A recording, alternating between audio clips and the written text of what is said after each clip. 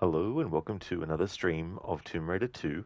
This is the remastered version, but I'm playing with the original 1997 graphics active for the playthrough.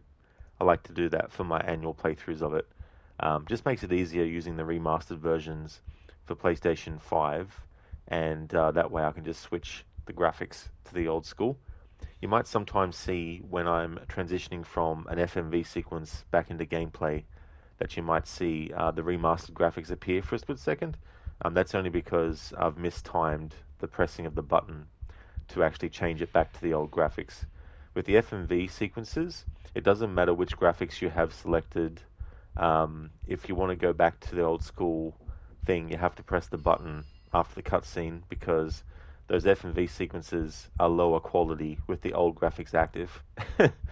So I'm hoping that they patch it one day so that you can have the old graphics on, and when the FMV sequences play, the FMV sequences are automatically set to the higher quality, and then reverts back to the old school graphics automatically for the gameplay section, if you want to play them that way.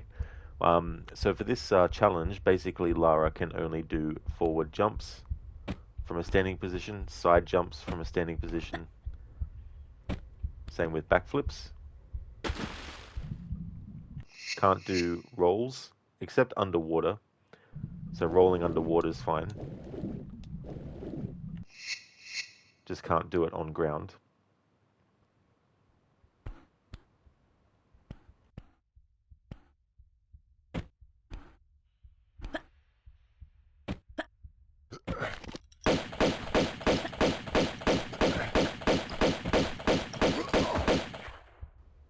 Have to also just jump without actually running when dealing with enemies.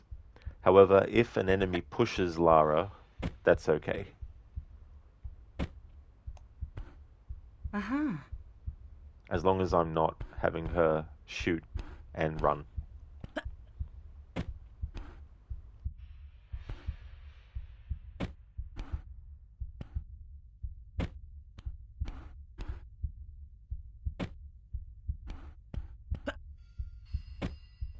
Also, when Lara's in the air, I can have her turn in the air.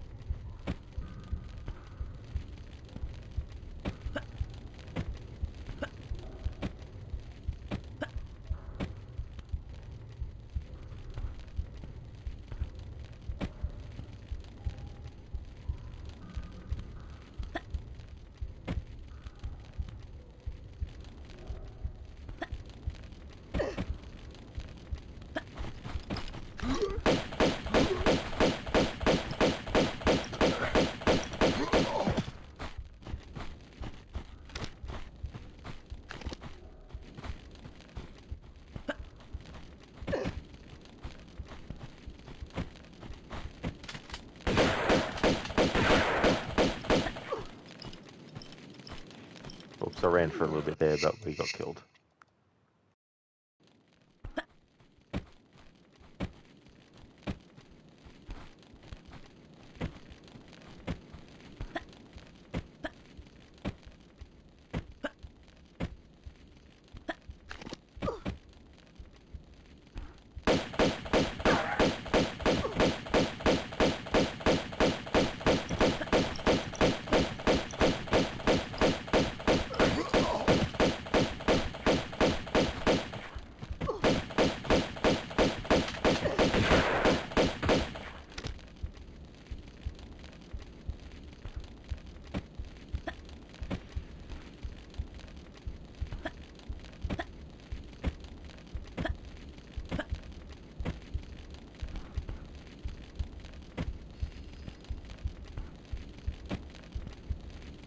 Uh-huh.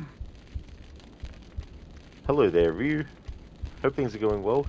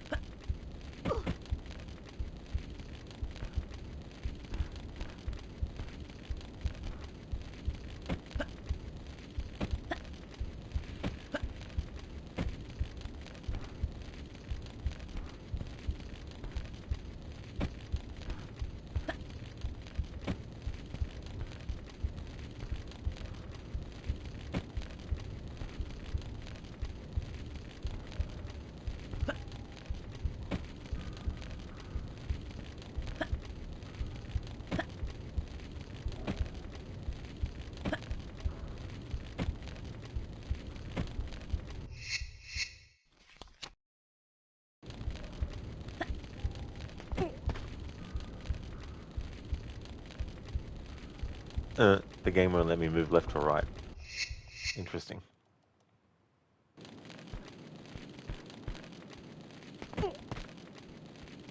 I guess that particular edge and corner is not good. They were like, if the player gets to that part, we won't allow them to actually move left or right. Okay, let's try this. And I got redirected by the thing. I think it's because they want you to do a run and jump, maybe.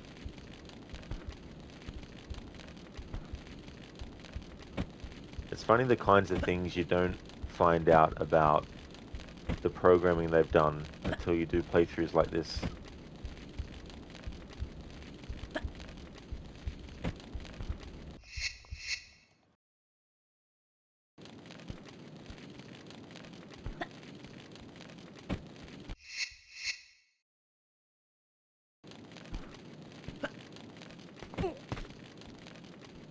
There we go, now we can, because we were a few pixels, I guess, to the right of the spot where they don't want you to be able to shimmy.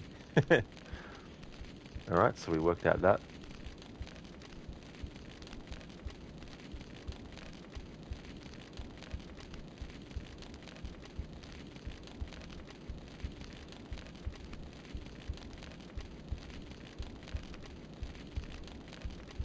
Excellent, Ryu. Glad to hear that you're doing well.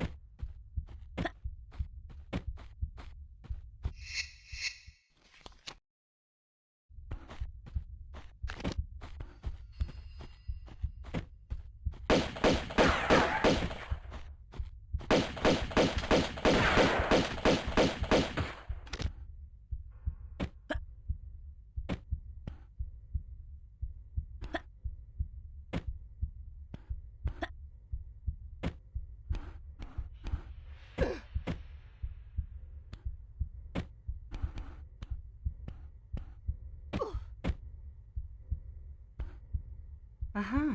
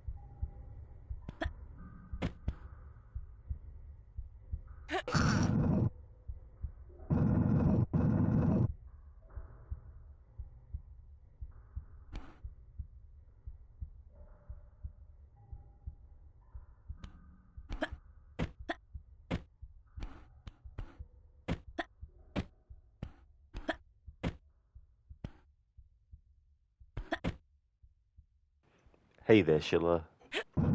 I'm doing well, thank you, dude. How's things going with you today?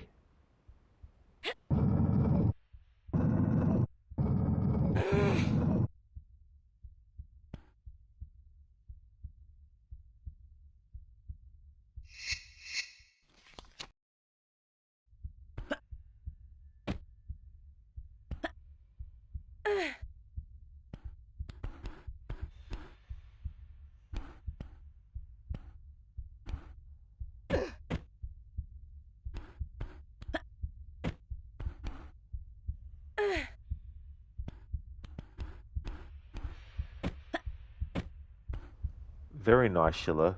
That's good that you're doing well. I hope you have a great day today.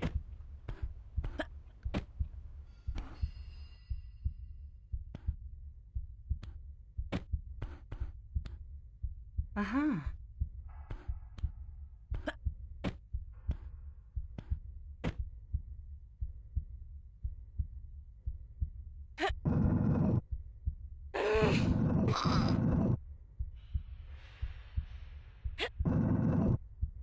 That's all good, dude. Seeing you play the Quarry recently made me want to play it again, but I gotta wait till October because I got a shit ton of games I need to get through.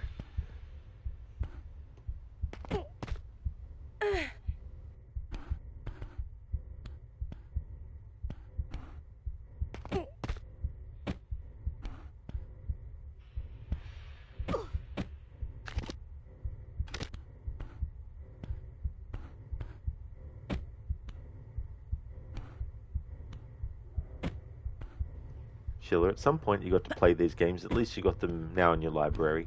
That is true, yeah. That way they'll be ready to go when you want to play them. And getting them bundled like that is great too.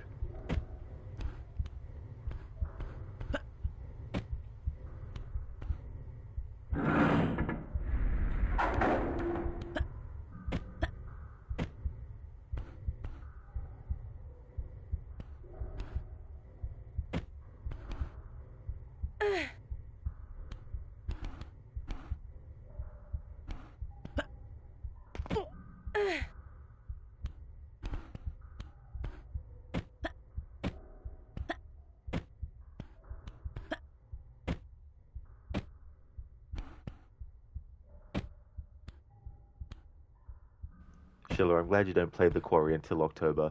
Oh yeah, I plotted out what I wanted to do for the supermassive games I'll be playing in October ahead of time.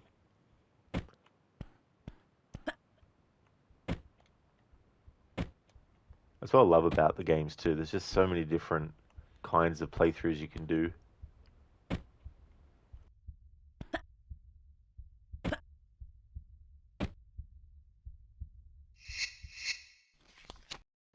Hey, Mr. Goatee, welcome. Absolutely, Tomb Raider time.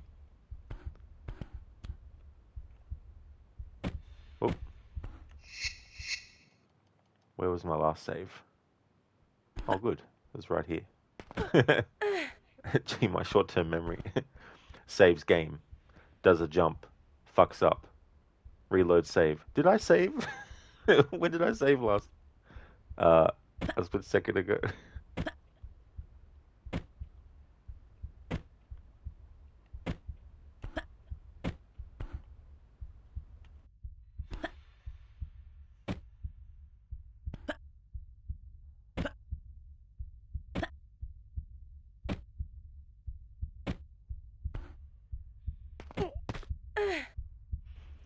She'll have better save again, yeah.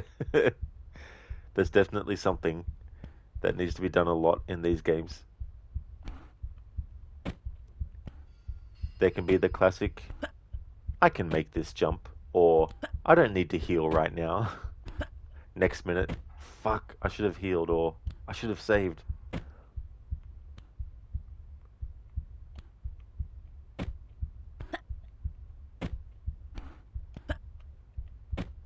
May not look it, but Lara is actually moving forward slightly with each jump. Okay, so to reach that lever over there, which is a lever you have to pull to progress, Lara's not going to make it with a standing jump, so I'm allowed to do a running jump here.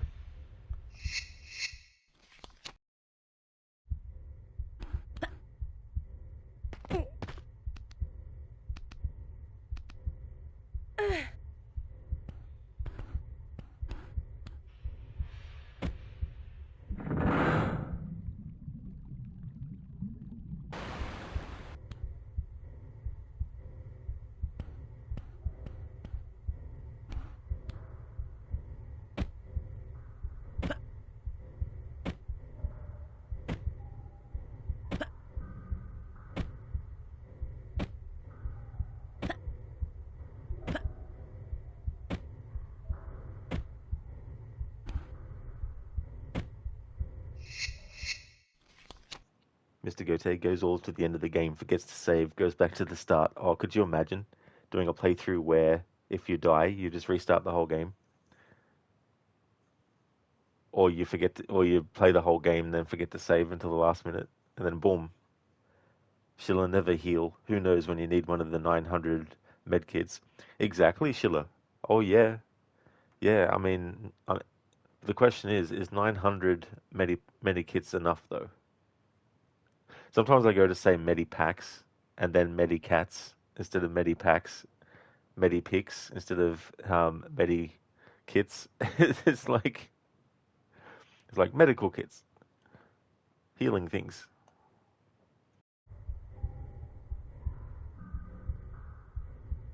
Gonna see if Lara can survive this standing jump, and she can. Nice.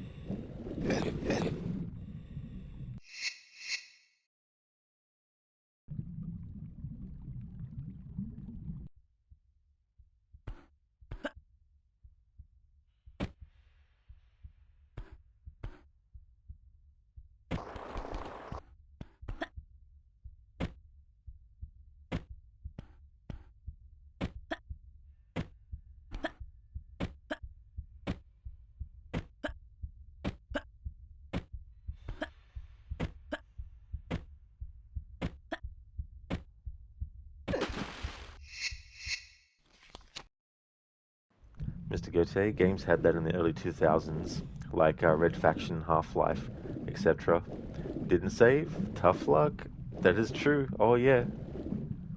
I remember the first time I had a PS2, I didn't yet have a memory card, and one of the first games I played was Onimusha, and there was a part where there's a puzzle, and you have to solve it before the timer runs out. And if the timer runs out, you die. Guess what parts I had to redo over and over and over again? Like, lots of fun.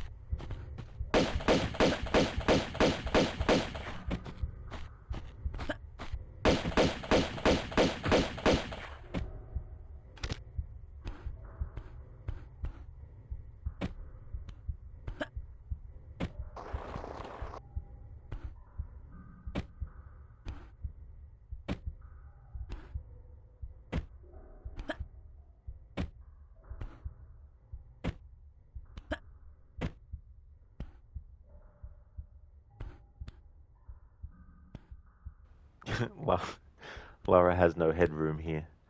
The only way to get out of this is to backstep or move. If I can get in this way.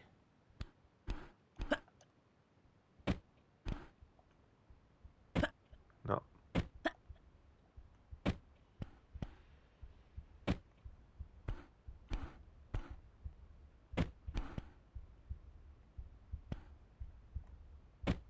Alright, so it's not something that Lara can grab onto.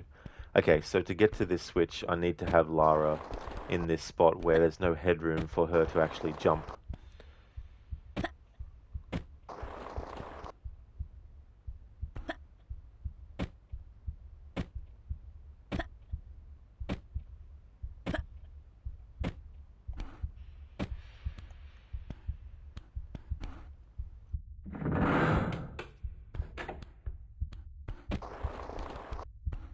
There we go.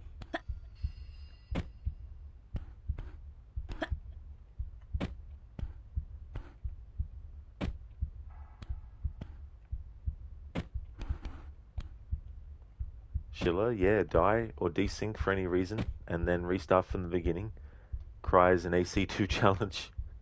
Yeah, Schiller, like that was something too, like the amount of things that can desynchronize you, or that can kill you too, as well, and having to restart the whole game. Just a lot of like pressure. Mr. Gote, you can't wait for that new one of that game to come out. Onimusha Way of the Sword, available September 4, 2026. Yeah, it'd be interesting to see what it's like, because it's been a long time since the last main entry in the series. I think it was 2004 when Onimusha Dawn of Dreams came out. Hey there, Keone. How's things? Doing some more leapfrogging with Lara? How about yourself? How's things?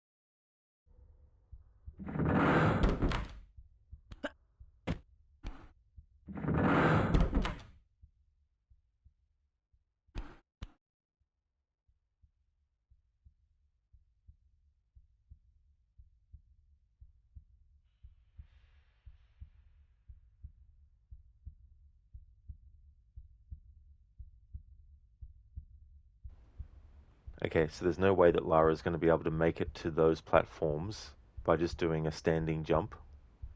So we're going to be able to do a run and jump at that. And they're timed as well. So considering that, do a run and jump.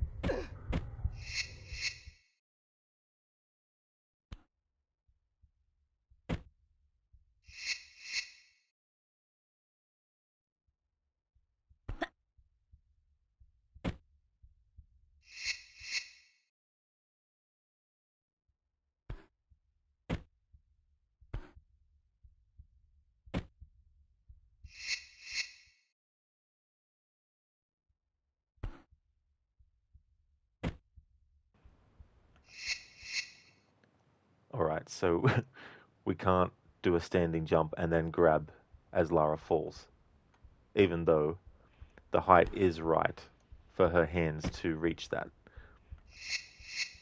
Okay, fair enough, game. Alright, so we have to do a run and jump.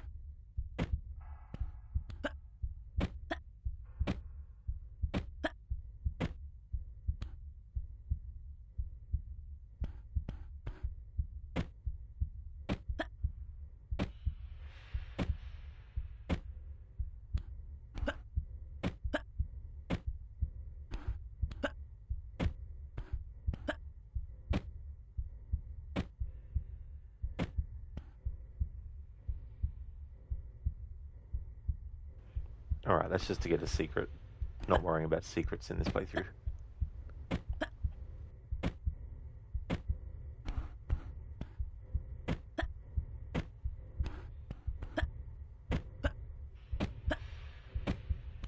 Even though there's no ghosts on this ship that's been capsized, it kind of functions almost like a ghost ship in a way. I mean, there's other humans here, of course, enemies and stuff, but still.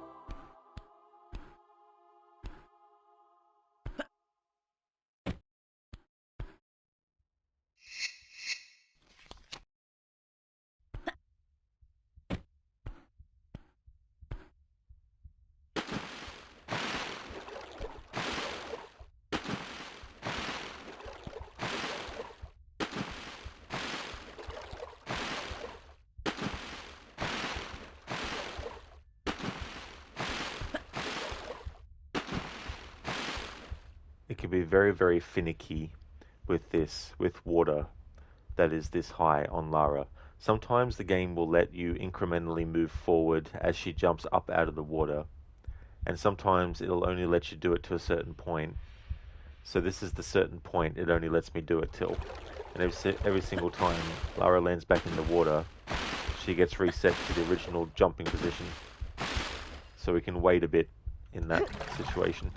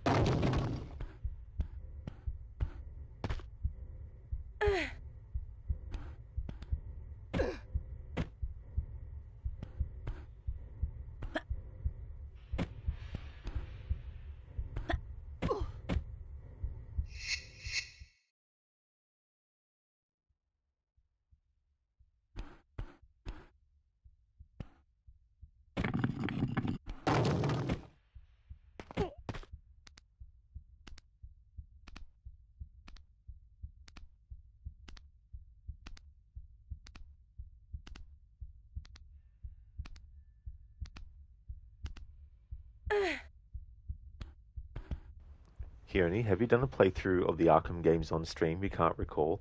I have, Kearney, yeah. The only one I haven't played is Arkham Origins and haven't streamed that one. But Asylum City and Night I have. Usually I do my annual playthroughs of those games. Asylum, City and Night. This year though, I'm only going to do Arkham, Asylum and City though. Because when you're streaming directly from your Xbox or your PlayStation, Batman Arkham Knight pauses your stream at spoiler sections of the story. Not just in cutscenes though, but also in gameplay. In fact, the entire final sort of like section of Batman Arkham Knight is completely paused on stream, and it only actually unpauses when the credits are rolling. And then when the after credits scene plays, it pauses your stream again. So it's very, very annoying. And I've put up with it over the years where I've just had to tell people when I'm streaming it, look, the screen's going to go to an idle screen for I don't know how long. And understandably, viewers would probably leave, which is fine by me. I understand it. Like, you're watching just an idle screen. Of course, not everyone's going to want to watch that. So I've made the decision that this year I won't be streaming Batman Arkham Knight. I might still do it for my own, um, like just play it off stream so I can say I still did an annual playthrough of it. It's just it won't be a streamed one. And you can't just use your recording software on the PlayStation either because it also pauses your recording on those parts. I mean, if I had a high quality camera, I could film. I could film the the playthrough, I guess. But yeah, it's just ridiculous. Keone Origins was great. Young Batman was brutal, going up against Vengeance lol. Yeah, and I've heard that Roger Craig Smith did a really good job at playing Batman slash Bruce Wayne.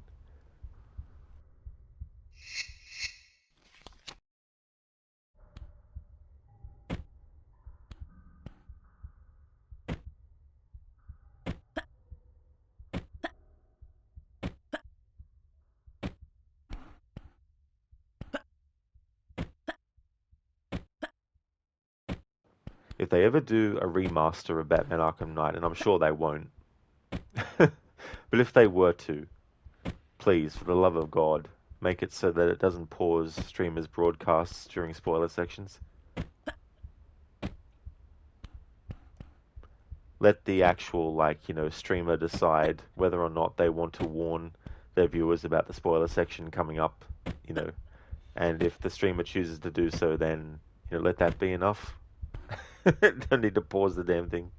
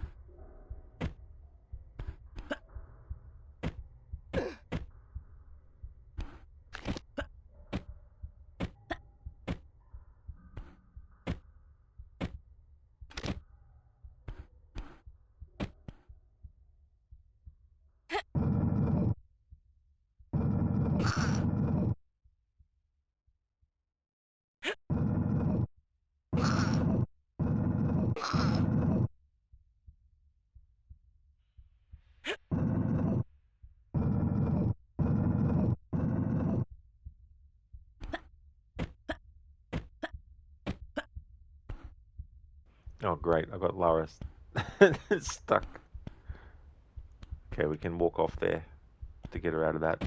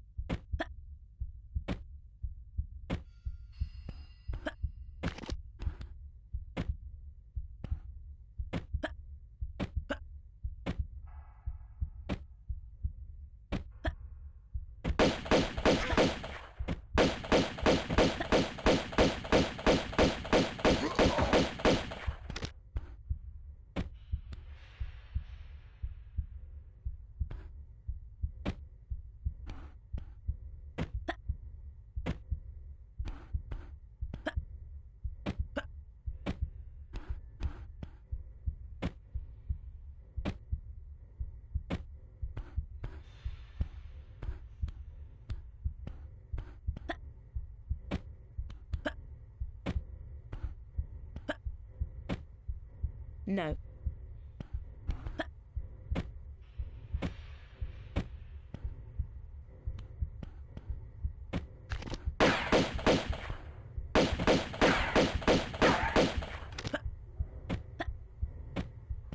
Hello there, Oliver. Aha, it's Rod. It is I. How's things, Oliver? Parkour master? Lara with the springs?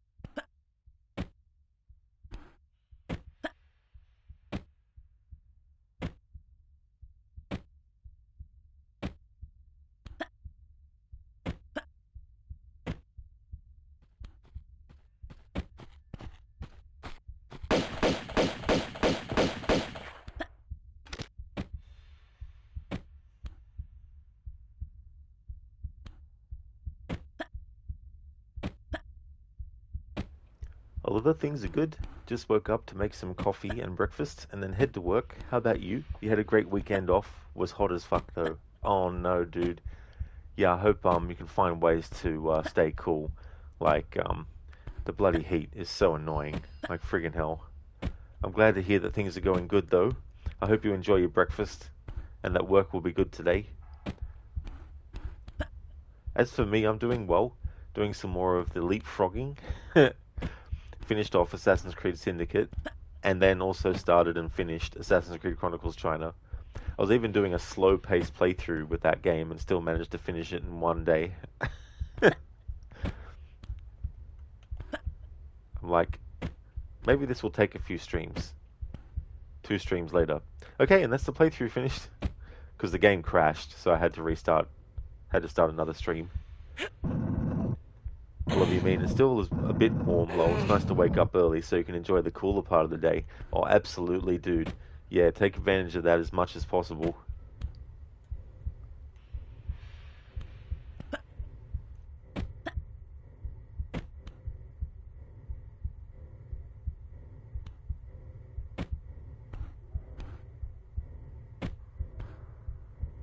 Aha.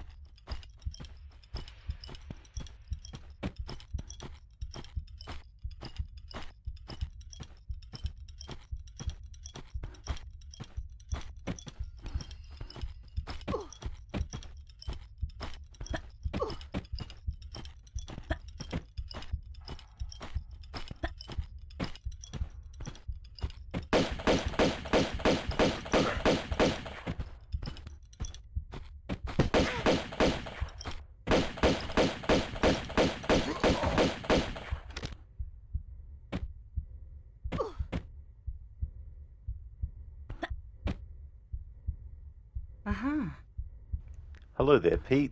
Good afternoon to you too. I hope you're having a good day.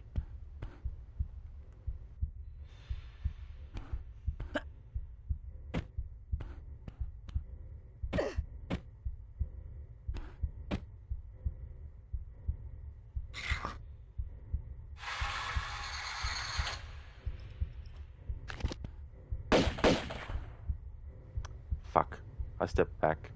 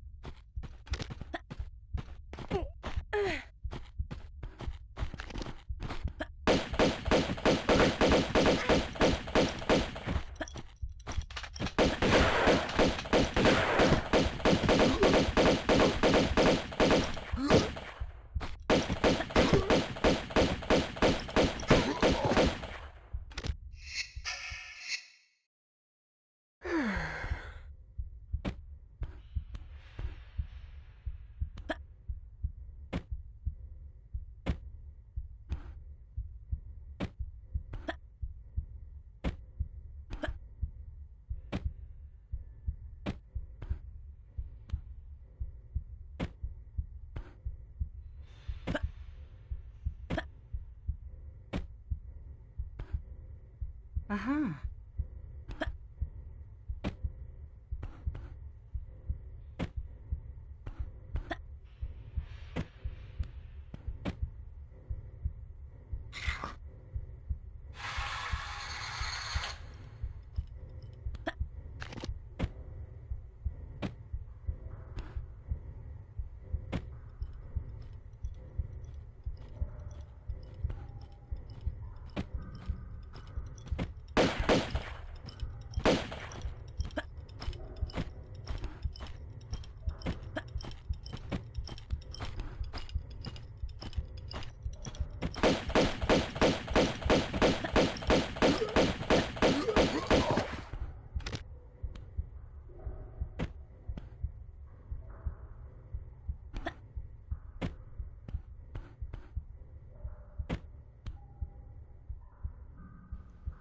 Hey there, Spectrum.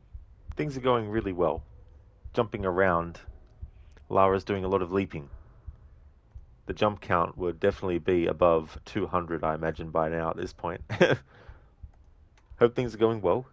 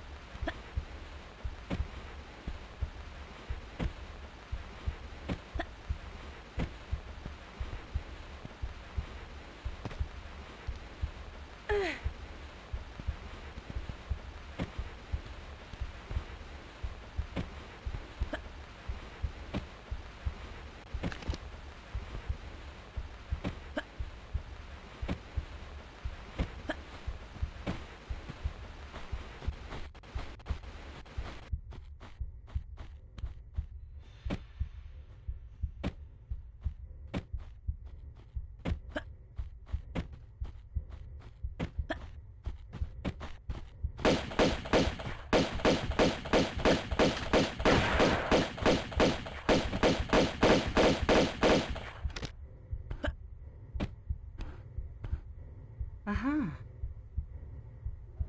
Spectrum, all is well. Lots accomplished today. Birds are doing well too. The instrument you're making is going well too. You've moved on your designing to construction. Very nice, Spectrum. That sounds great. That's really, really good to move on to the next phase of making your instrument. That's really cool. And that's good that things are going well with the birds too.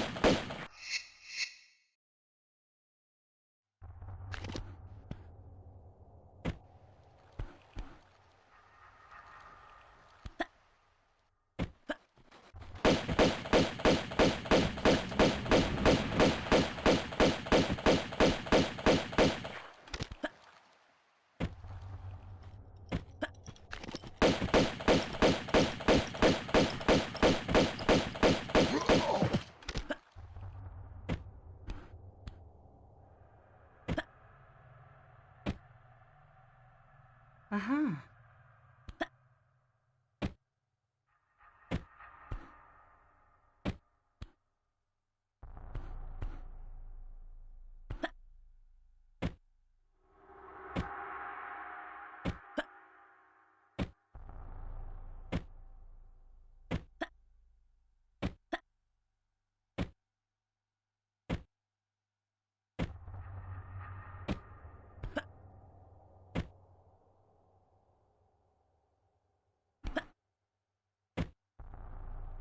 Uh-huh.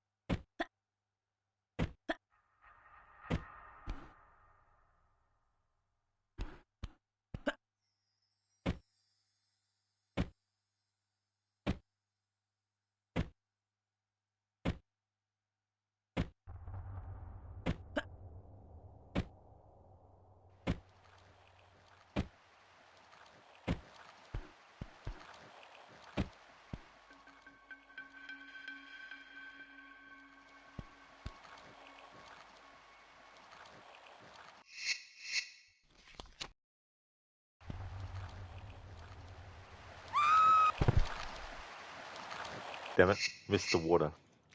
Alright, let's change the angle. There we go.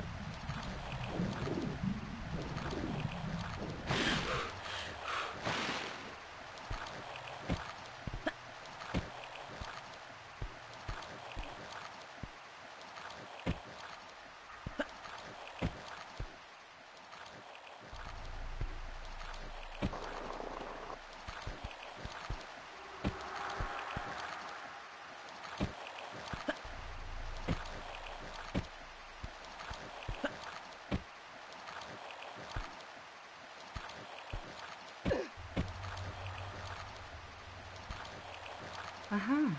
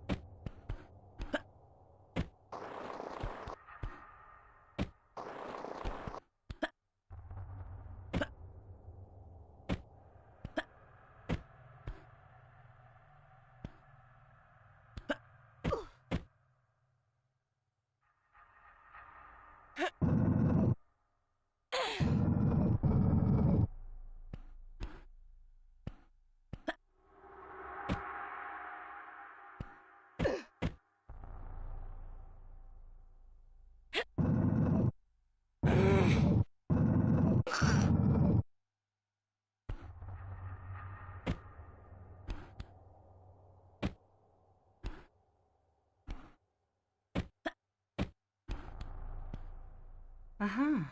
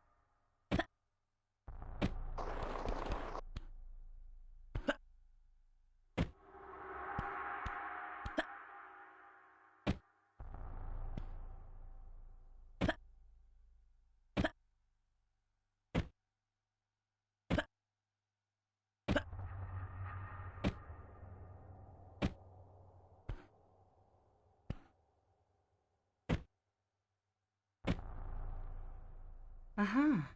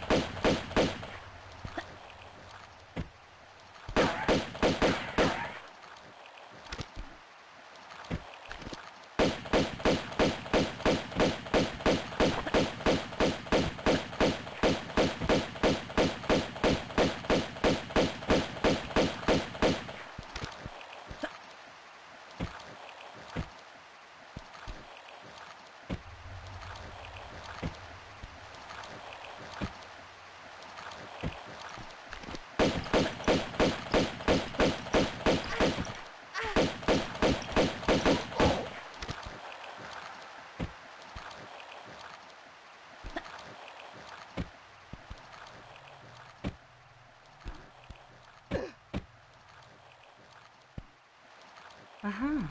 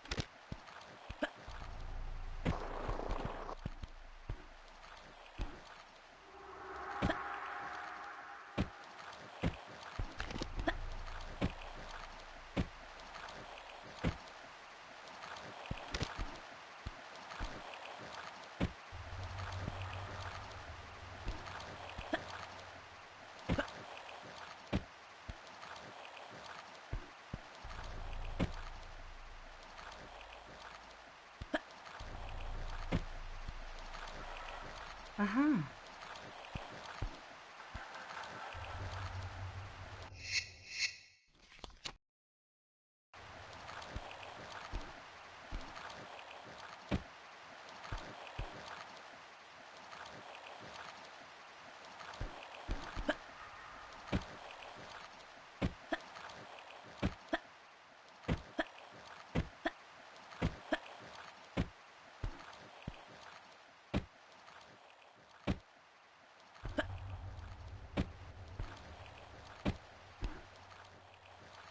Here is the infamous part of Tomb Raider 2.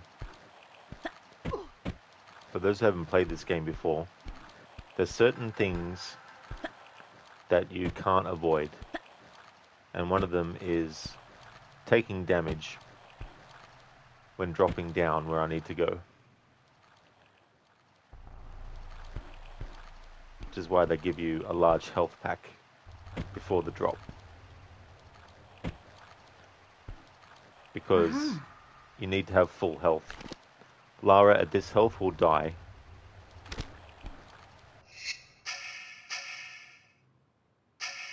but I need to save large medipacks for later stuff. So I don't know if that will be enough of a sliver of life left for her to actually survive.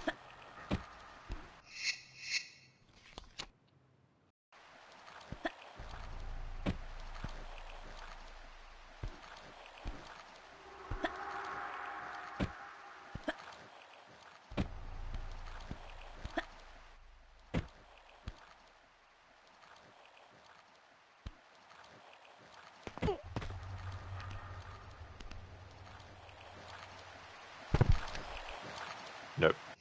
Alright, so it has to literally be full health. I thought there might have been like a little sliver of leeway, but... So we have to use that to get to there.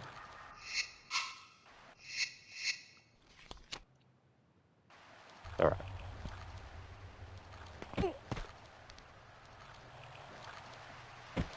There we go. That's how much health you get left after that drop. when you have full health.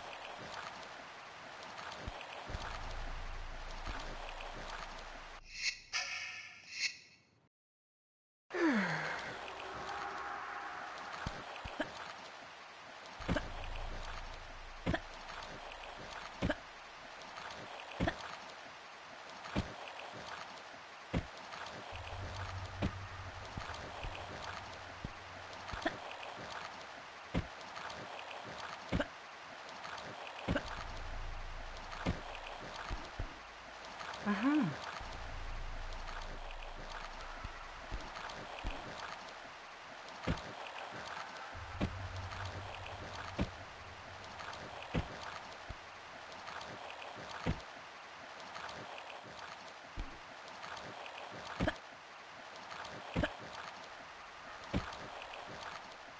Aha.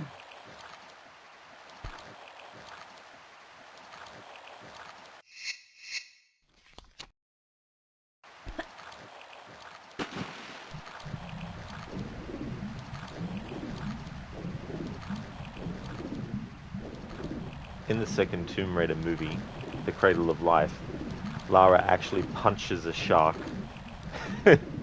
and then the shark swims off, and she uses the fin of the shark to actually get out of the water, like, essentially uses it as like a speedboat kind of thing to get out of the water.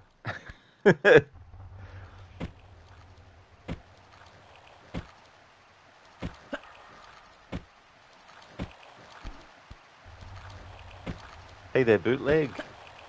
It's full bloom week, is it? The last week of the badge thing. Oh, really? So it's a temporary thing that they have. Didn't realize that. That's interesting, though. How's things going, bootleg?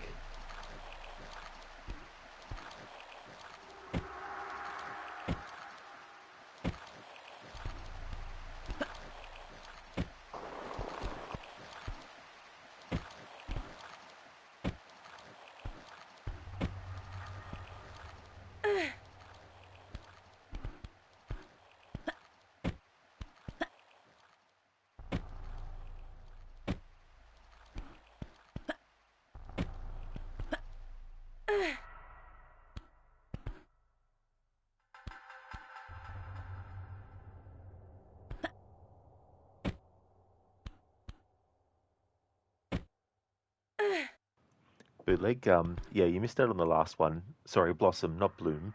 It's going alright, Rod. How are you doing today? Hope your day has been great so far. Well, that's good, Bootleg, that you're doing well.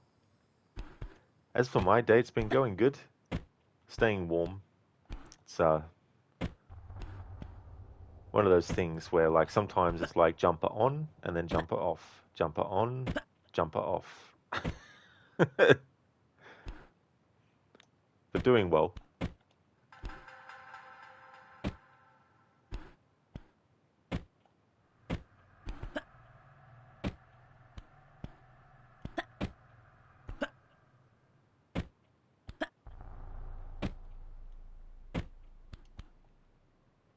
Some call that indecision. Or sometimes need to put a jumper on to get warm, but then you get too hot, and then it's like, okay, I need to take the jumper off again.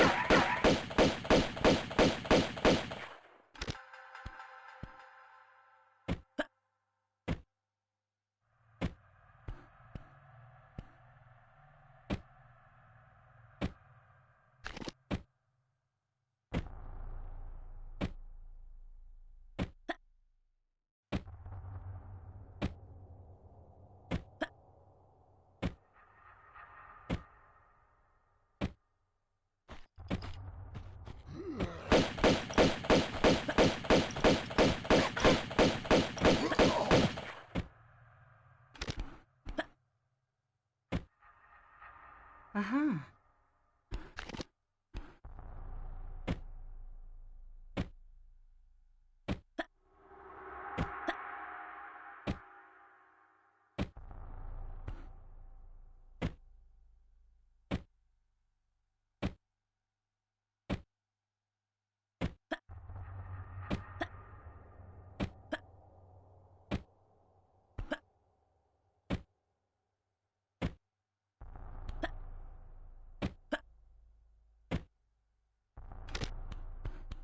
Shit, I fucking ran a bit.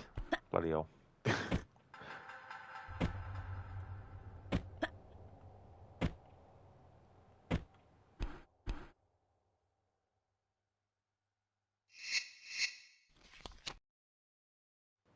Like it got to 3 Celsius this morning where it felt like 0.3 Celsius or minus 0.3. Now that is bloody cold.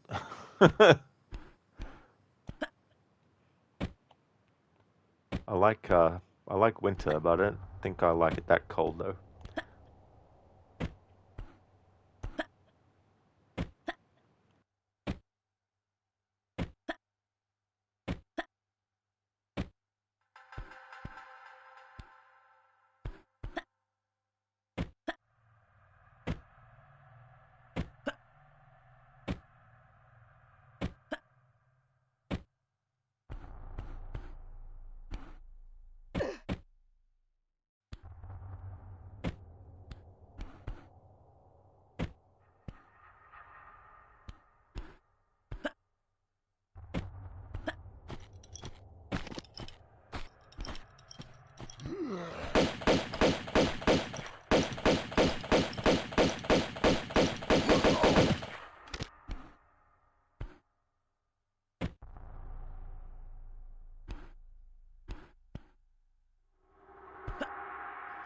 But like winter is good as long as you're not freezing your digits off.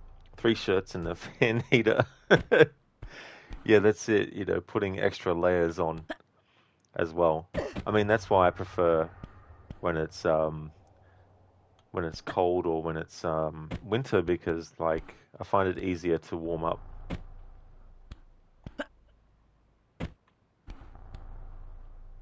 whereas harder to cool down. And also when it's hot, it's not just the actual heat; Aha. it's the fact that can't concentrate properly, can't get comfortable, all that kind of stuff. Get agitated. It's just like no thanks.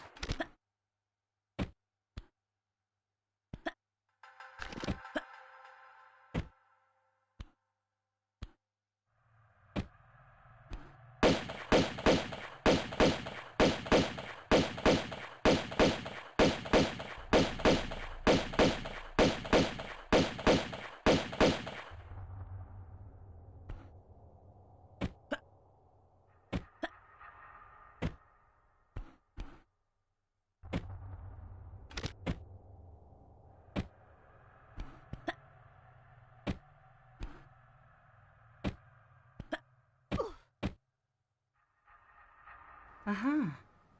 Bootleg, you'd rather the hot heat, that way you can wear a singlet. That's fair too, as well. It's good to have things that can help make things more comfortable.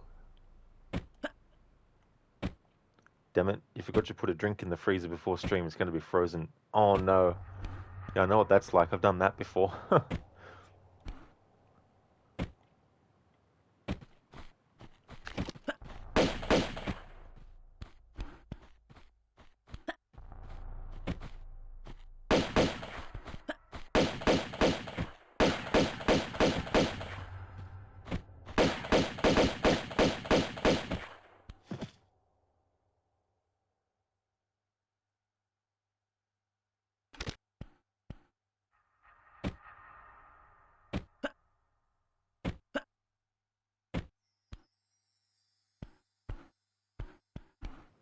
fuck's sake.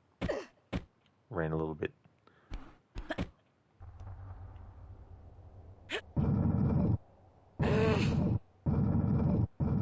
Sometimes it's easy in this when you do a standing jump forward. When you do a standing jump forward, if you hold down the up button, Lara will, when she lands, just run forward. And so sometimes accidentally don't let go of the up on the D-pad after the jump. But if you hold down left or right and jump, then Lara will continuously do side jumps. Because of course, you can't actually do side movements in the same way that you do a forward movement. And it's the same with doing the down while you jump. If you hold both down, Lara will keep on doing this, as opposed to when she lands, doing a step back. But it's different going forward. You have to make sure that you don't hold the D-pad up after you do the actual forward jump movement. Otherwise, when Lara lands, if you keep holding it, she'll actually run forward.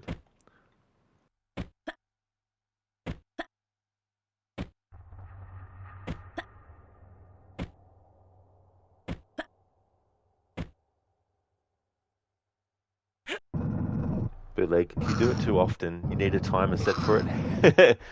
It's like a timer that actually says, don't forget the drink in the freezer. Don't forget the drink in the freezer. Don't forget the drink in the freezer. And it just keeps on going and going and going. Until you're like, yes, okay. Gotta get the drink out of the freezer. All right.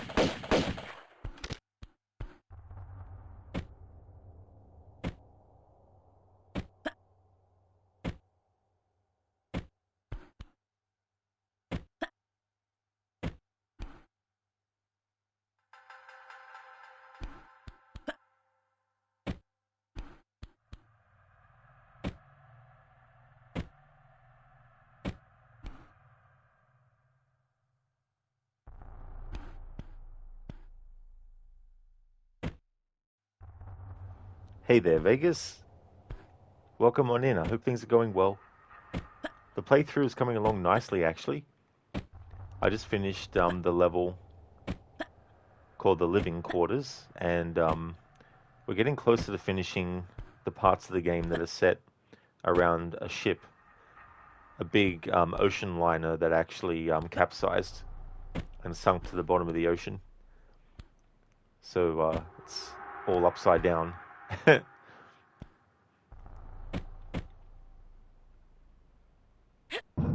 But it'll still take, I imagine, 2 more streams to get this playthrough done, though.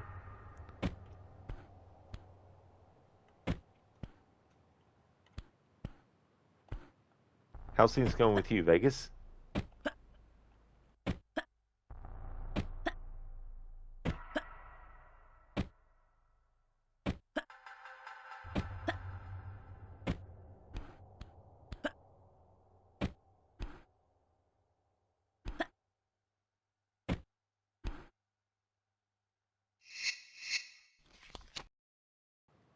Cheers, Vegas. Yeah, so making good progress, considering have to jump everywhere.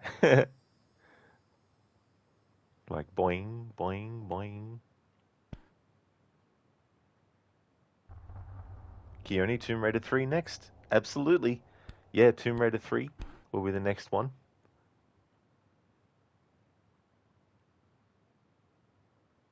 I'll be bringing back the Redeem, Rest in Peace Lara for that one. I didn't want to bring it back for my Tomb Raider 1 and 2 playthroughs because of what I was doing with them.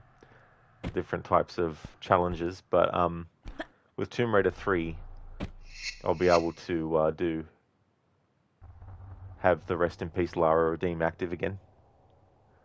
Vegas, you had a long day, just got home and sat down. Now it's time to chill. Well, that's good that you're home now, Vegas, and I really hope you're able to get some good chill time in, and especially after a long day. This is a situation where Lara won't make where I need her to go with just a standing jump.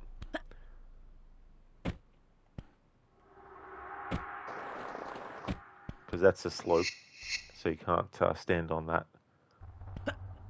Same with this side.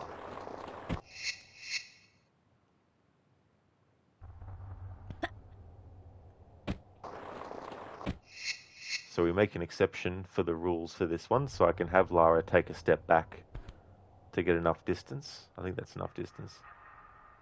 Maybe step back a bit. And then do a run and jump. And it'll be the same for this jump coming up actually too.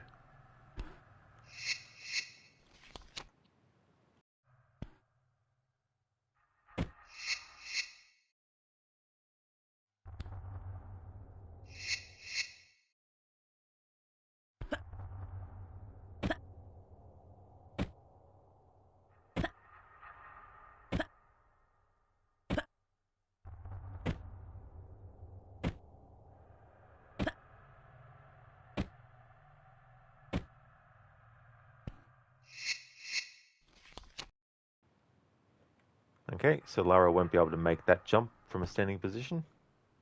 So we make another exception here for a backstep and run and jump.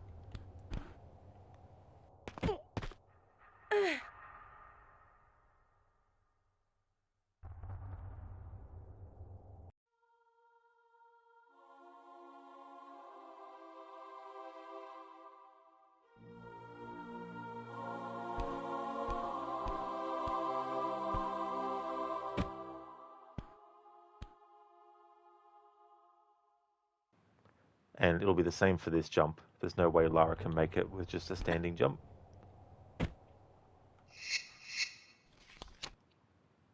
As you can see. Sorry, Lara.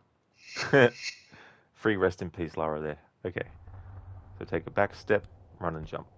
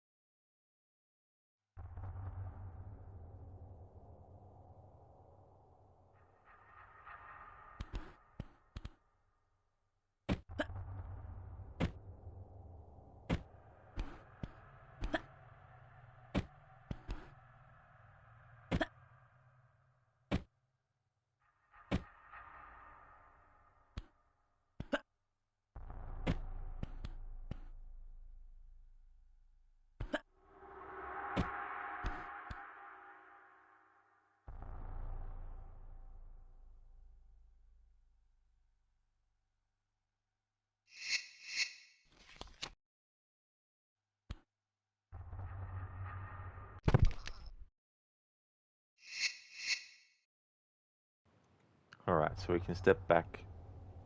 Oh.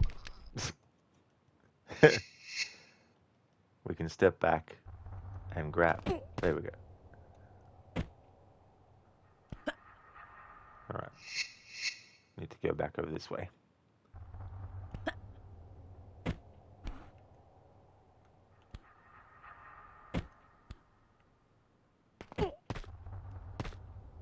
There we go.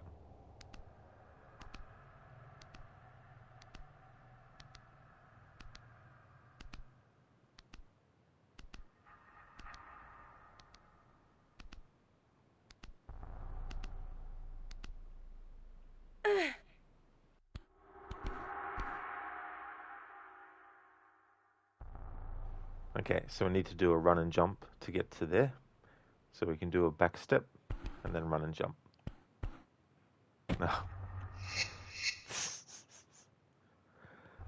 Gotta love it.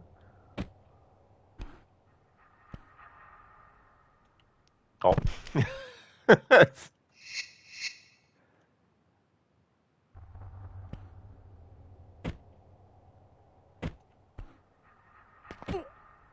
Alright, let's try this all again.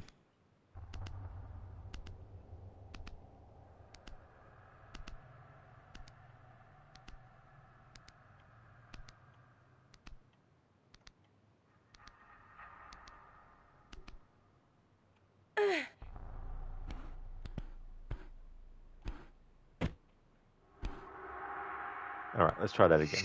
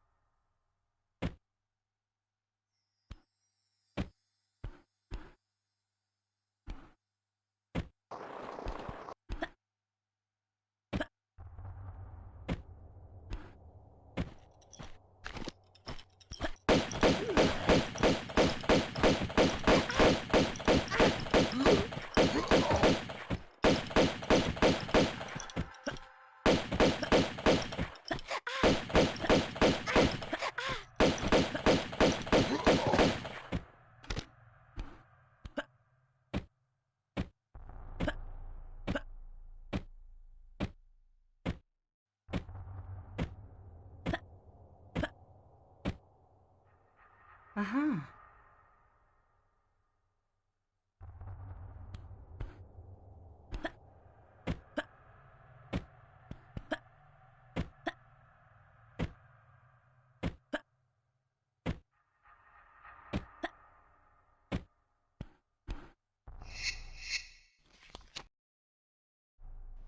Bootleg hurts. You had to pay the last 29 of the net bill and some late fees on top of afterpay payments. Oh no, yeah. It's like it's not one thing, it's something else on top and then something else. Well, I mean, hopefully, knock on wood, you don't have something else that pops up that's like, need to pay this bill. That's really annoying when bills from different companies for different things both hit on the same day.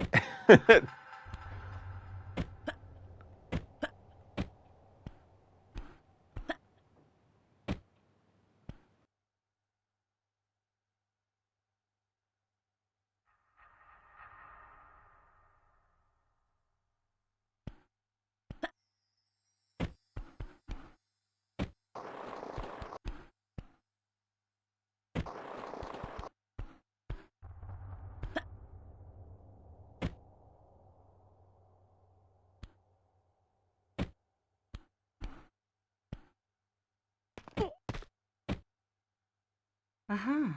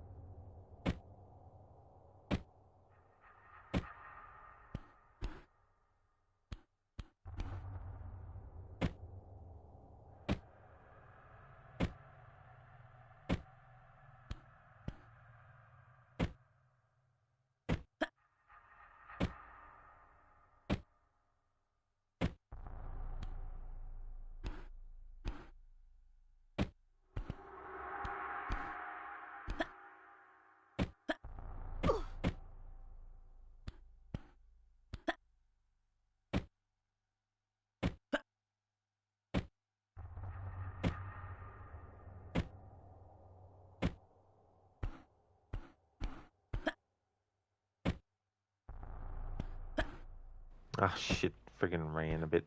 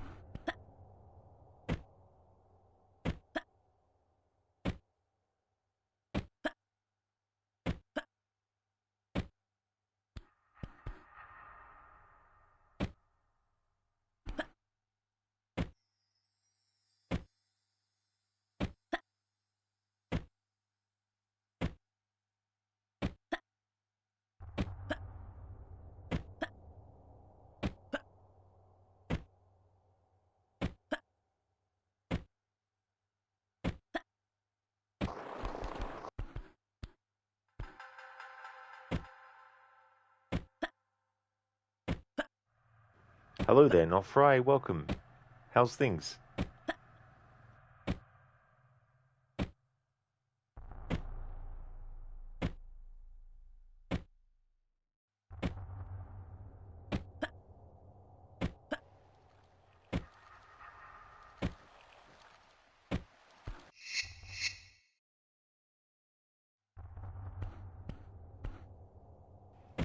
Great to hear, Not Fry, that things are going okay. That's good. Tomb Raider is going well today. Lara's jumping around as usual, but also falling to the death, which can happen a lot in this type of playthrough.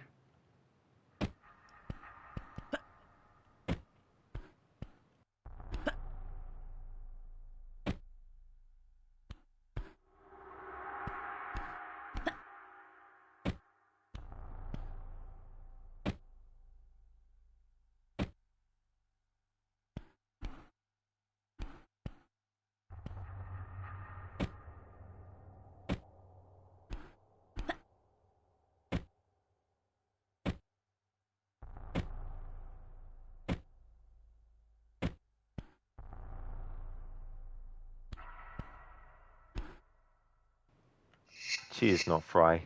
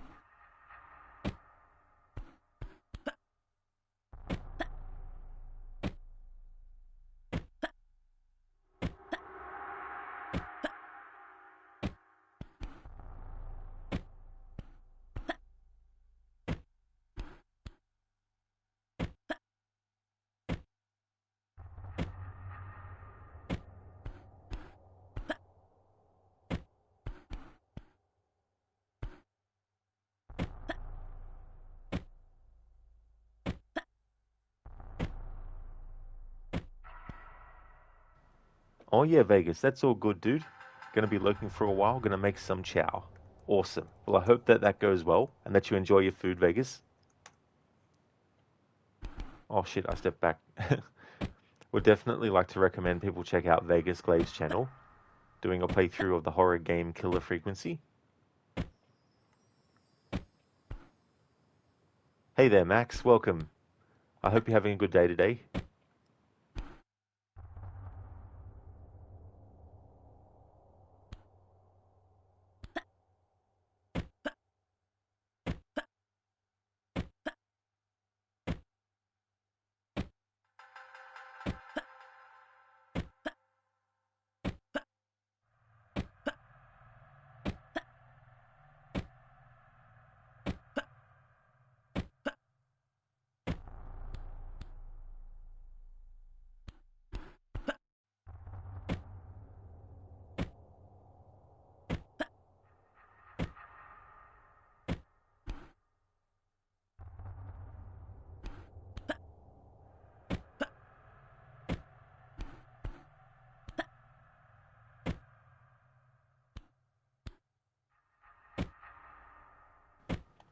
That's all good, Vegas, for the shout out, dude.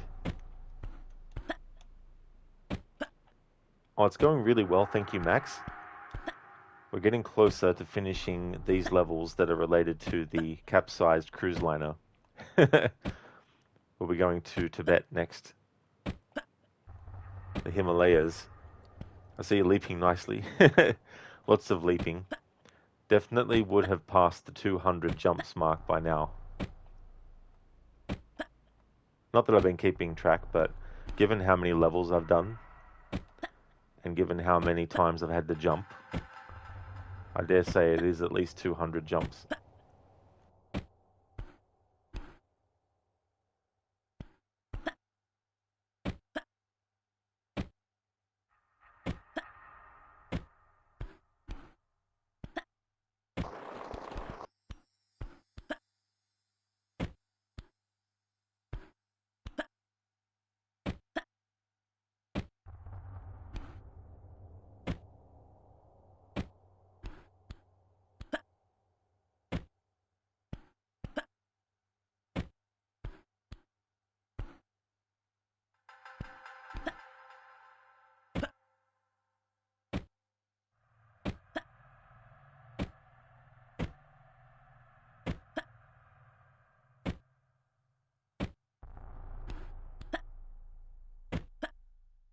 Not right, her legs and feet got to be killing her at this point.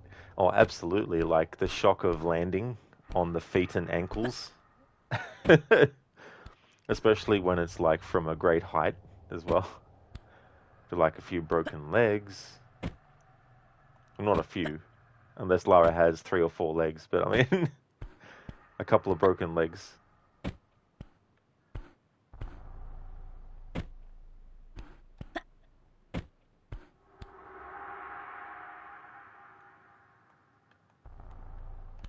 There we go, that's where I've gone wrong. I need to get up there and then jump across to that. That's how I'll get up there.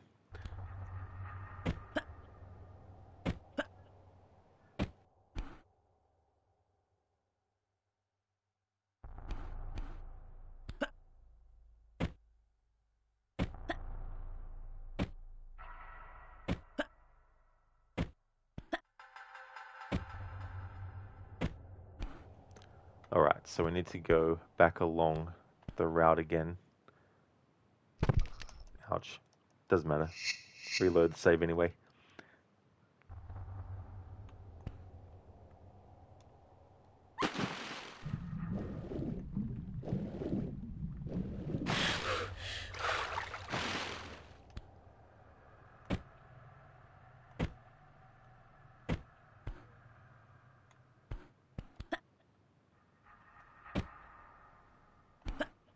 Yeah, Max.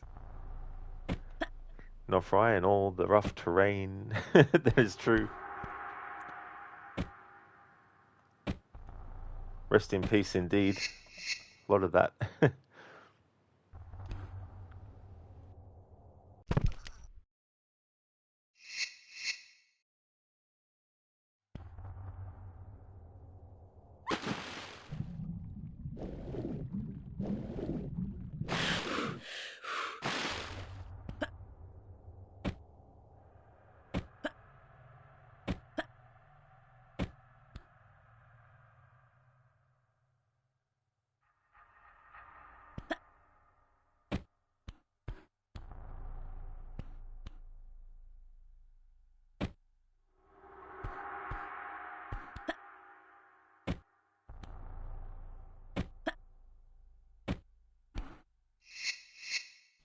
Not fry. That death animation looks hilarious. Oh yeah.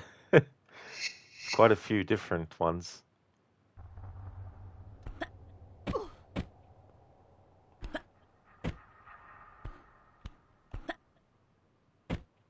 Okay, so we need to do these series of run and jumps again, because there's no way for Lara to reach these from a standing jump.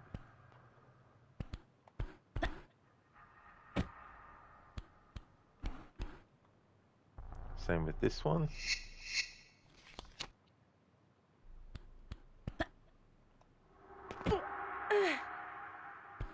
Same with this next one.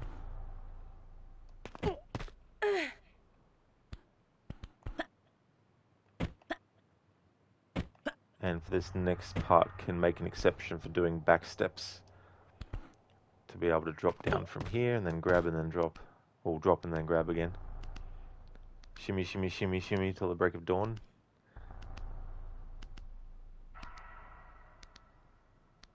And we'll also have to do a run and jump here as well.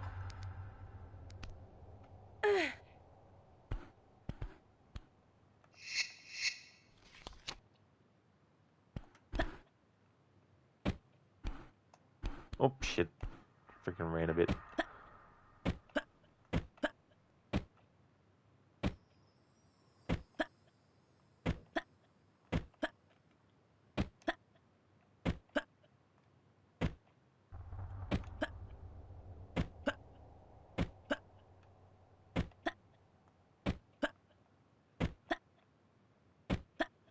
Hip, hip, hip, hip.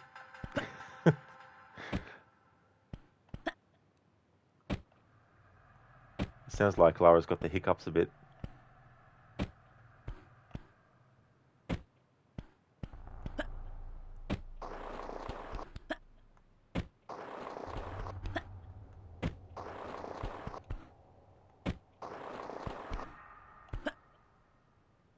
Oh.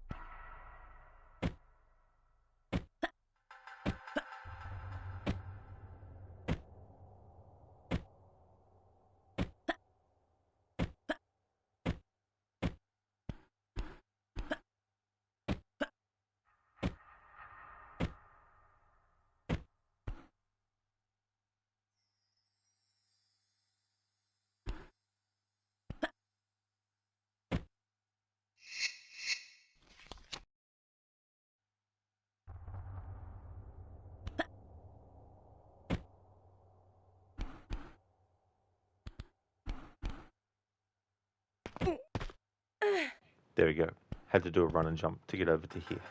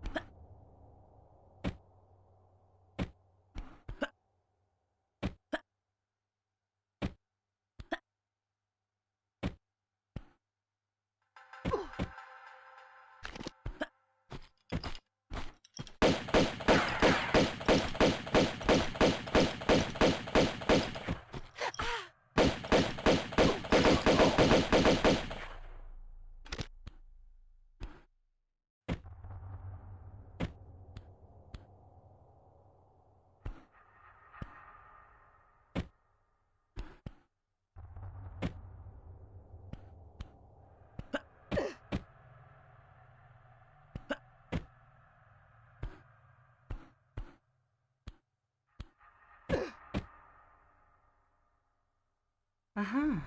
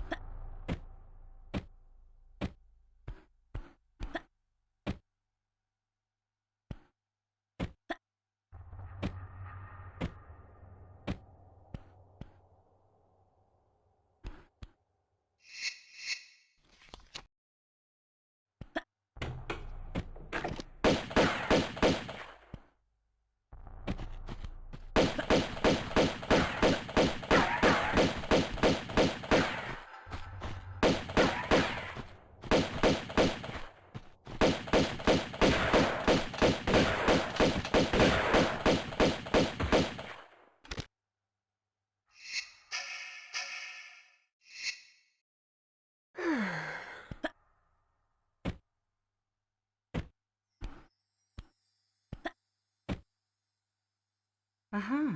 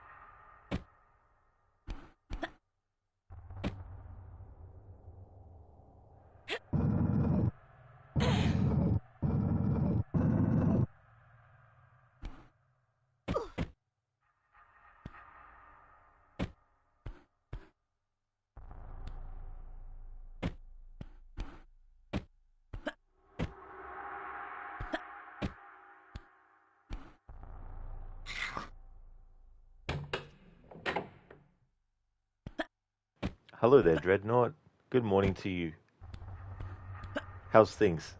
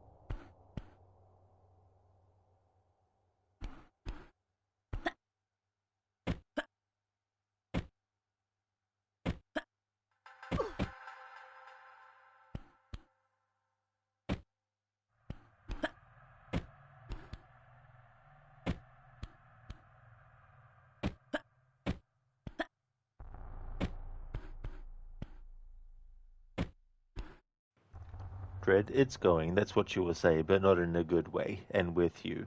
That really sucks, Dread. I hope that things turn around for you. I hope that things get better and that things are going to move forward in a better way. As for me, I'm doing pretty good, making some good progress in this game. The jump count would be well and truly above 200 by now. Probably take another 2 streams, I think, to get the game done.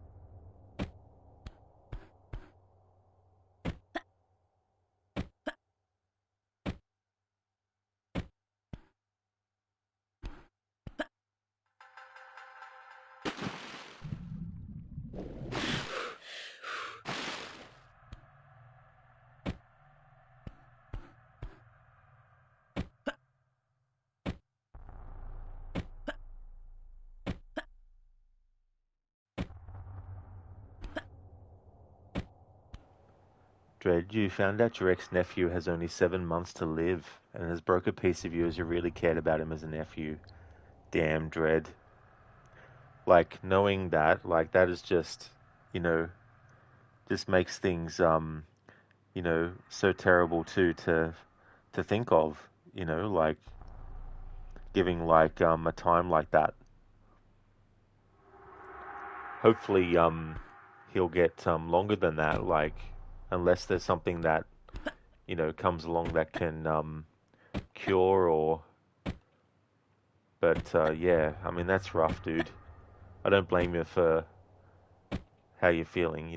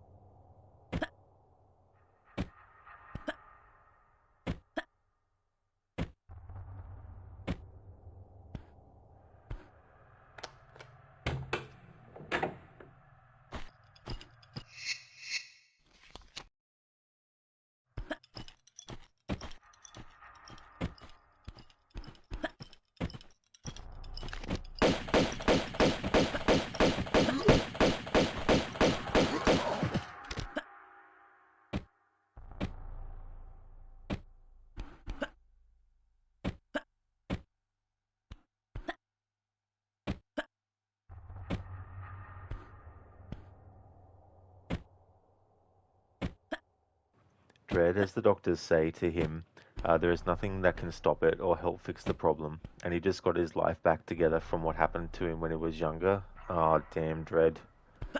Getting that kind of news, like, I can't imagine how that feels, you know, because we live day by day, and, we know that at some point, we're going to pass away, but we don't know when or how it will happen. But to actually be told this is the amount of time you have left, like, I can't imagine what that does to someone, you know. Like, I mean, I can imagine, but unless you're the one actually being told, it's very difficult to sort of like know what it really feels like, and it would probably make you wonder, about like what you could have done differently, or, you know,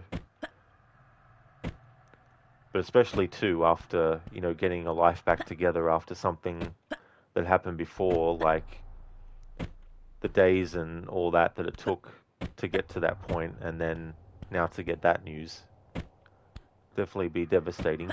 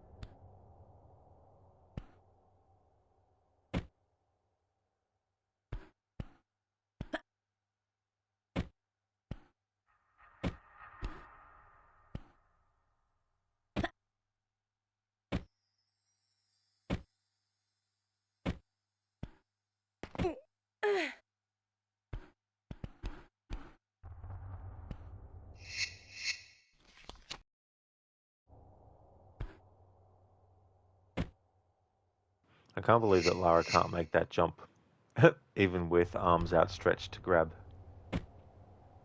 Because height-wise, that shouldn't be a problem. Like, I'll try and go into photo mode to show. Now, if we look at the trajectory there of Lara's hands, because they're higher than the ledge right now, you would think even after dropping slightly from where we see in the photo mode shot, that should be able to actually grab, but can't. From like just doing a standing jump. Here, that's a bit closer to the edge. See how close Lara's hands actually are to the edge of that. So theoretically, she should be able to make that jump and grab the edge from a standing position. But because we can't, we have to make an exception. Backstep, run and jump.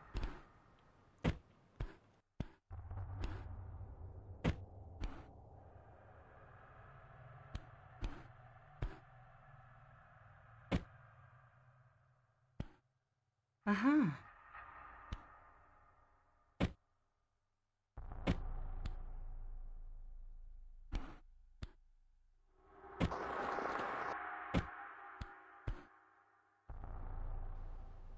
Bootleg Domino's acquired and it's delicious. Oh, that is good.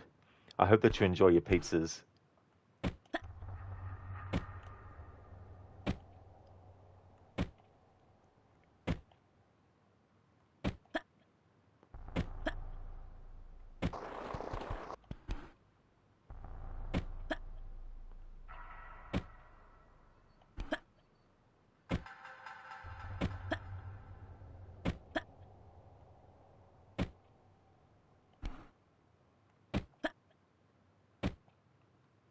Even though it's got a bit of bootleg's carpet in it.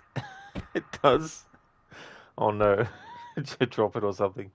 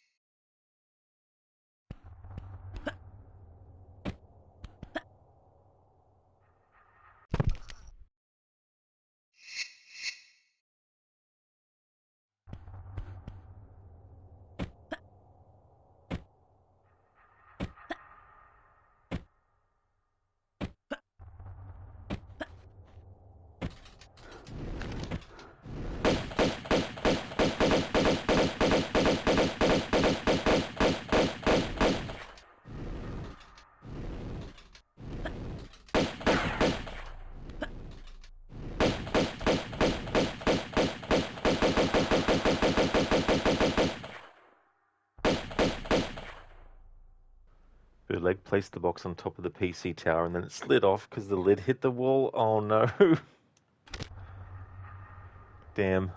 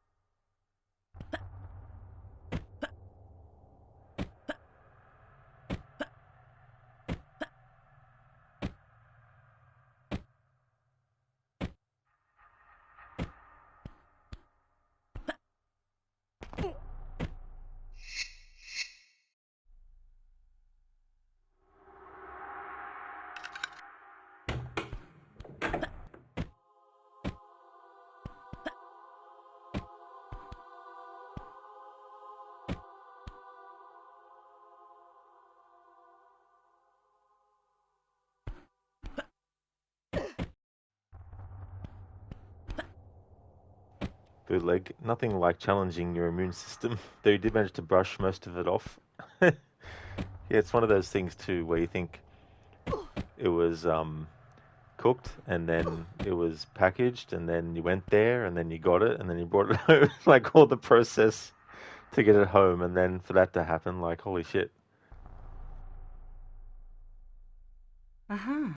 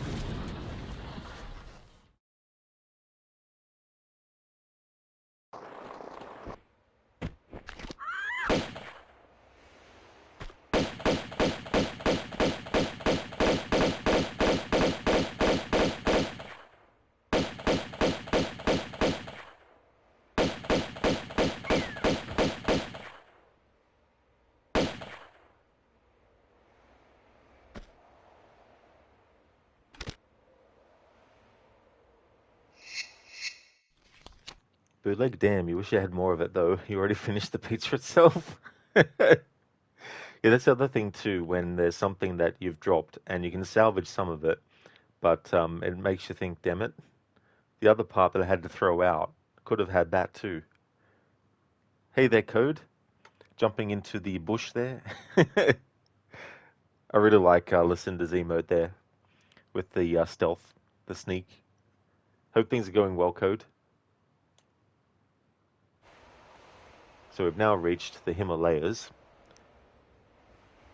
This was the first game in the series where Lara would change what outfit she was wearing, depending on which part of the world you're in. And the first game, she just wore the same outfit the whole way through.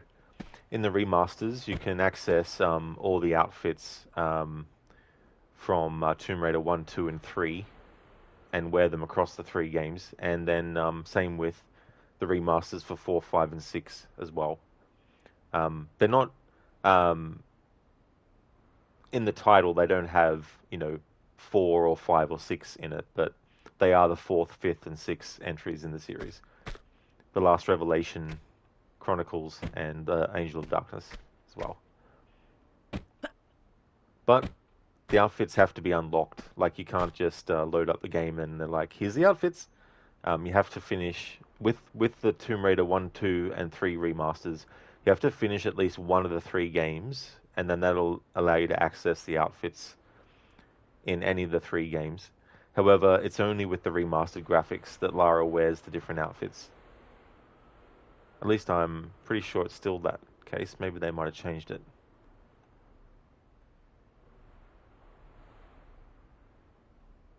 No, they haven't. Yeah. So you can only wear them when you're actually. Although that's changed her hair. It's interesting. That's doing that no matter what. But recently they did an update where they added some extra outfits, but these outfits you have to do challenges and stuff to unlock. And they weren't from the games originally. They were added later for the update. Bootleg, oh no, you ate the whole pizza. All of it. That's... Honestly, you thought that emote was of those humanoid roaches from that Japanese anime movie. Oh, okay, bootleg, yeah. No, that's a raccoon. Lucinda's theme for her channel is raccoons, and so got a variety of different raccoon-themed emotes.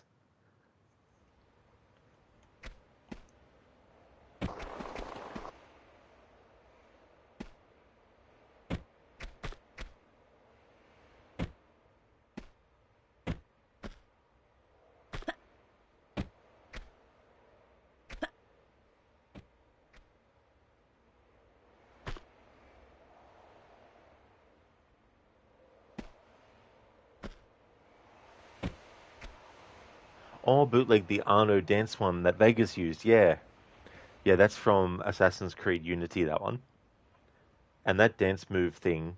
I haven't played Shadows, so I don't know if you can do it in that. I don't know if you can do it in the Black Flag remake. But that was something that you could make the character do all the way back in Assassin's Creed 1 as well. You just have to be on something that is like a perch that makes the character sort of like crouch like that.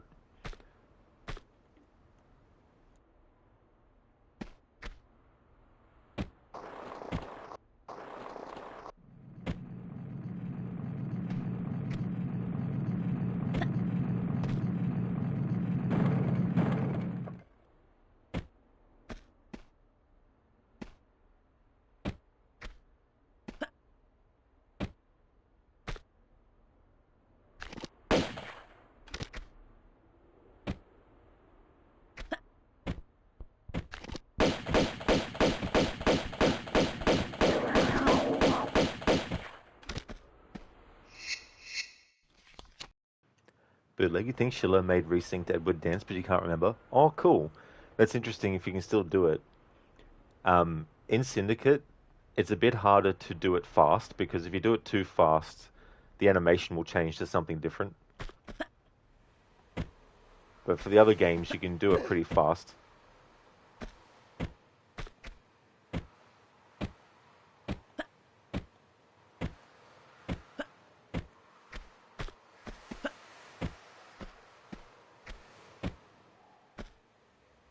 Uh-huh.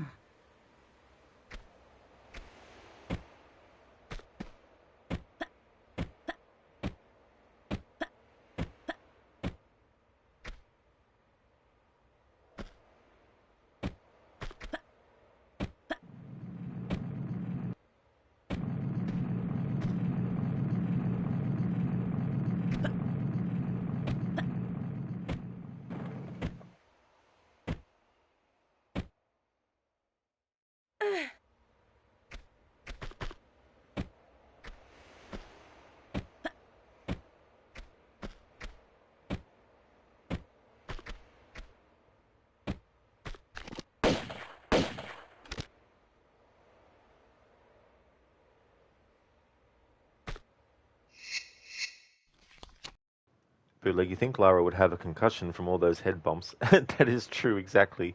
Yeah. I mean, when she does a standing jump, it's her fists that are hitting the ceiling. But yeah, there are other moments where it's her head hitting things.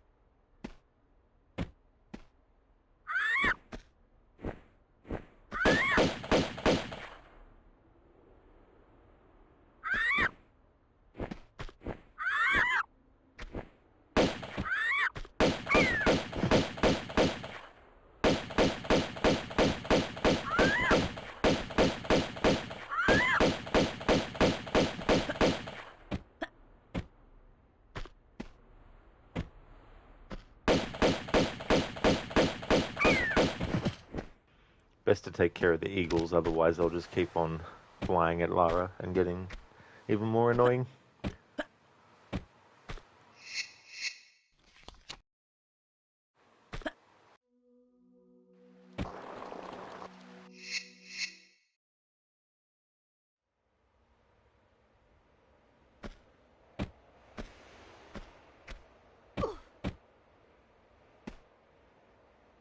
Damn it, I stepped back. Fucking hell.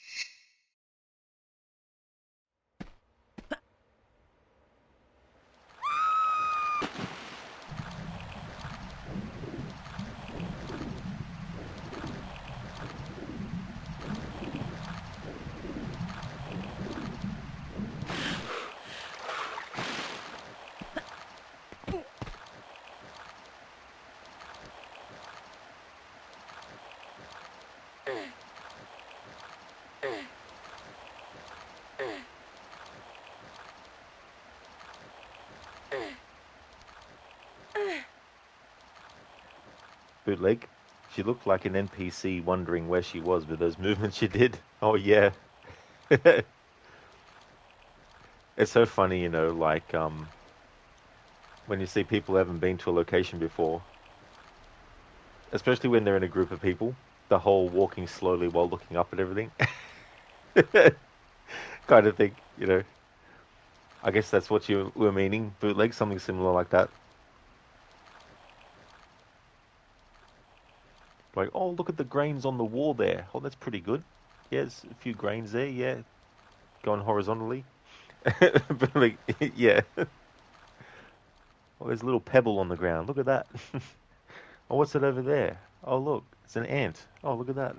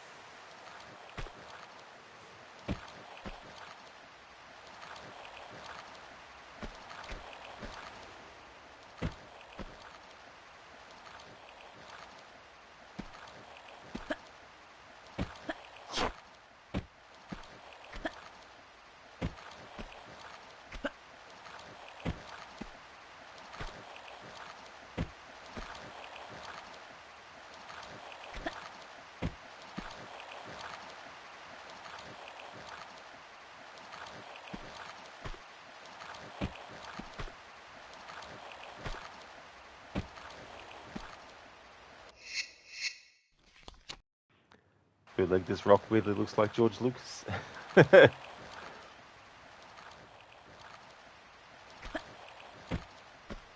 Just imagined AI putting together George Lucas and The Rock together. See what that would create.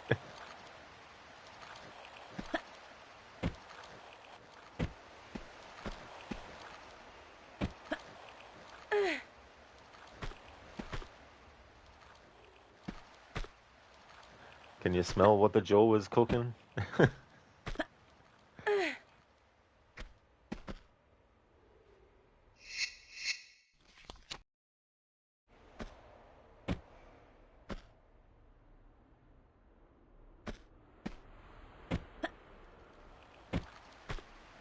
When it comes to the vehicles in this type of playthrough, Tomb Raider 1 didn't have any, so I didn't have to make considerations for it.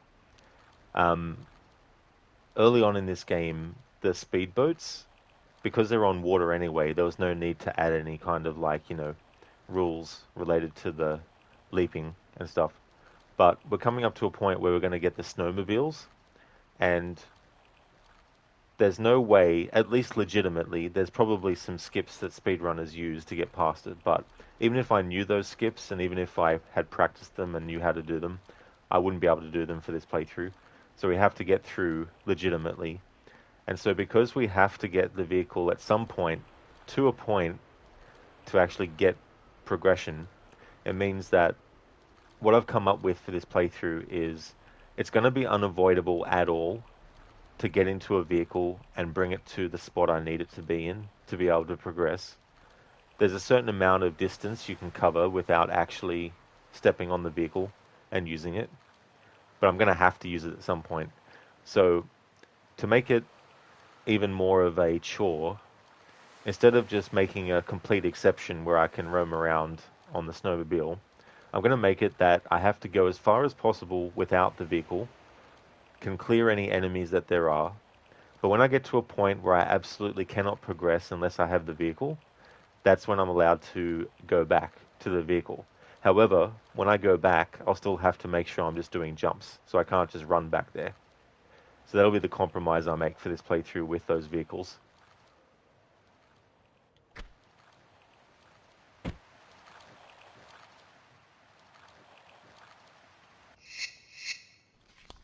Bootleg Rock Lucas was born.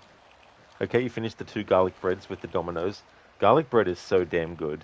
Like, especially when you have it hot. I mean, I've had it cold before and it's not that great.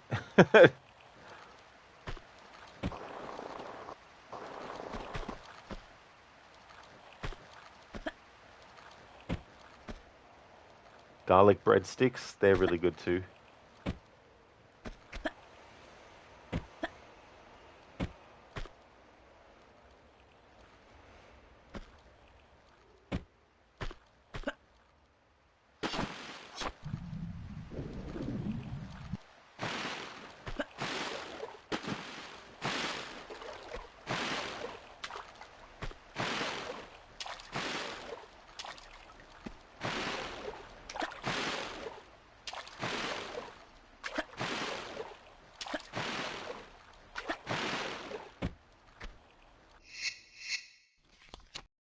Bootleg, hell yeah, it is. It's damn good.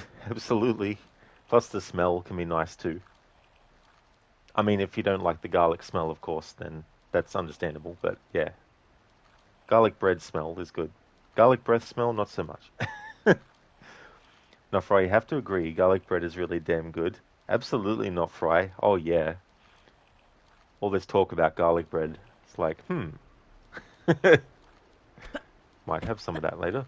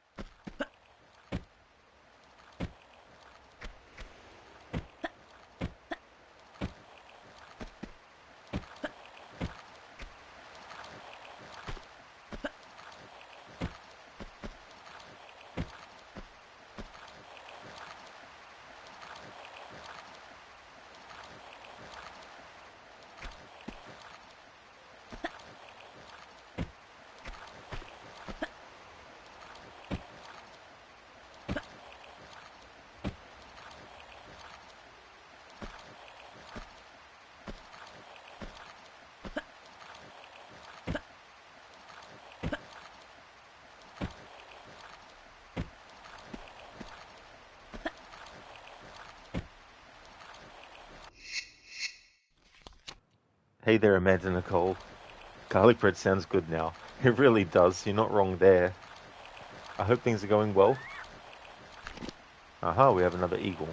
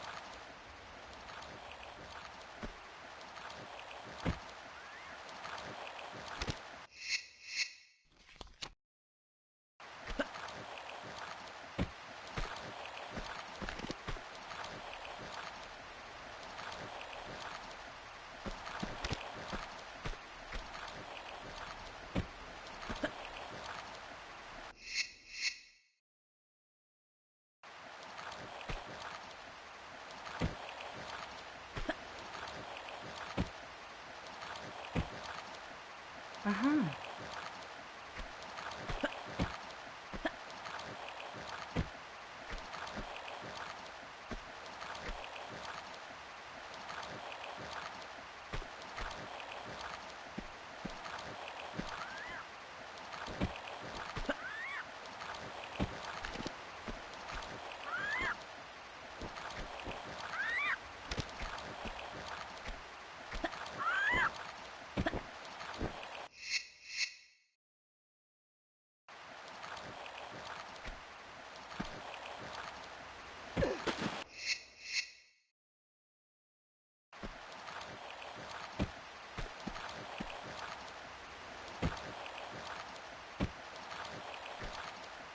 Uh-huh.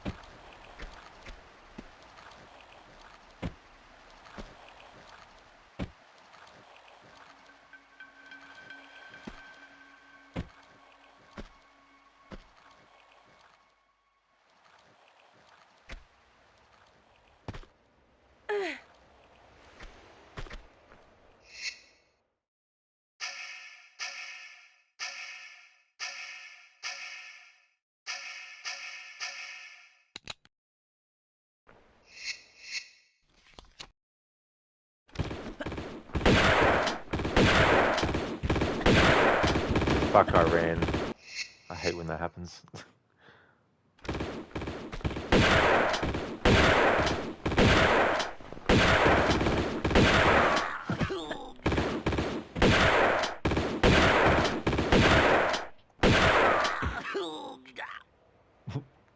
Ah, hooga.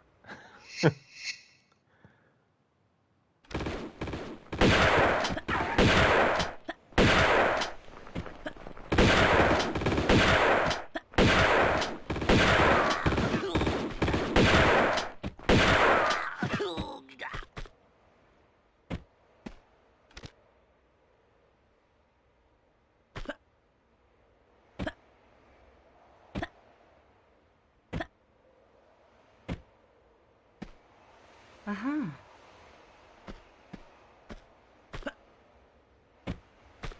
Alright, so I can't get on this vehicle yet in this challenge run until we can no longer get anywhere by simply just jumping. In which case, when we get to that point, I have to backtrack to the vehicle while still jumping. But then when we get to the vehicle, we can drive it to where we need to. It's the best way to deal with it for this challenge because there's no way to completely avoid it. At least not without using any potential skips that there might be. I don't really know if there is or not. I haven't looked up. But if there is, can't do it anyway.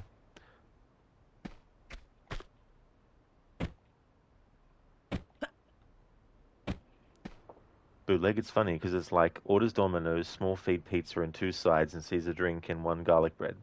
Get that damn drink out of my order and get me another garlic bread. It's like, especially if you've already got a drink at home that you're going to have. I did Spectrum, yeah. I finished Assassin's Creed Chronicles China. So there's two more in that trilogy. Uh, Chronicles India and Russia. So they'll be the next two games in the series that I'll tackle. And they keep the same kind of like perspective. And they keep the same kind of painted graphic style, but they do very different things with it for each one.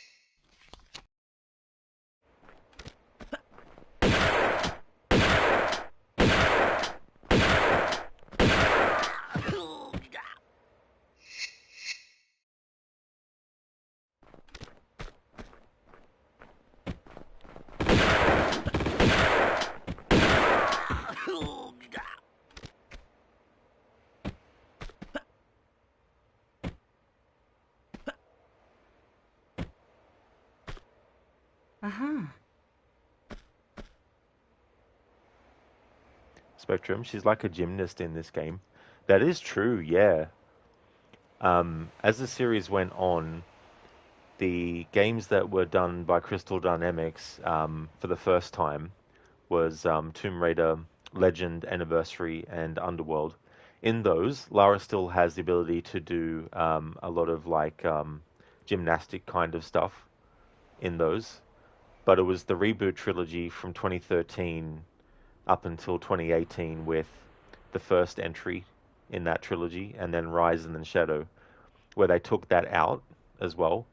But in the remake of Tomb Raider 1 that's coming out next year, it's the same Lara as in those reboot games, but years later. And so they've incorporated elements from classic Lara into that version of Lara to combine the two versions. Bootlegging with that, Rod, you're going to hit the bed.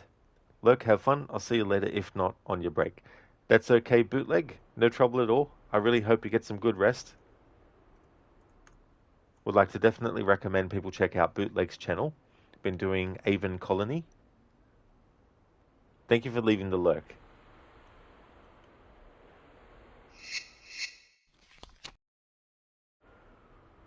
And the Tomb Raider movies as well, they incorporated that a lot as well. Lara doing a lot of like pulling guns out and then good one, Rod. Step back and then also use ammo. But yeah, the whole sort of like doing a backflip while shooting thing or doing flips and stuff.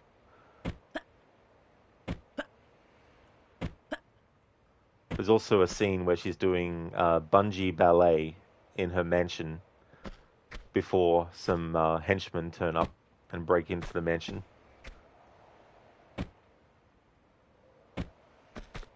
That's in the first movie.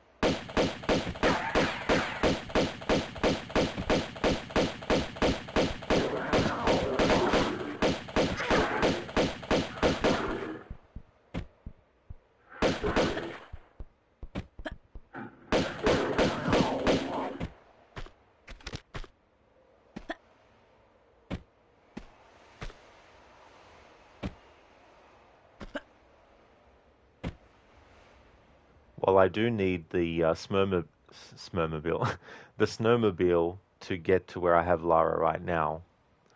I still have to wait till I get to the ultimate point where I can't progress unless I have the vehicle, and then backtrack to the vehicle, and then use the vehicle to get to where I need to go.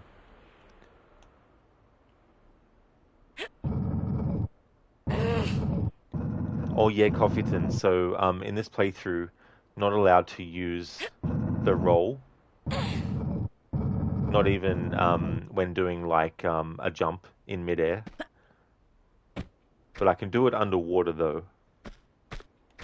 And I mean, it's not like the roll comes in handy through general traversal. It's just a handy thing to use normally when you want to make sure you've lined up properly for certain jumps, or you might want to do it as just like a way to roll off the edge, you know.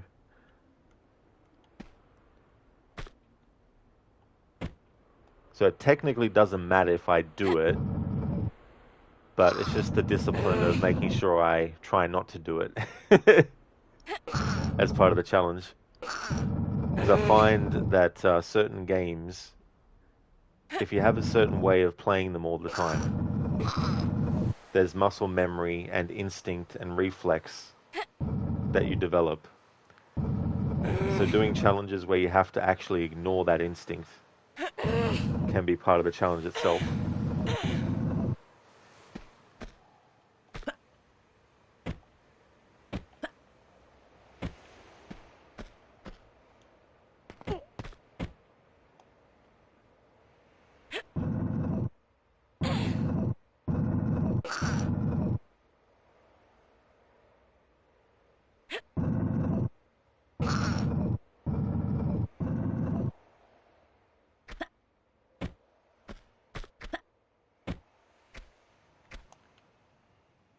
And due to the grid-based system of these older games, this kind of challenge has more of a fitting feel to it. Like I've tested doing this with Tomb Raider Legend, for example, and it's just not the same because like you can do it, but the risk of accidentally running would be too often. It'd be like, it'd feel really counterintuitive to play it that way. Not to say that it can't be done or anything like that, but I feel like these older games are more suited for it because it's all about distance from an object. It's all about angles and all that kind of stuff.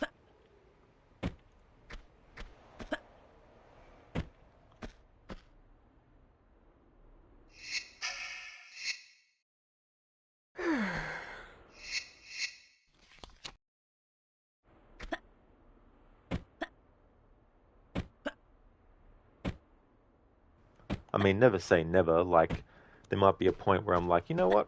I'm going to try this leapfrog challenge with, Tomb Raider Anniversary or Legend or Underworld. Although with Underworld, it's freaking. There's so much about that game that's really good, but there's also the camera. And the camera is annoying.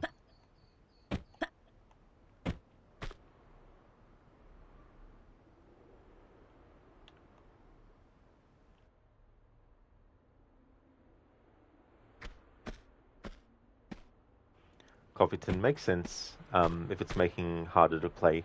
That is true, because there's just some things in games that you just learn and you just naturally do it every time you replay a game. Alright, so we've reached a point where we really can't get across this gap without that vehicle. Lara can't even do a running jump to make it. So we backtrack to the snowmobile and we bring it to that spot and we make the jump, and then I'll leave it there and then we'll just rinse and repeat the process all the way through the level.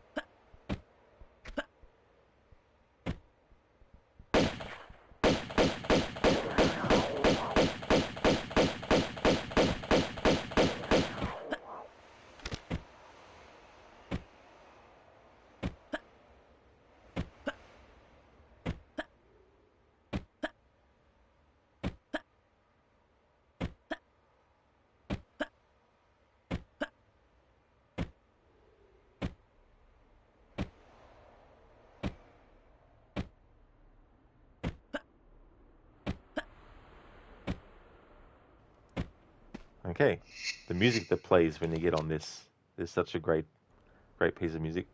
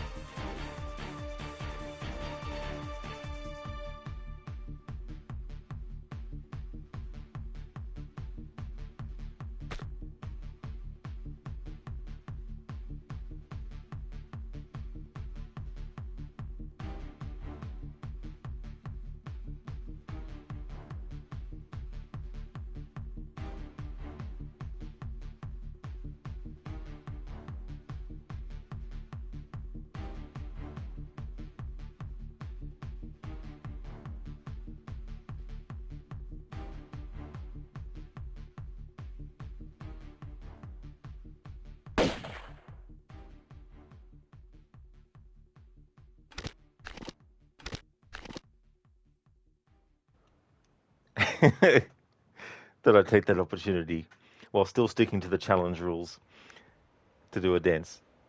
Dr. Darling, it's so cold, but you'll cover only your upper body. Your feet don't need protection. And your feet are like, are we jokes to you? Okay, so we can use this vehicle as far as we need to take it for now, and then once we get past that point, we abandon it and then progress, and then when we need it again, backtrack, grab it, drive to the location, rinse and repeat.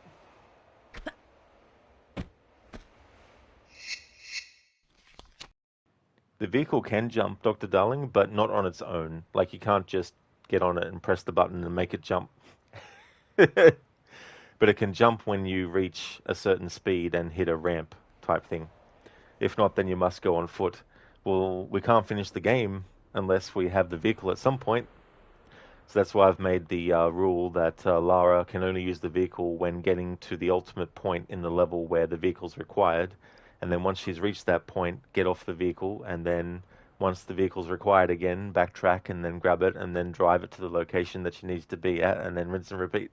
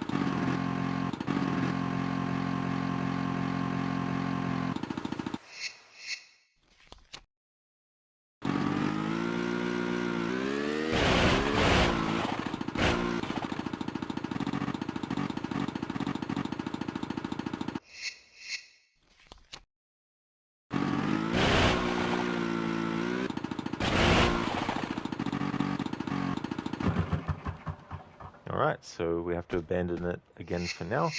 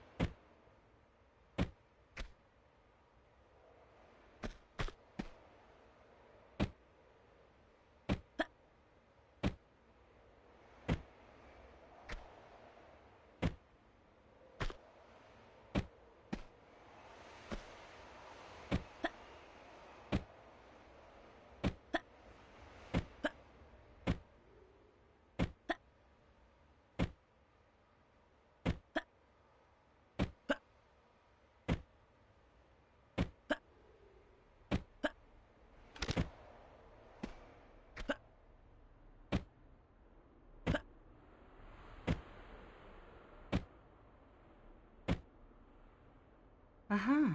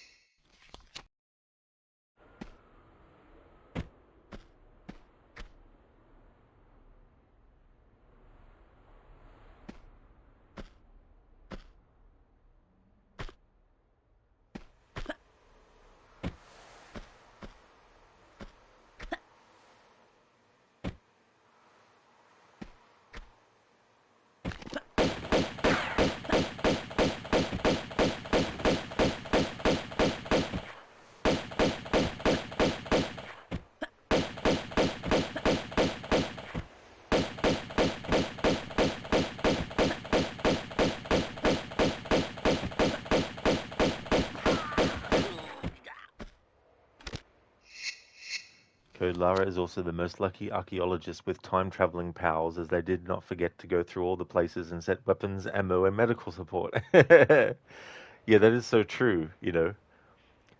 In the reboot games, you can come across like ancient bow parts, you know, in Rise of the Tomb Raider, which, you know, definitely addresses the kind of thing. It's like if you're in an ancient city or a location near an ancient city, then it'd be understandable to find ancient, you know, bow parts.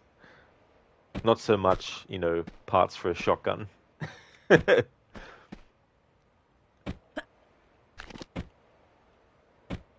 Then you get the parts where there's like a predatory animal, and then there's like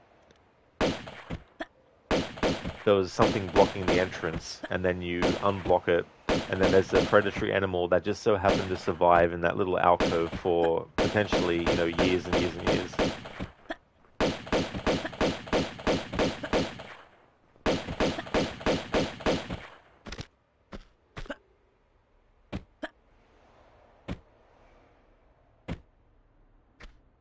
Uh-huh.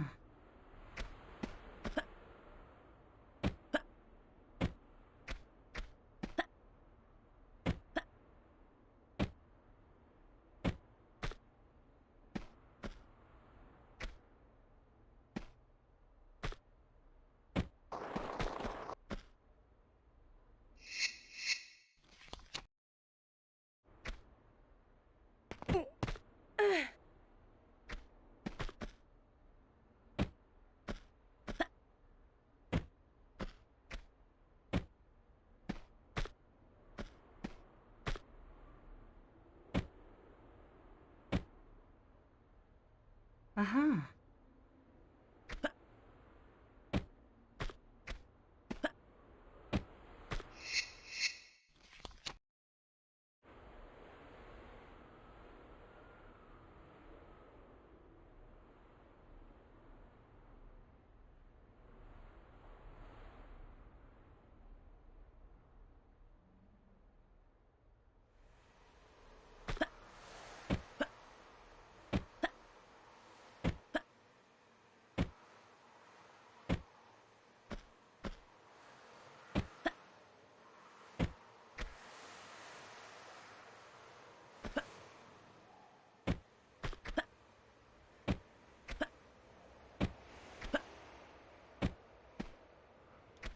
Alright, because I can still get up this slope.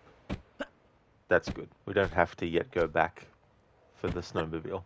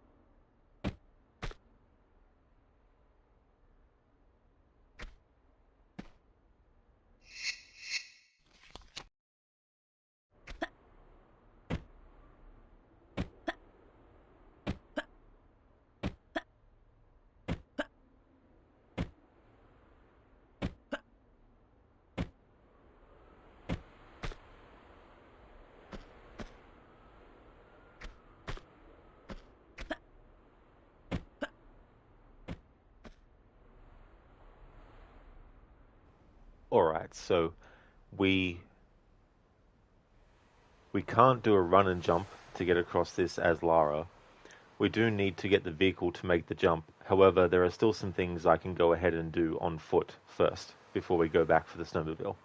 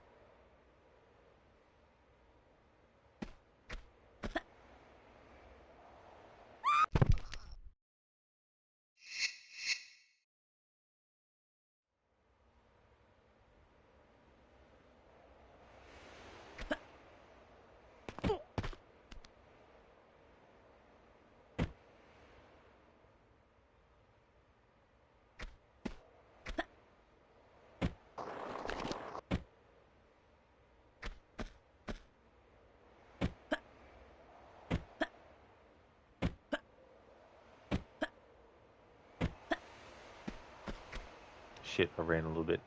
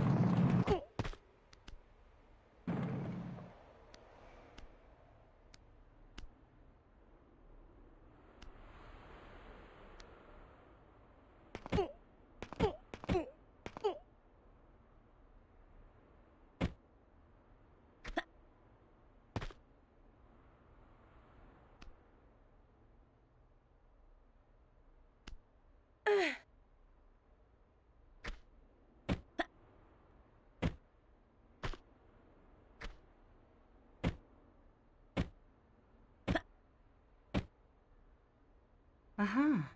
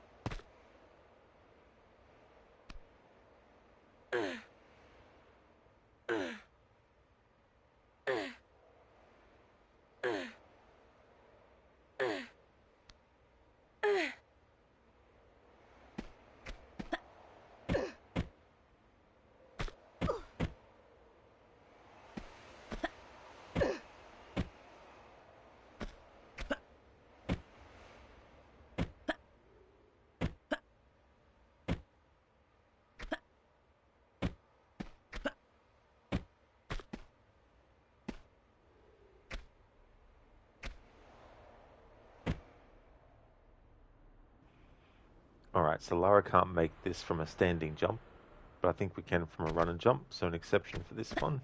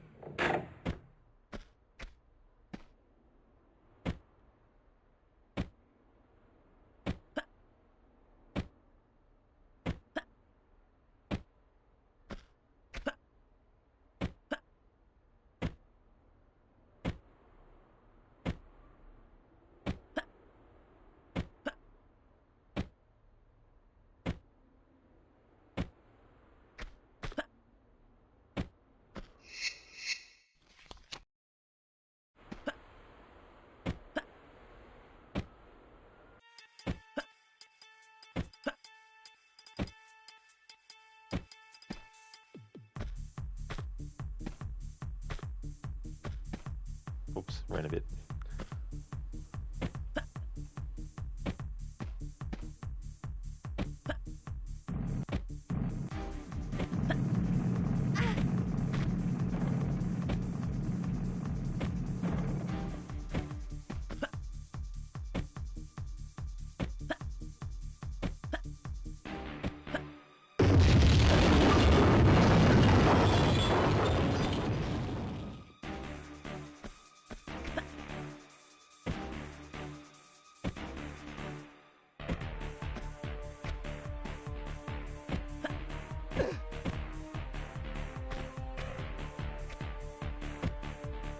Good thing I made a save before doing that, because without the vehicle, Lara won't be able to jump across this gap.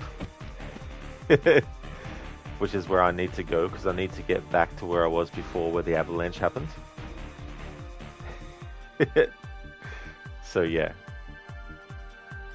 we'll have to reload that save, I think, unless... No. Dr. Darling, who wouldn't install a random lock into bet? Oh, exactly, yeah. I mean, that's what you got to do, right? Alright, so we've reached the point where we really do need to go back to get the snowmobile. So we'll backtrack, still sticking to the challenge rules, but we'll need to bring the vehicle here. So for that part, the challenge rules won't apply. But for getting back to it, they will. But once we get to the vehicle, we can go back and can ride it to where we need it.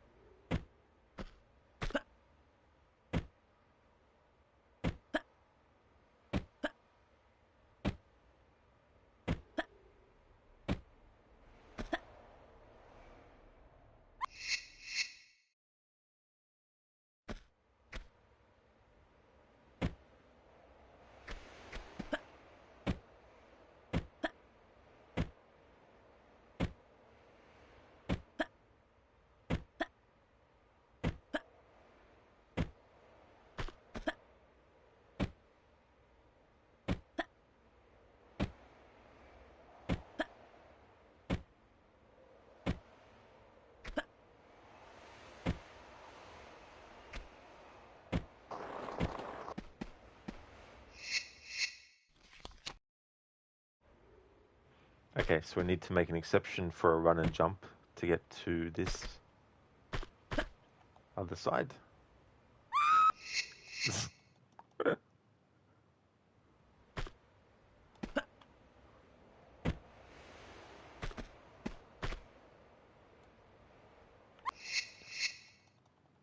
Or not. Oh well, we can go back down this way.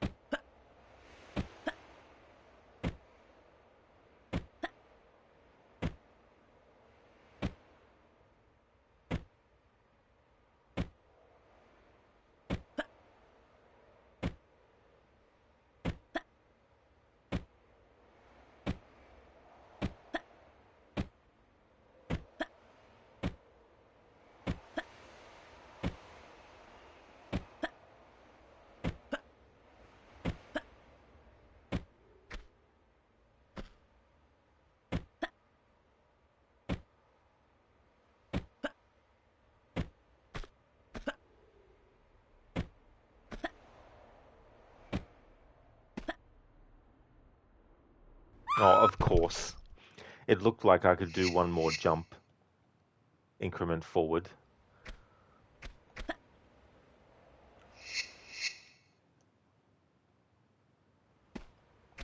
I thought, right, I can do one more incremental jump forward by jumping on the spot, and then that should get me on the edge of there so I can then just do a standing jump. Of course not.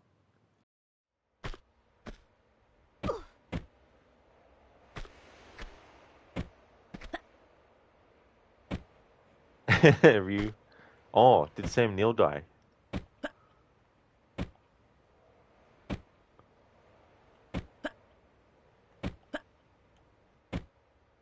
Holy shit, man. You serious? Damn. He was a really good actor. Was it cancer? Because I think he was suffering from cancer, wasn't he?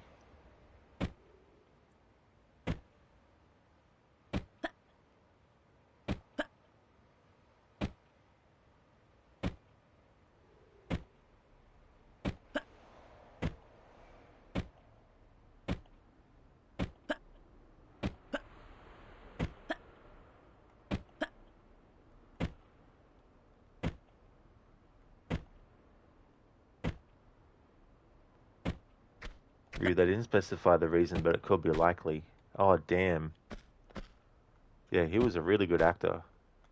I remember, I think the first movie I saw him in was Jurassic Park when I was about 10, when I went to see that at the movies.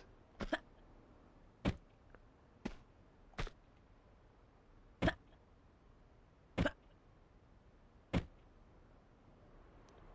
didn't save it, did I? No, I didn't. Oh, I did. Oh, good. Okay.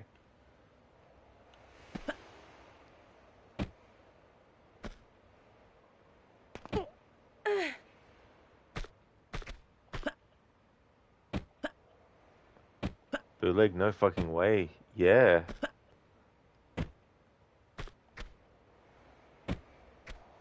Yeah, I wonder how old he was.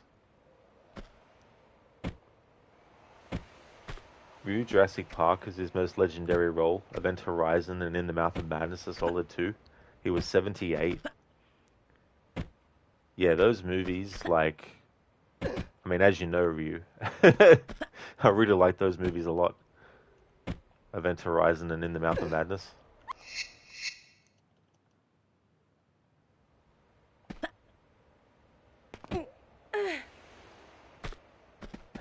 I remember that scene in the Mouth of Madness, um, where he's sort of like, still doesn't believe yet what's going on. But there's that part where he's, trying to convince styles that you know that this is reality, it's not fiction, you know, and is like talking about the view from the room, how there's no like building with the I can't remember the quote, but the building without the certain kind of like uh, roof on it. And I think there's that related scene where like I think the whole thing about the hoax or the missing the him going missing was supposed to be like a hoax or something like that.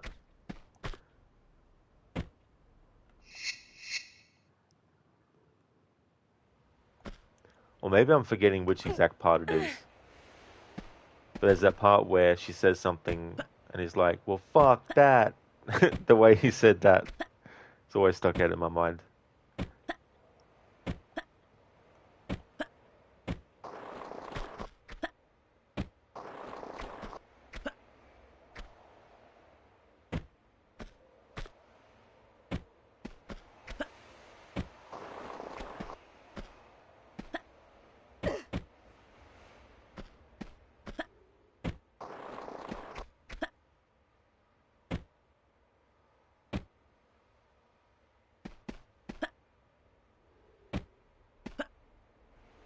I might be wrong, but I think he also didn't he audition for James Bond at one point after Roger Moore was going to be stepping down,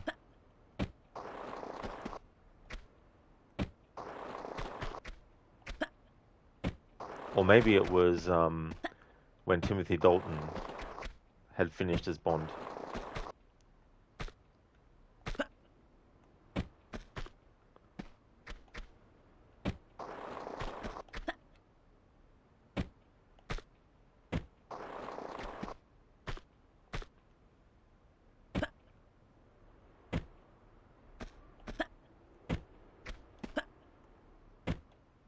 It sounds interesting if that was the case. Yeah, like I feel if you look at Roger Moore, then he probably would have been a good fit after him. But I think if you look at what we got, which was Pierce Brosnan after Timothy Dalton, then probably Pierce Brosnan was the better choice after Timothy Dalton was Bond.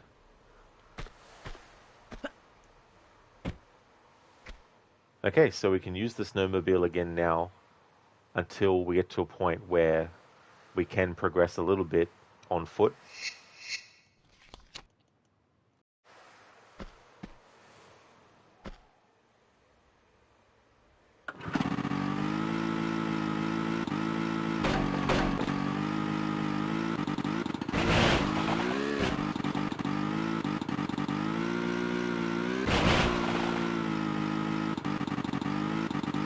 You can take damage in this vehicle from being too rough as well. Be careful.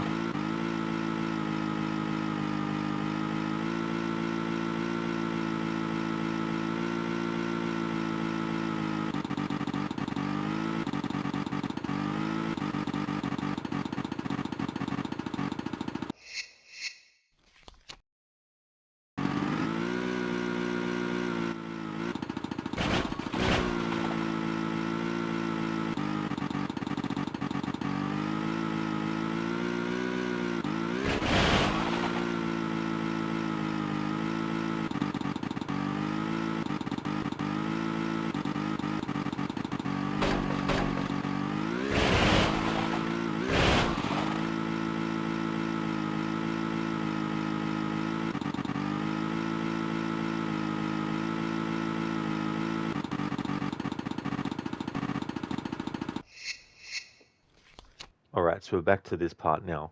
So we need the snowmobile to go along, and then when the avalanche happens, and then the entrance into the spot gets blocked, there was like a part where we couldn't actually jump onto because there was slopes that would make Lara slide down. There's a chasm, and a run and jump won't actually make it. So we need the snowmobile for that part. So once we get past that part and we get the snowmobile back in the area that Lara's currently in, there's also like an enemy that comes in on a different kind of snowmobile that actually has a gun attachment on it as well. So until we get Lara back to that spot, we have to use the snowmobile that she has.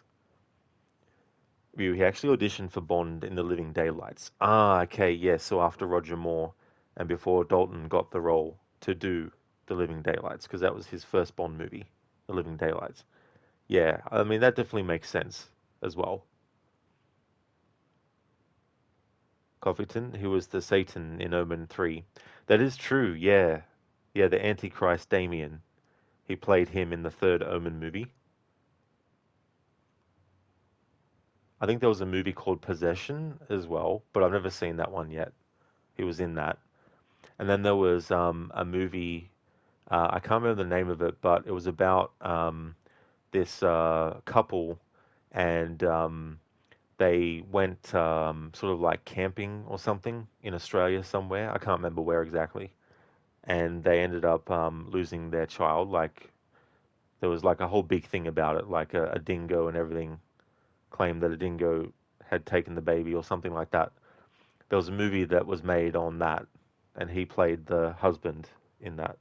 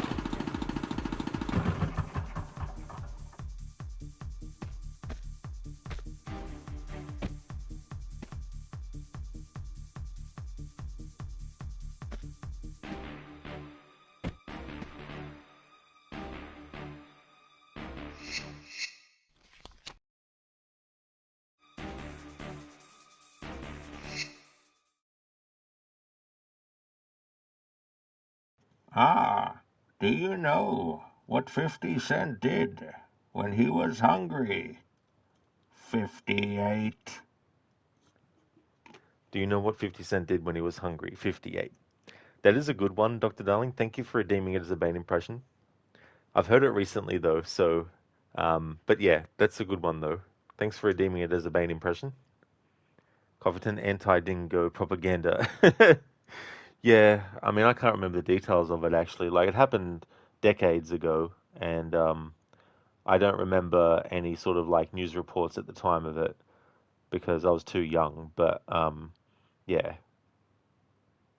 can't remember the name of the movie that was based on the events.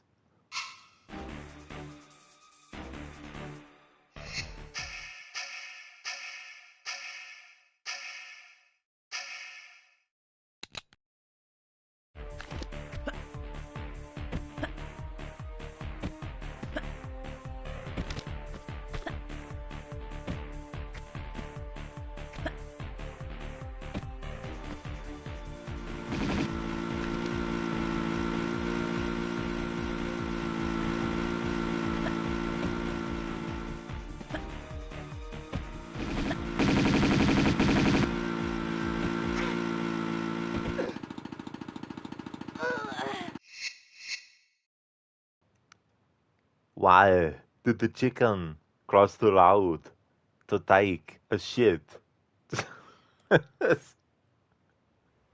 I guess that's one reason. Thank you for redeeming that Ryu as an Arnie impression.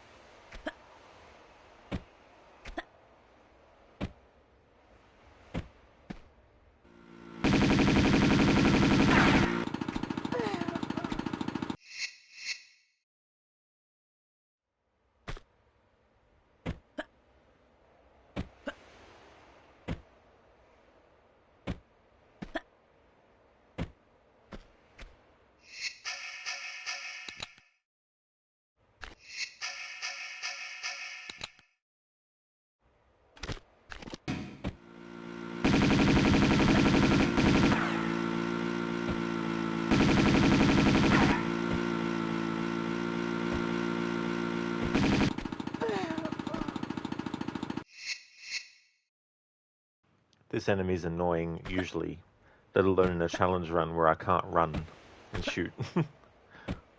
This will take a while.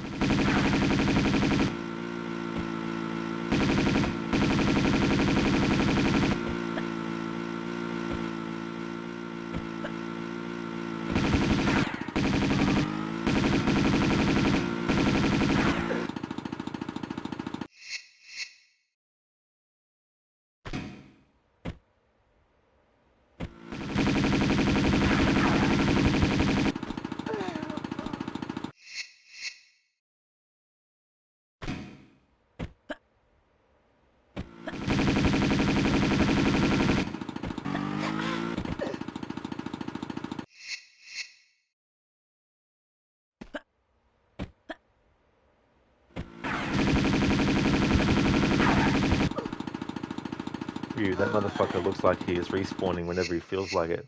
Yeah, and like he doesn't always approach Lara at the same angle or do the same like trajectory or pathway.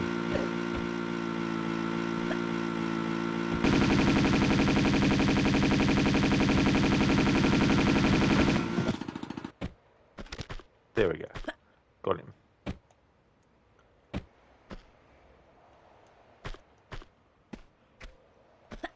As Kevin Bacon's character says in Tremors, "Fuck you."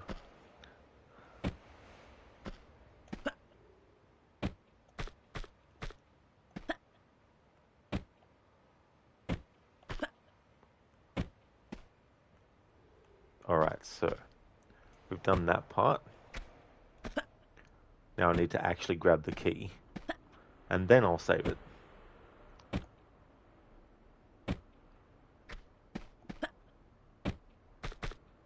Otherwise, I just have to keep on picking up the key again every time I reload a save.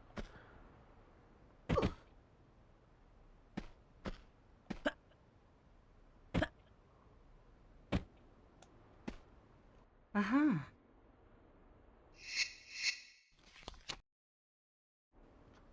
Code The Final Bridge Troll by devs. And it's not the only enemy of that type. There's quite a few that are on their snowmobiles with turrets attached.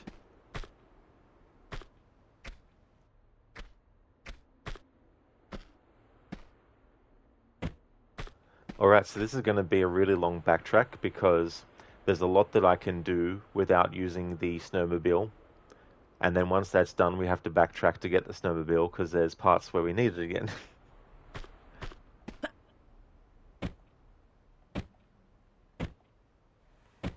But that's the best way I can incorporate having to actually get on the vehicle and drive it in this challenge.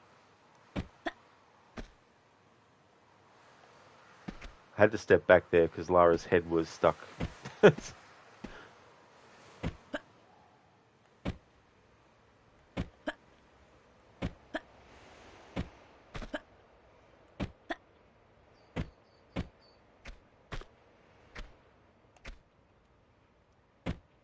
Amazing how we got a Tomb Raider movie and a Resident Evil movie in the early 2000s. You're a little surprised we didn't get the Tekken movie around that time, since those were the big PS1 franchises. Yeah, I mean, I wonder if there was any sort of like work being done in, that sort of time frame potentially. Like, you can imagine they would have been looking at all the different PlayStation 1 franchises they could, you know. Not that Tomb Raider was only on PlayStation, but you know what I mean. Code the Angry Canadian Snowmobile Squadron, and they're like, we're going to kill Lara. Canonically, Lara's like, ha!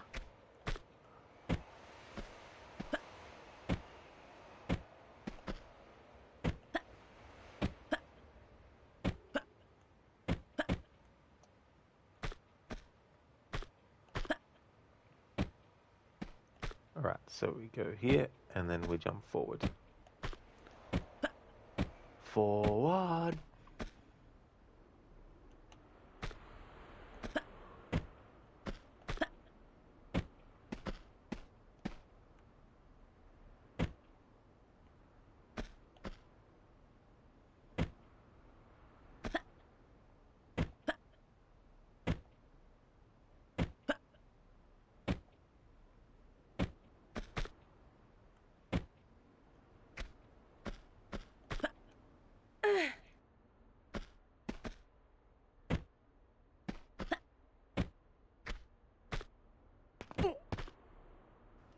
You're right. They announced the Tekken movie back in 2002.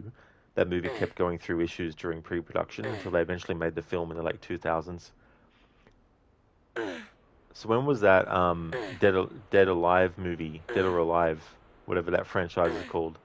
Because was that before they did the Tekken movie, or was that afterwards? Because you would think that all the fighting franchises would have been looked at. Oh, so that was 2006. Okay, so it was before Tekken.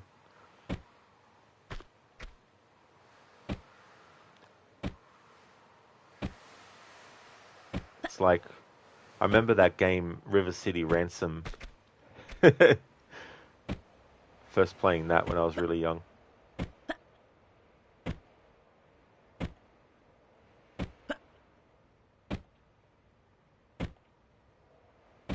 I mean, I wouldn't be surprised if they've made that into a movie in Japan, but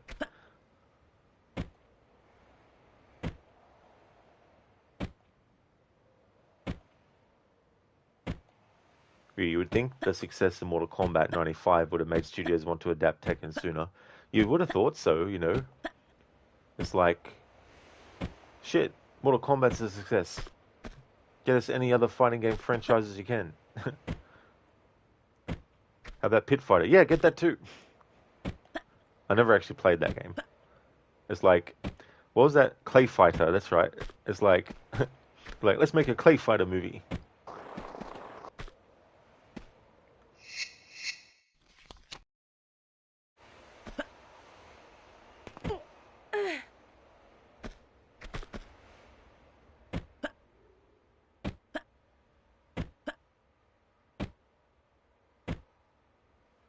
Yeah, Killer Instinct as well.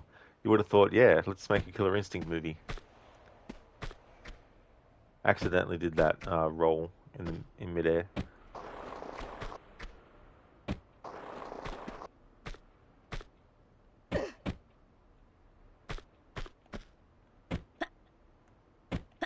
What was that fighting game, Ryu, that was supposed to be one of the worst fighting games ever made? I think it was like a Mortal Kombat clone, like a literal one.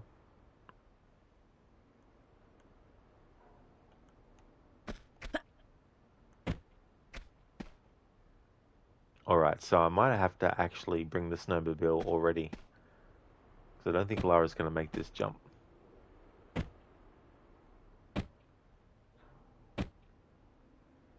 She couldn't make it when I went from the other direction. Yeah, this is going to be a no-go. Okay, so we can actually backtrack now and get the snowmobile. Even if I did a backstep and then a run and jump, she's not going to make it. Like this. Okay, so she did make it. So I could have made that jump before with a run and jump. Huh. Oh, too late now to do anything about it. Although, Just because I made it from that side doesn't mean I can make it from this side too. Let's just do a check. See if I can do it from this way. Yep. Okay, so I could have gone that way. Oh well. Hey, at least I stuck to some... Oh fuck, I ran. Bloody hell. At least I stuck to some of that for that whole snowmobile section. Okay, so we keep on going this way. But there will be a point where we need to actually backtrack to get it. As long as I'm not using it to get to the destination straight away.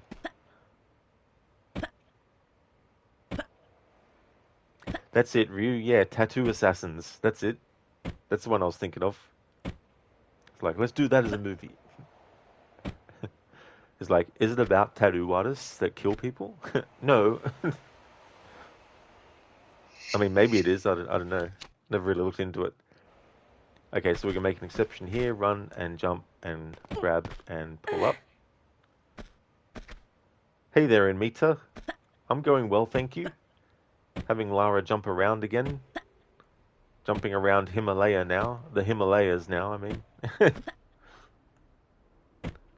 How's your day going, dude? And I'm looking forward to seeing you stream Quantum Break.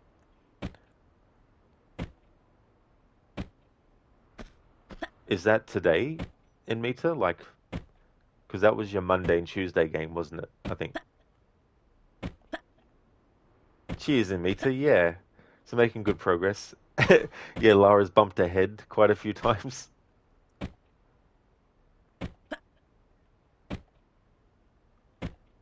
Ryu Plus, it would have made sense to have a Tekken movie in 2004 or so, for quite a few reasons. I'm guessing there was like a new entry at the time, was there?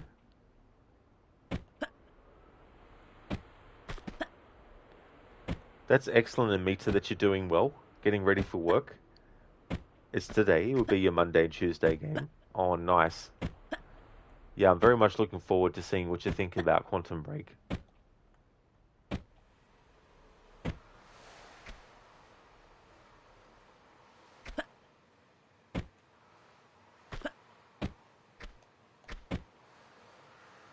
Not only was the game red hot at the time, the franchise was in its 10th anniversary that year. Tekken 5 was the new entry at the time.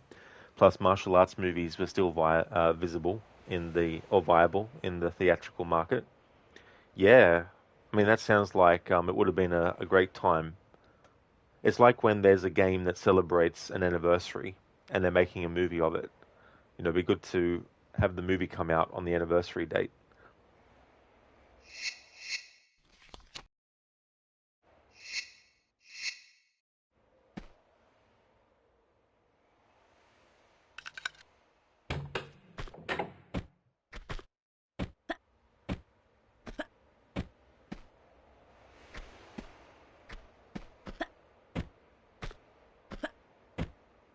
Uh-huh.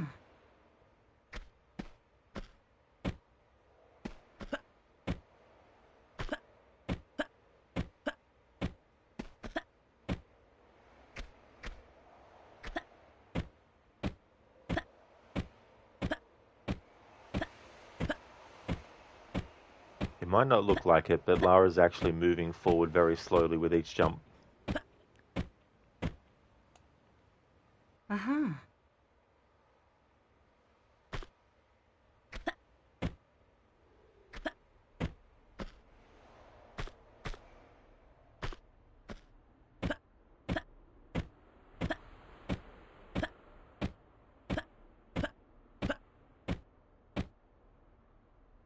Uh-huh.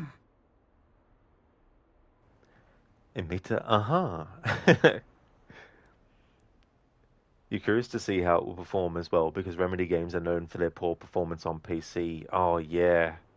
That is such a bloody shame, too, because of, their games. Like, they're just so good. Like, there's a lot of, sort of, like, really cool things.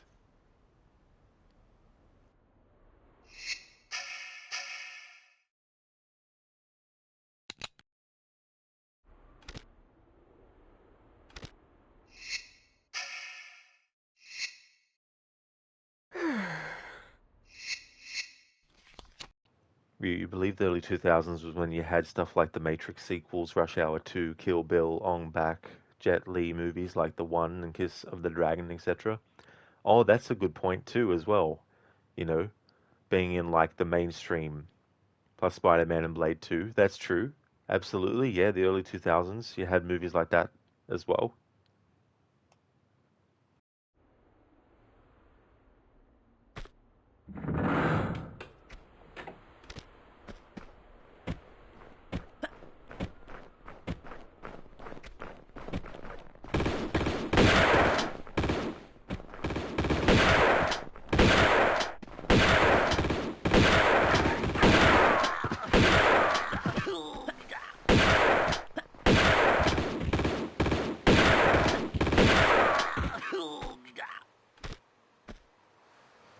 Ahooga.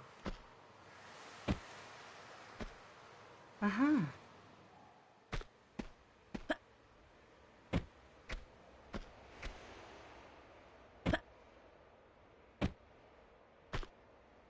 Uh-huh.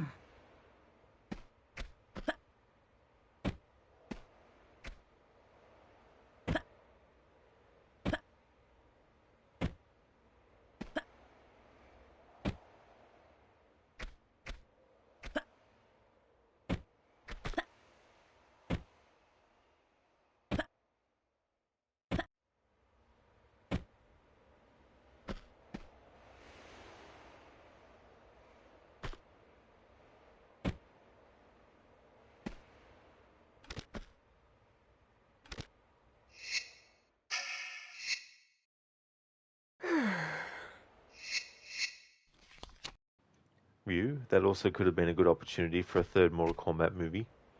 If they did one back then to complete the trilogy, also to make up for Annihilation, that would have been really good.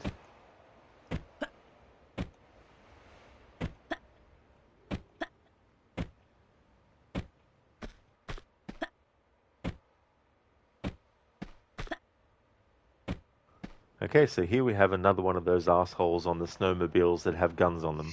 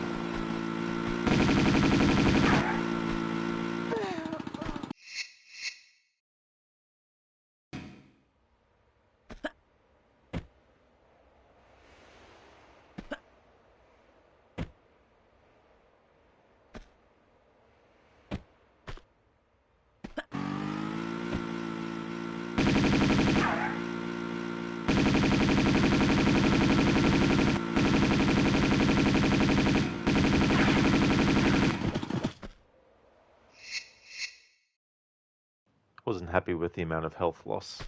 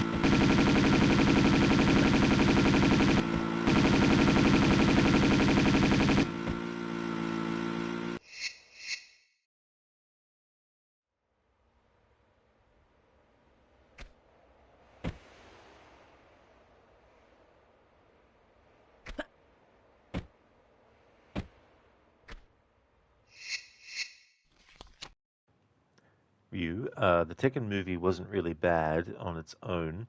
However, it was a very loose take on the games, and fans didn't like it for that reason. Then again, the lore of the games got increasingly convoluted with the later ones. The same thing happened with Mortal Kombat. They'll definitely make it tough, for sure, because then it becomes a question of, okay, so what portion of it do you adapt? And if so, are you going to still be able to make something that's coherent? If so, is that going to still actually match what the fans are expecting?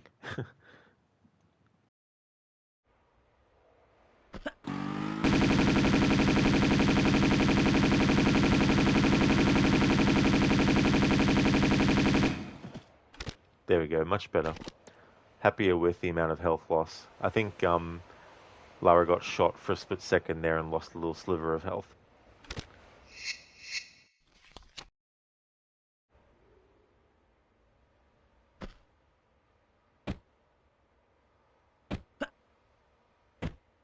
That is totally fair, Levy, for sure.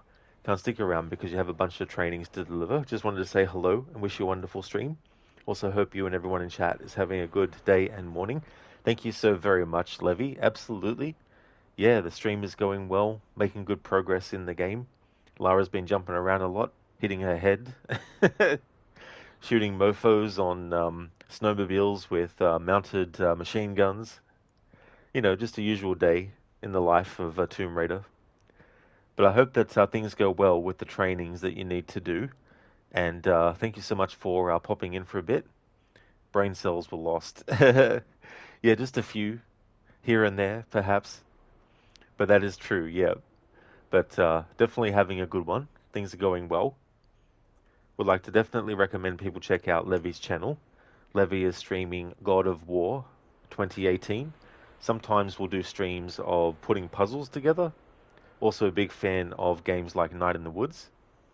Definitely recommend. That's all good for the shout out, Levy.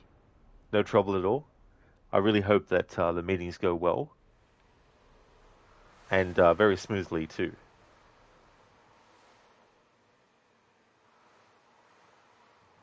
Hey there, Arthuri. Good morning to you. Hope things are going well.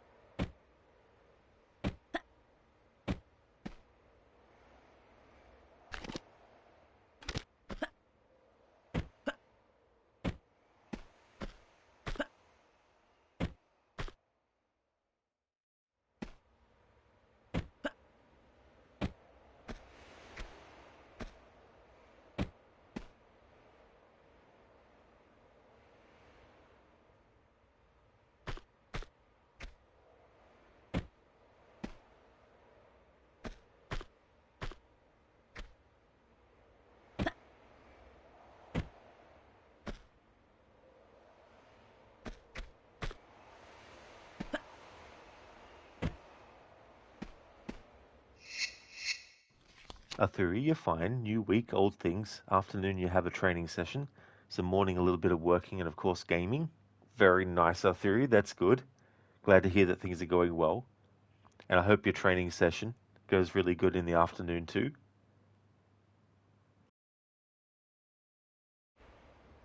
Oh, how's Ghost of Yotai Arthuri as well? Do you like it? I haven't played that one yet, but I really like Ghost of Tsushima.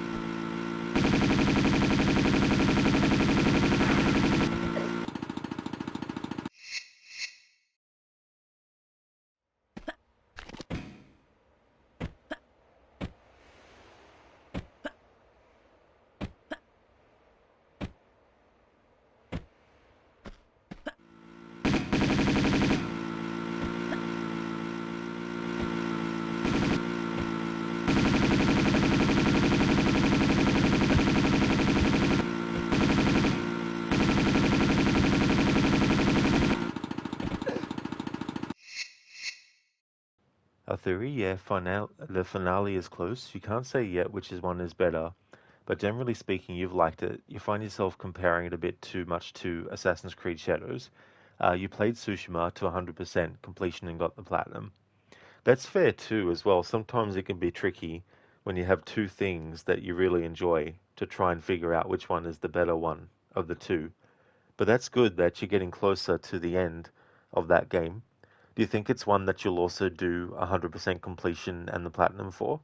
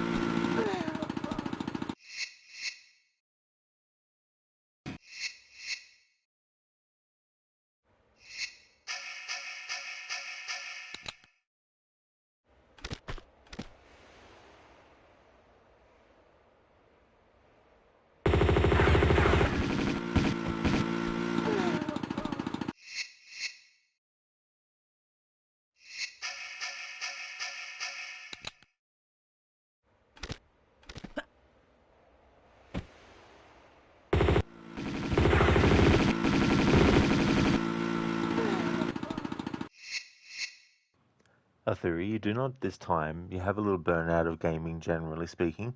You decided that Yotai would be your project for this summer. Playing through as much of it feels right, without forcing a 100% completion run. This approach has worked well. That's definitely good, a theory. I don't blame you. It's good to do it that way. I'm the same when it comes to games where, like, if not in the mood to do a really deep dive, there's no point, trying to force yourself. It's best to just go with what kind of approach you want to take and how much content.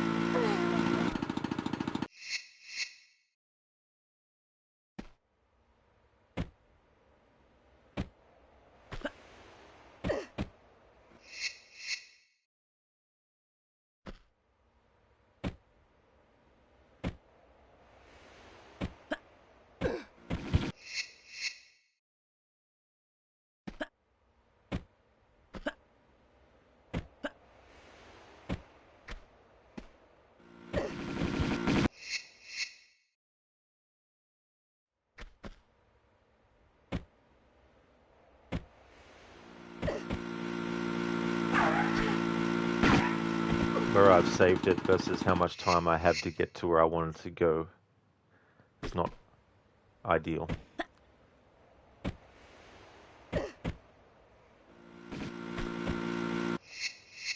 Plus I can't run and shoot.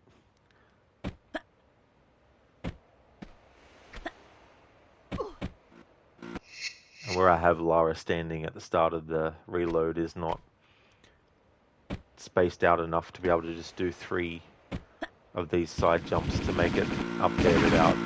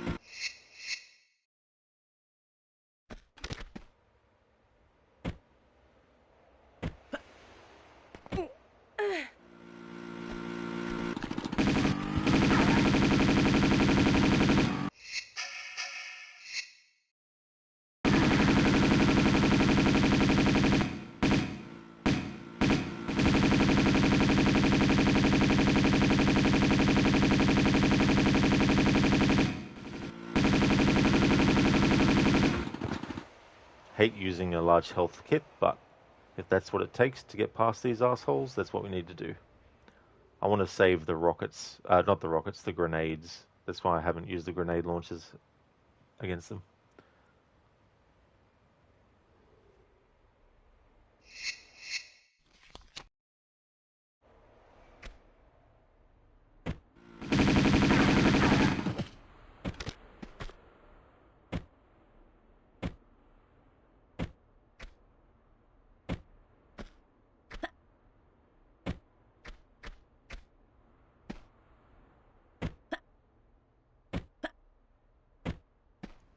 A theory, exactly, that it felt like he didn't have the energy or the enthusiasm to play anything. You didn't want to learn a new game, and even just starting to play felt like a chore. You don't know why, but you remember turning on the PlayStation, staring at the menus and wondering what to play, only to end up turning the console off. Things are looking up now, though. A project to get 100% completion certainly doesn't help with recovery. You're supposed to enjoy gaming after all.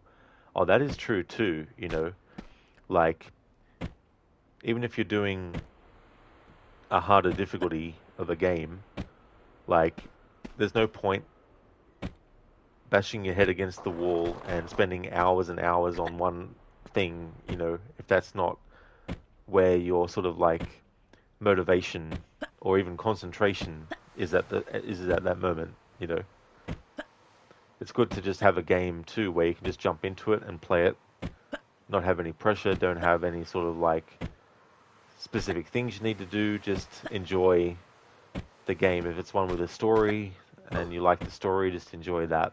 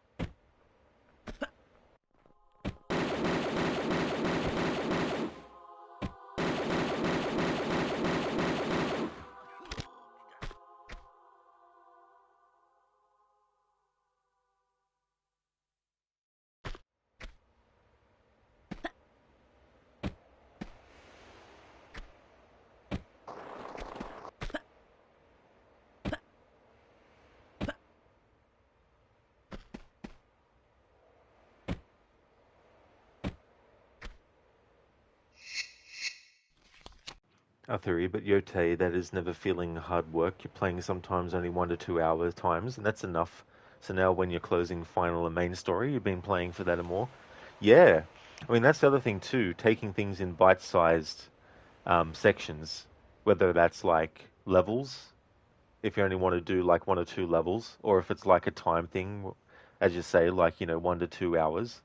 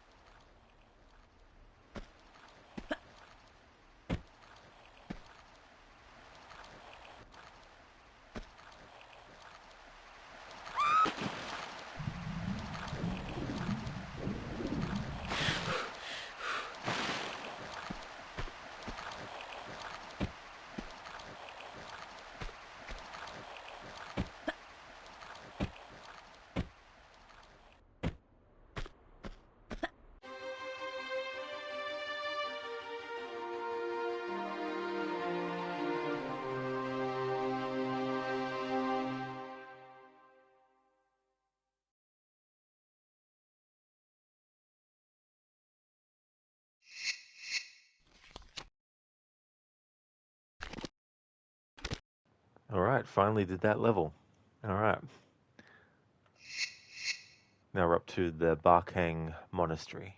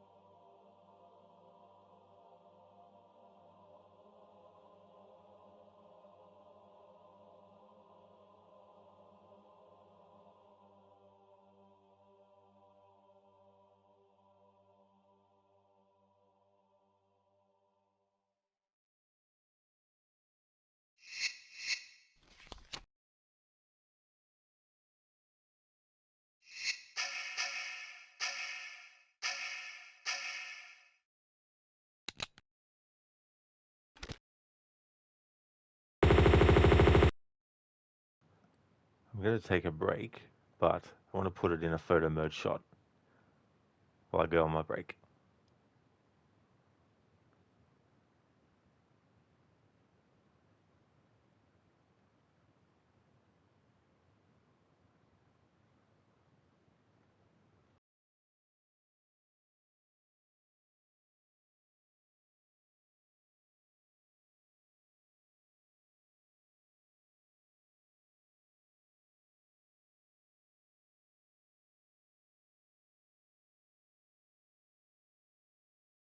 Alright, I'm going to leave it on this photo mode shot while I go for a 15-minute break, and then when I come back, we'll continue on. I don't know how much longer I'll be streaming for, but if I can get the levels done that I would like to, this one and the next one in this stream, then that would be good. But we'll just have to wait and see. Depends on what kind of difficulties the game's going to throw at me with my challenge rules applied. I'll be back in 15 minutes.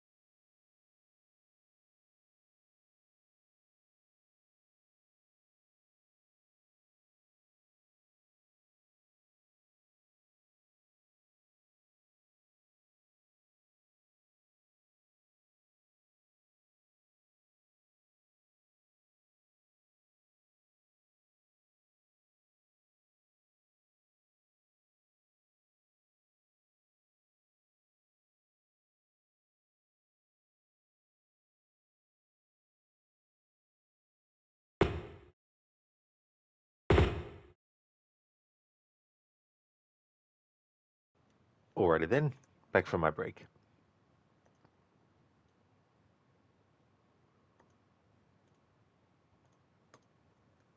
Reload my save because I wasted ammo. There we go. That's better. Thank you for the welcome back, Vegas. You're still here, just finishing eating and editing 4 videos? Very nice, Vegas. Thank you for the lurking. And that's really cool progress then, because I imagine like 4 is really a lot of work, that's for sure.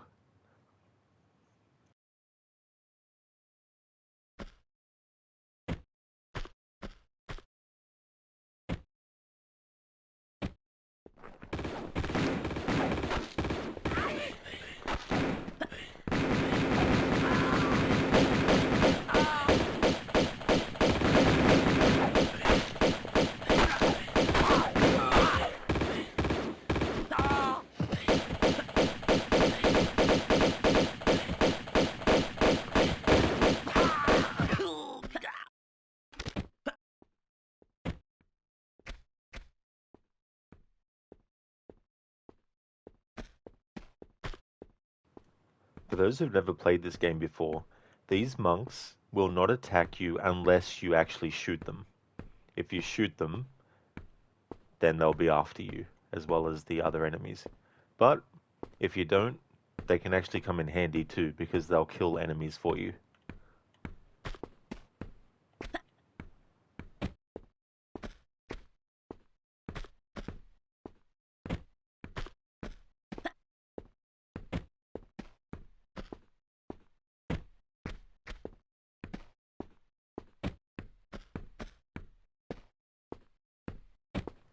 It really is, Vegas. Yeah, I imagine too, like the whole process from start to finish. Not simply just get your footage, put it on the timeline, and then boom, done. But having to like sort of like think about how you want it to flow, things like that. Uh-huh.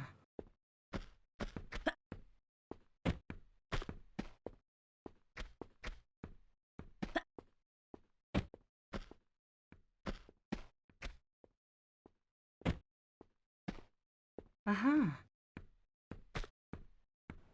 This is actually one of my favorite levels, this monastery, and then the Temple of Xian as well.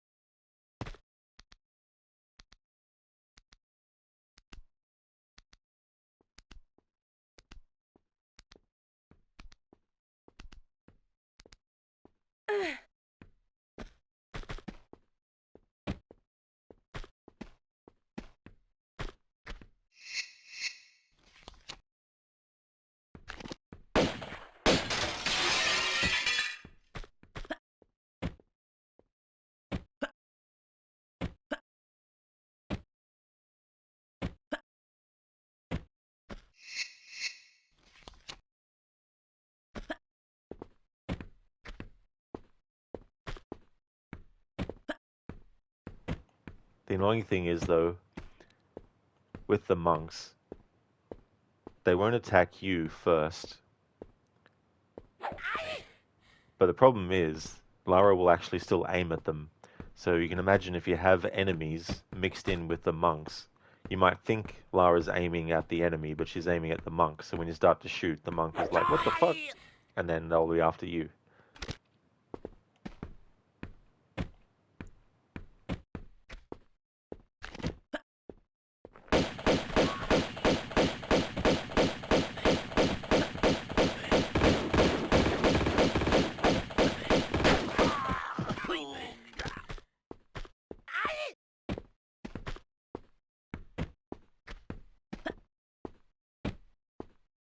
Uh-huh.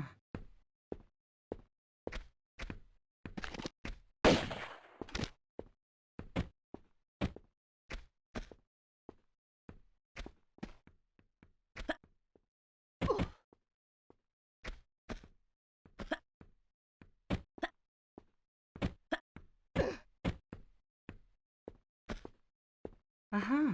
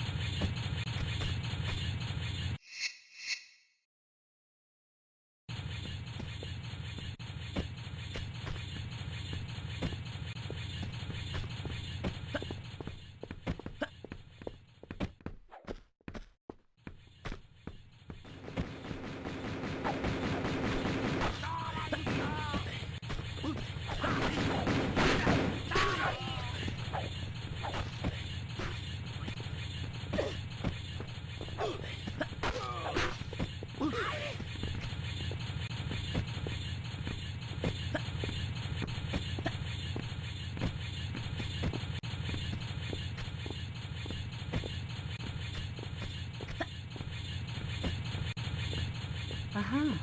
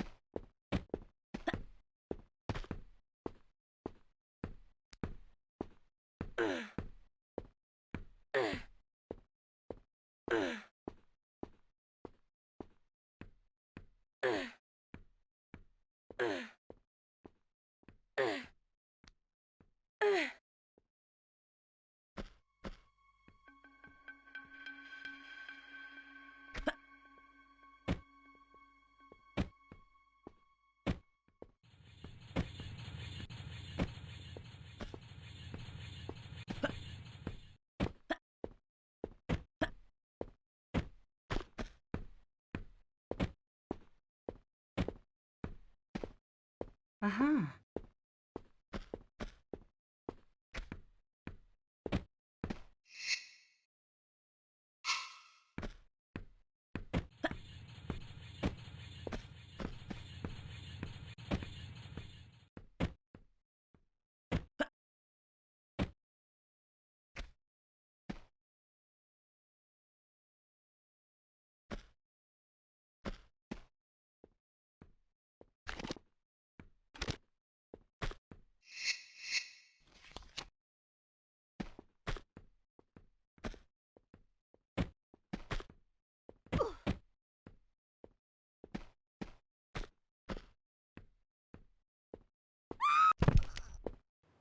Alright, so there's no way for Lara to actually survive dropping down that, so for traversing this when going back down, I'm allowed to have Lara do backsteps to actually safely drop and then grab.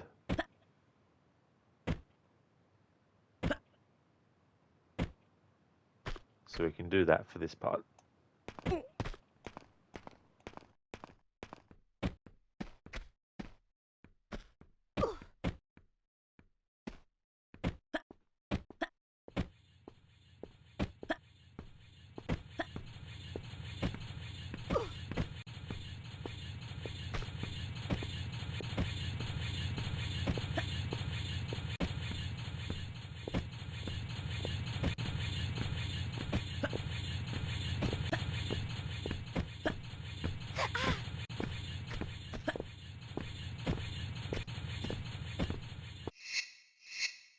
No.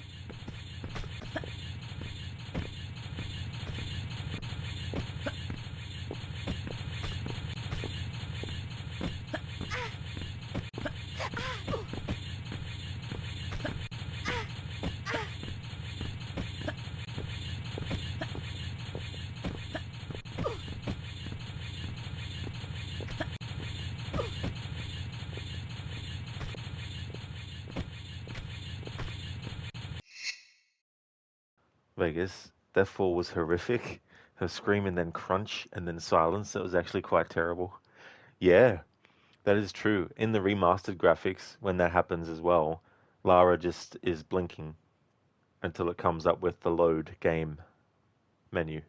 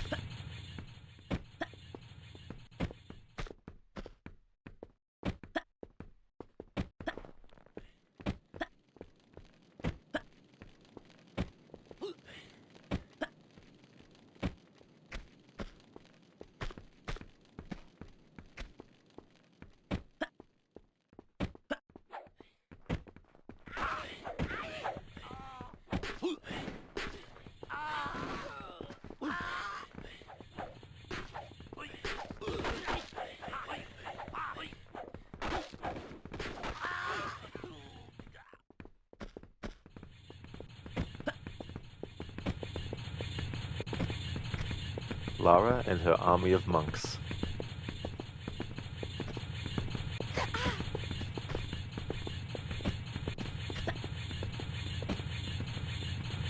Aha.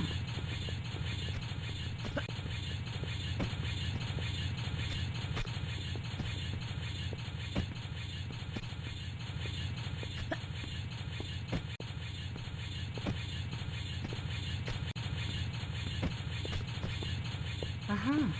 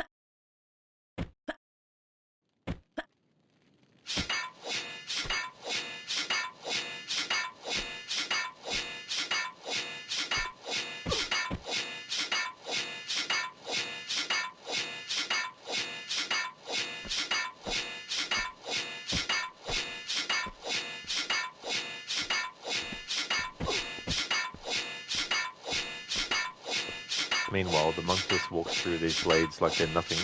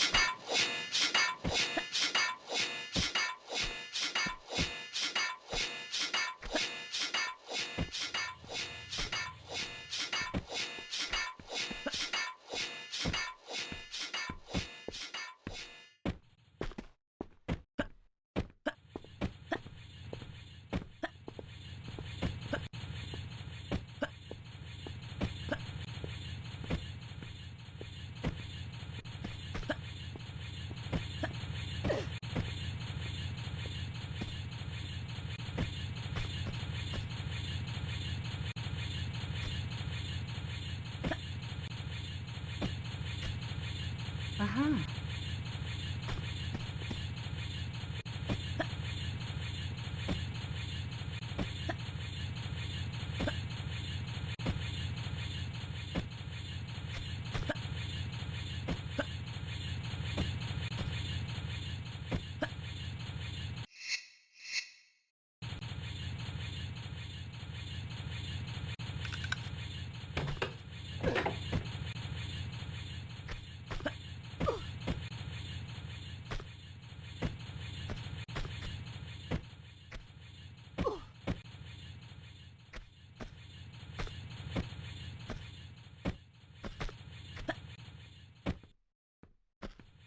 Uh-huh.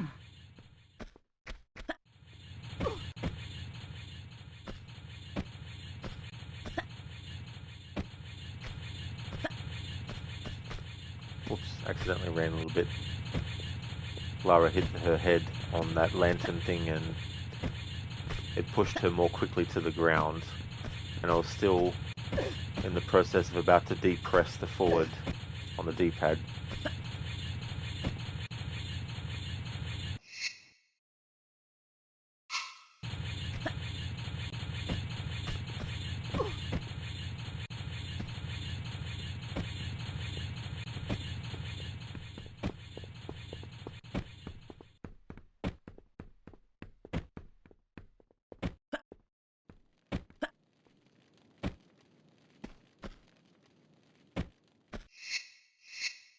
No.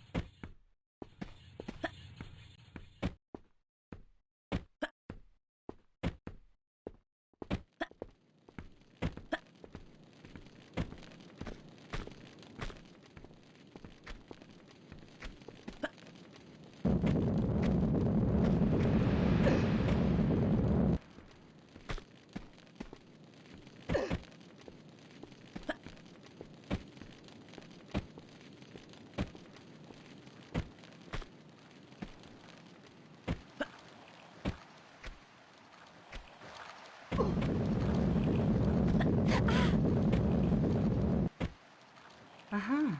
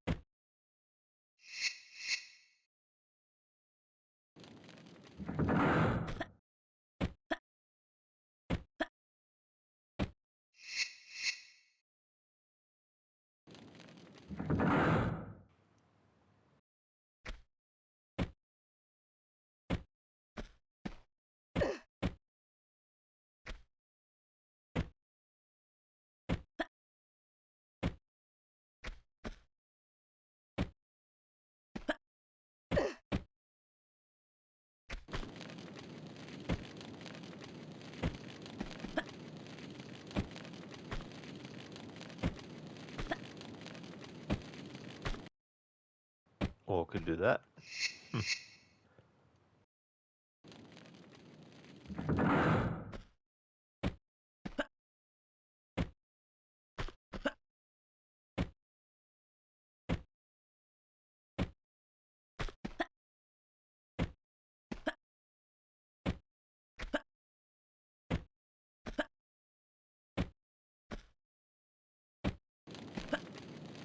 Ooh, almost.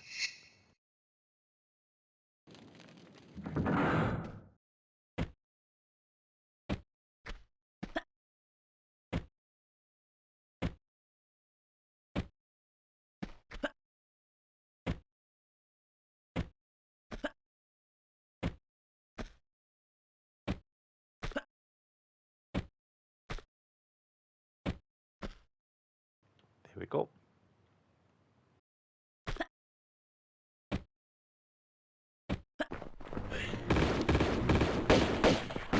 Oh shit, accidentally shot the monk.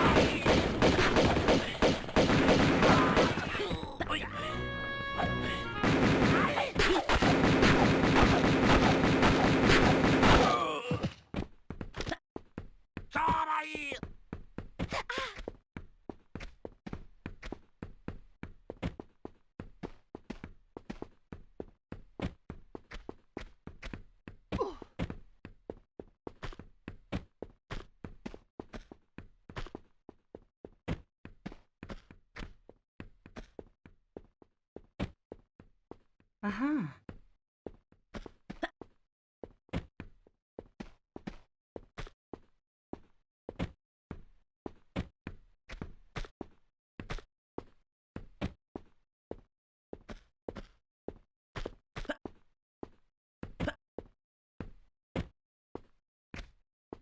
Aha.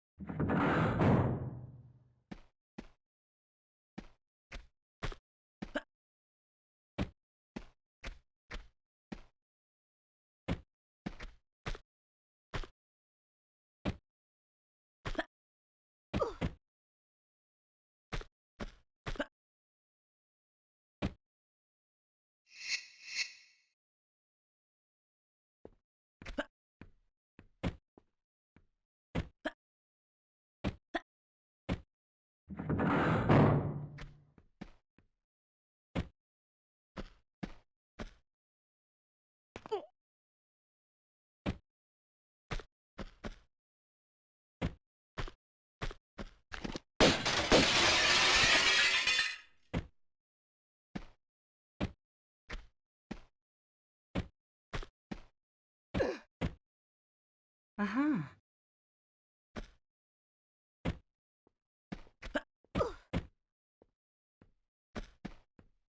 Aha.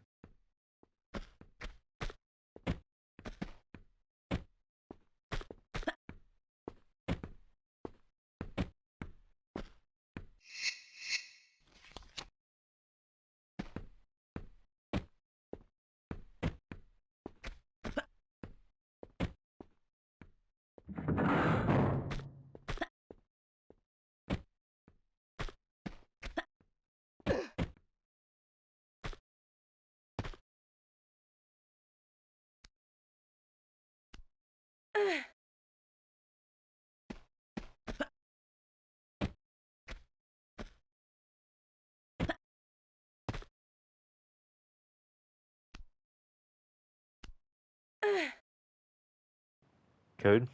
44 magnums or a spear. Spear it is. Oh yeah, those warrior monks with the spears. They were very Aha. dangerous.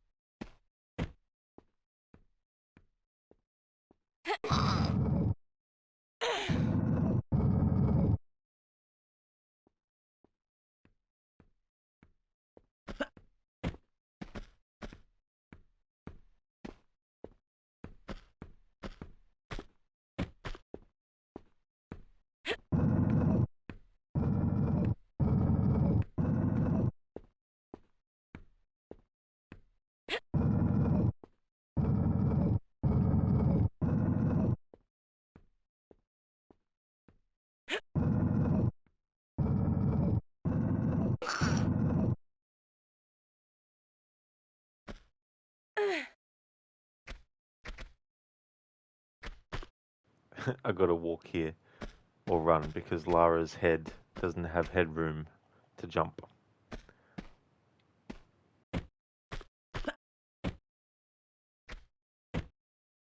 Aha.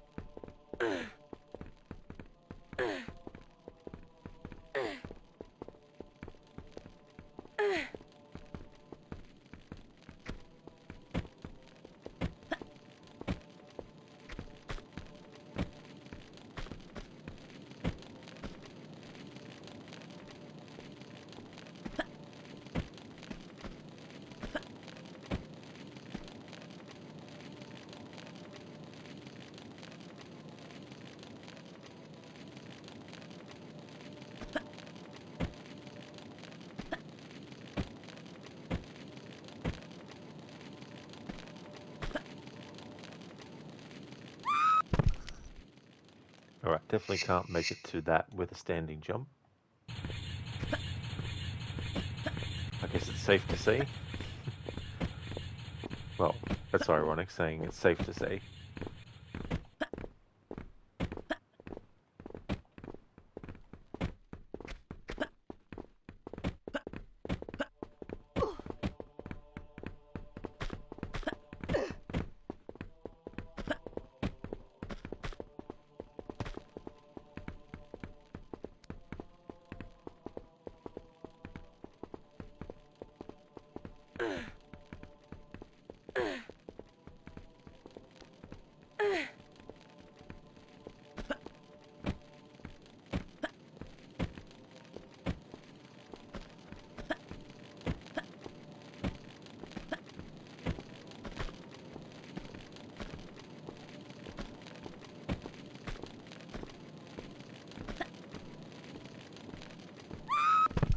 Oops.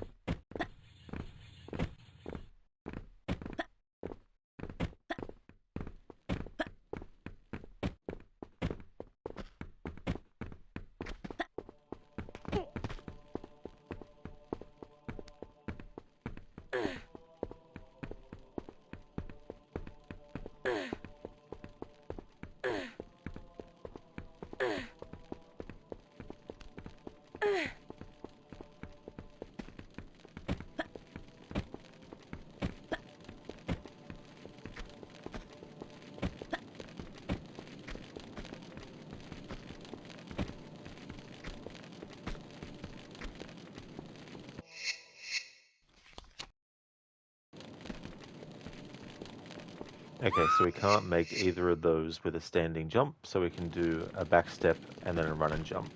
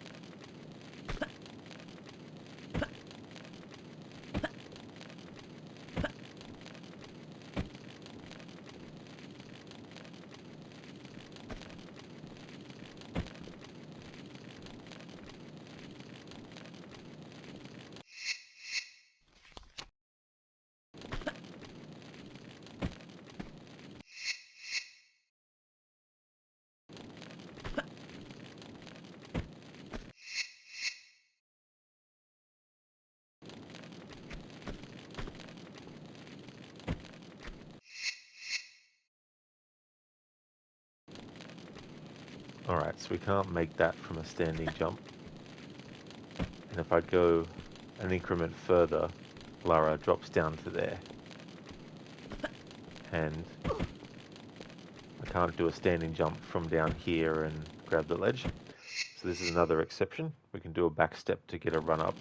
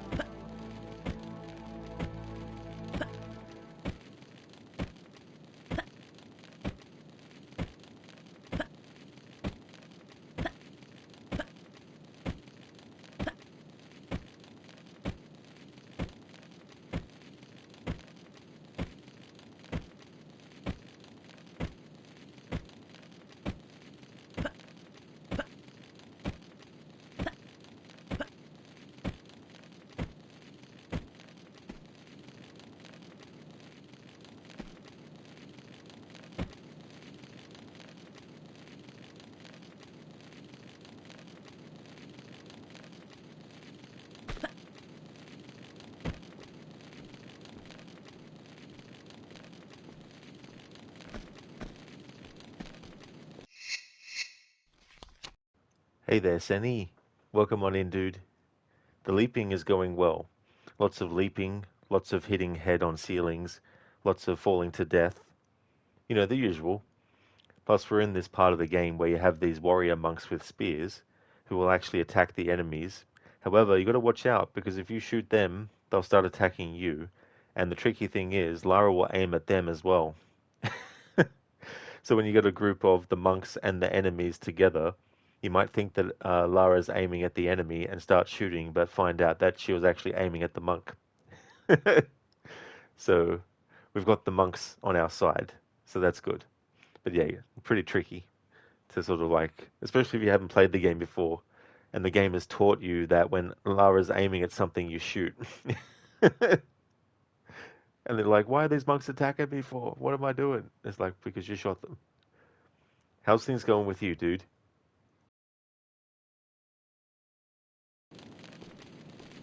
Crooked, I'm not sure bumping your head against the ceiling repeatedly is recommended.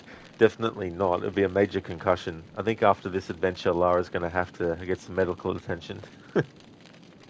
Definitely good to have the monks on your side. It really is handy.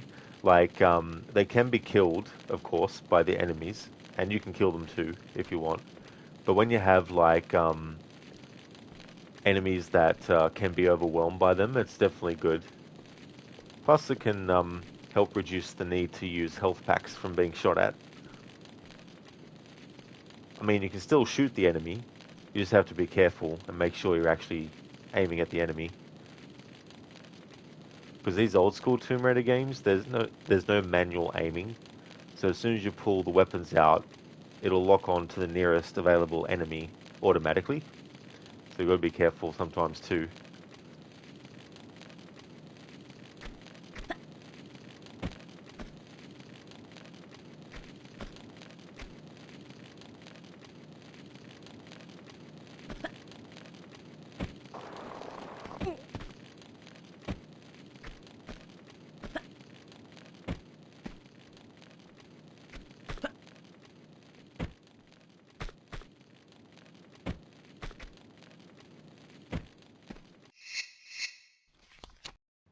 Crooked, the doctors have probably never seen a concussion like that.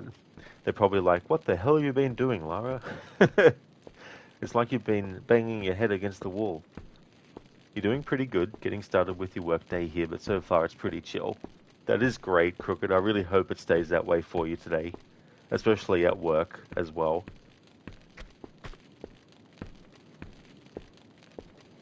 How's Red Dead Redemption 2 coming along with the checklist? Is there anything yet that you've sort of come across that you think to yourself, oh, this is going to be annoying to do, or because there's definitely some time-consuming things that need to be done.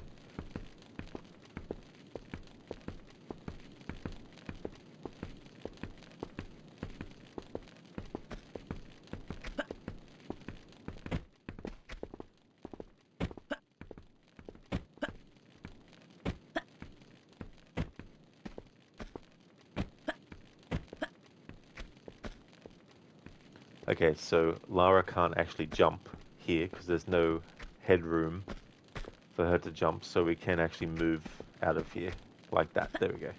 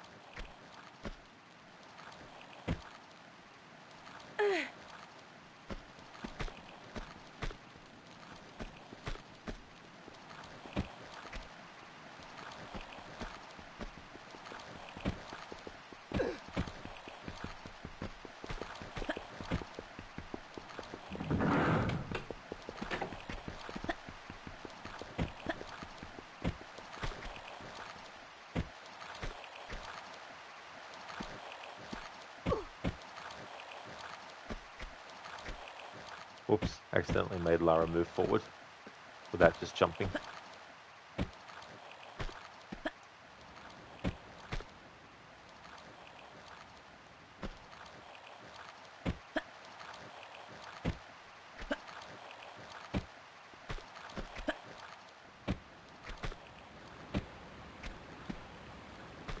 Oops, accidentally made a step back as well.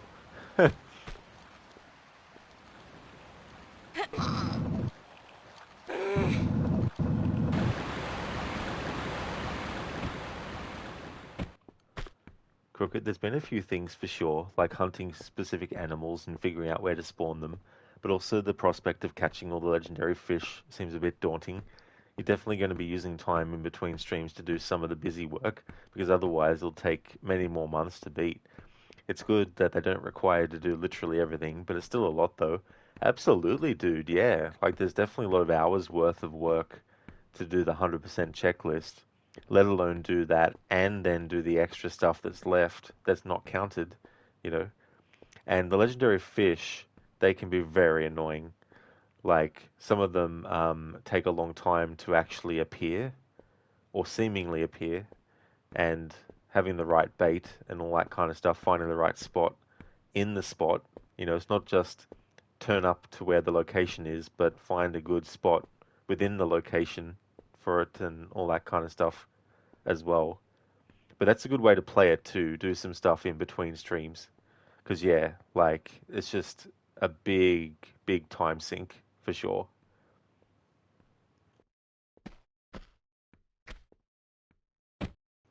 Crooked, yeah, you're basically using guides for those kind of activities because you don't want to stand there for an hour not catching anything. Exactly, Crooked. You know, and there's no shame in using like a guide to help with getting the checklist done because it's not like there's a cheat code that gives you the 100% checklist completed. You still have to actually get in there in the game world and do what's required to actually achieve, especially to like the rock carvings and also the dream catchers and stuff, dinosaur bones.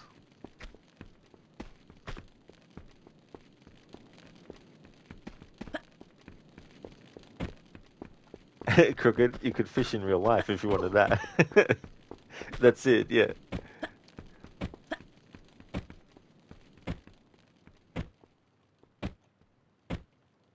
It's funny actually, Crooked, when you go fishing with Hosea and Dutch, if you choose to, obviously it's optional, but they tell that story about how Arthur went out to get some fish and he spent hours and hours trying to get some, and he finally came back with some and they ate it and they had a great time and they all praised him for it. And then the next day or whatever, they were in another town or the town that was close to them, and the guy who sells fish was like yelling out, asking him if he enjoyed the fish that he sold him. I thought that was quite funny.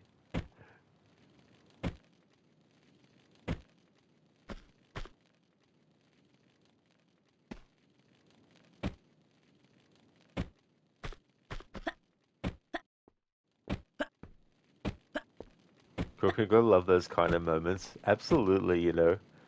It also adds a bit more to the camaraderie between Dutch and Arthur and Hosea.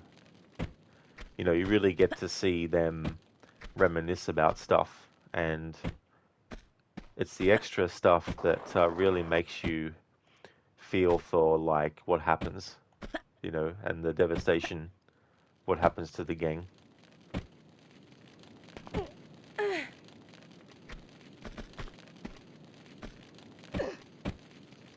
Because you love when you fish with Kieran and then there's the naked dude swimming by all of a sudden. Exactly random stuff like that, you know, and Arthur's like, is that why you like to come to this fishing spot?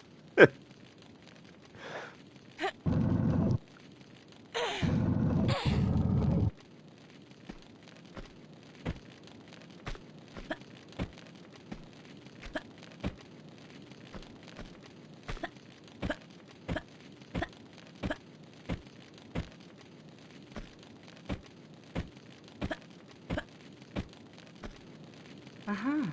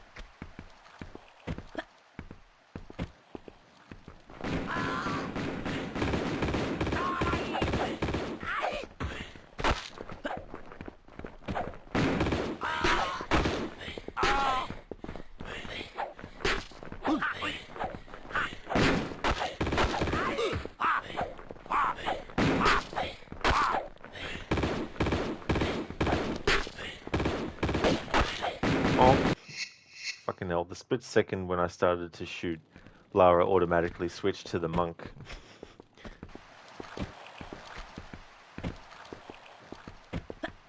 Crooked sounds like a kung fu movie. Oh yeah, that's a good way to put it.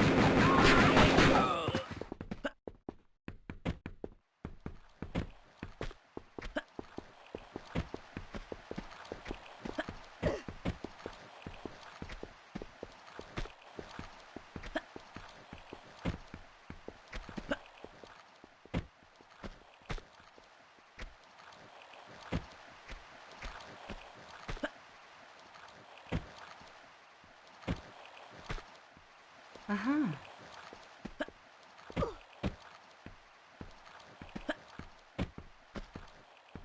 Uh-huh.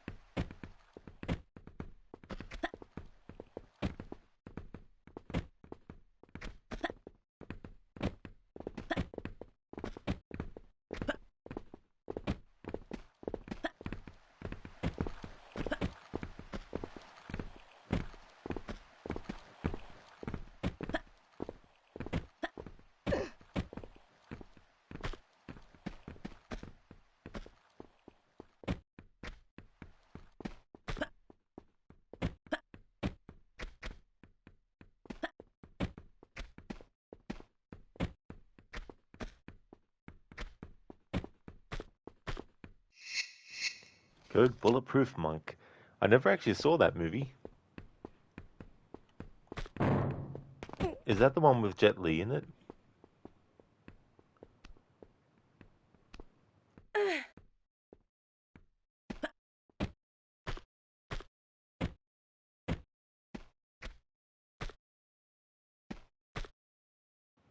Actually, that reminds me there was that Rise to Honor game that had Jet Li in it.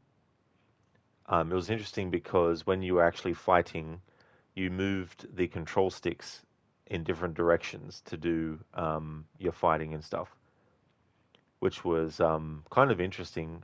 I never finished the game though, I don't think. Code, it's decent. Goes okay with medium food coma. Oh, does it? That could be like a series of videos to do. What movies go well with a medium food coma?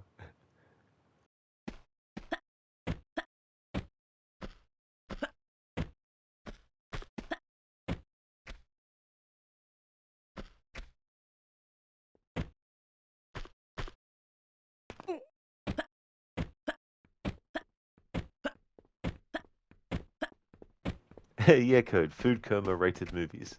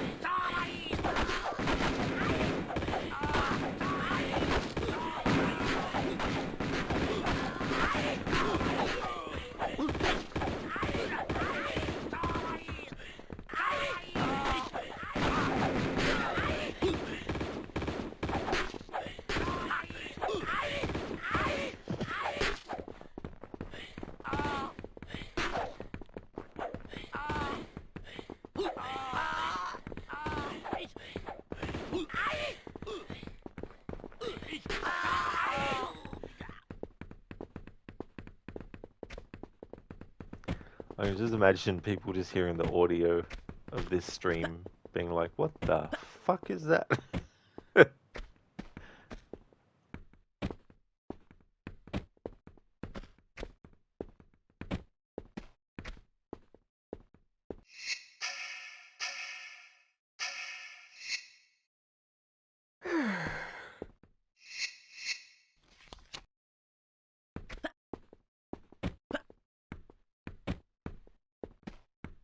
Uh-huh.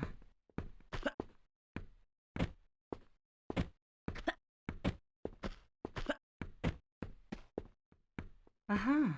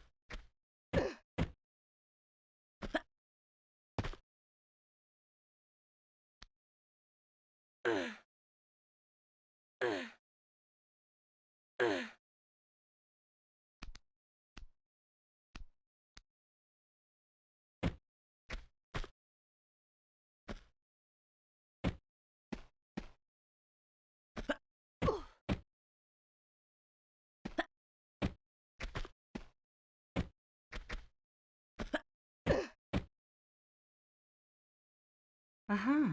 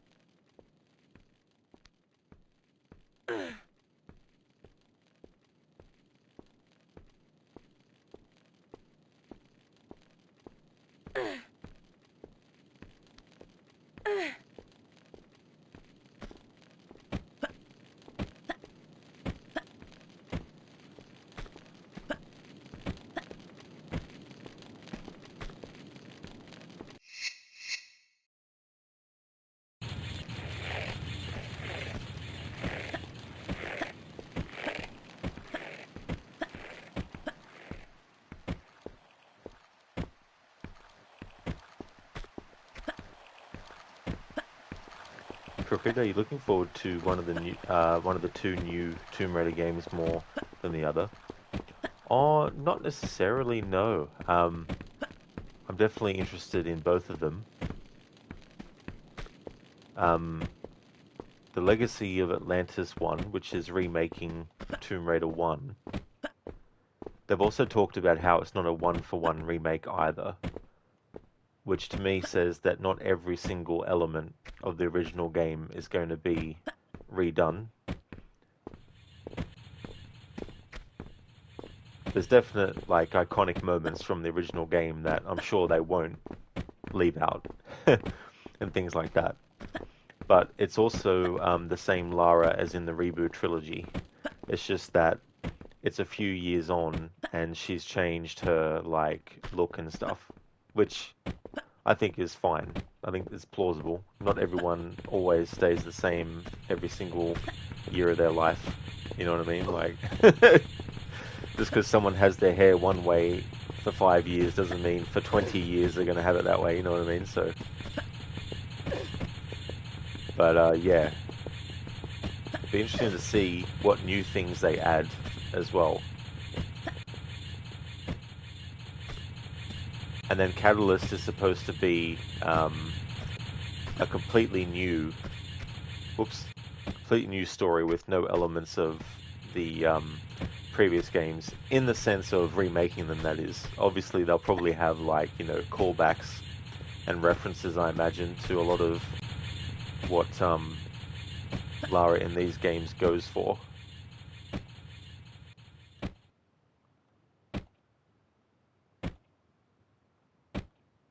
But I'm glad that they're going the route of not making the reboot Lara and classic Lara find an artifact in their respective universes and both touch it at the same time and then get morphed into one. Like, I'm glad they didn't do any stupid magic stuff like that.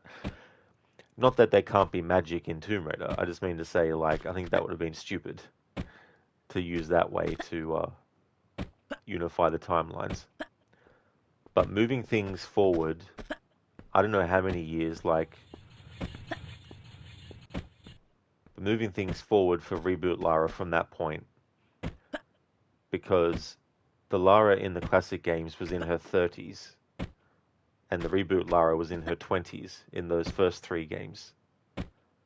And so, however many years on from Shadow of the Tomb Raider, it's plausible that she could also be the same Lara in a way, I guess, but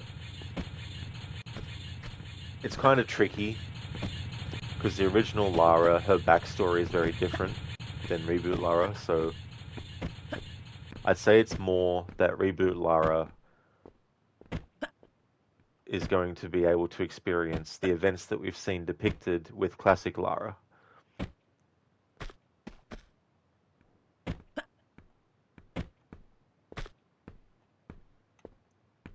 Okay, that can be tricky to handle for sure, remaking the original game but altering certain elements.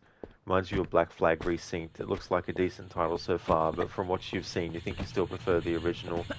Yeah, that's the tricky thing, because, like, with a remake, you don't want it to be 100% the same, but you don't want them to completely change things. And it's harder with Assassin's Creed because things are supposed to be more concretely defined as chronological and canonical, you know. Whereas with the Tomb Raider games, there's a little bit of leeway with the canon of stuff. I mean, there's some rigidity that I think they should follow. But yeah, Assassin's Creed is a different beast because it's all supposed to be cohesively connected. And it's all in the same universe. So if you're remaking one game, then there might be changes that mean you have to make changes to other games in the series you remake. And then all of a sudden, when you still have original versions that haven't been remade yet, and people who played the remake were interested in finding out what the other ones were like that haven't been remade yet, then they're going to be like confused. Because if there's stuff in the remakes that doesn't make sense with what was in the original, then they're going to be really confused as to everything.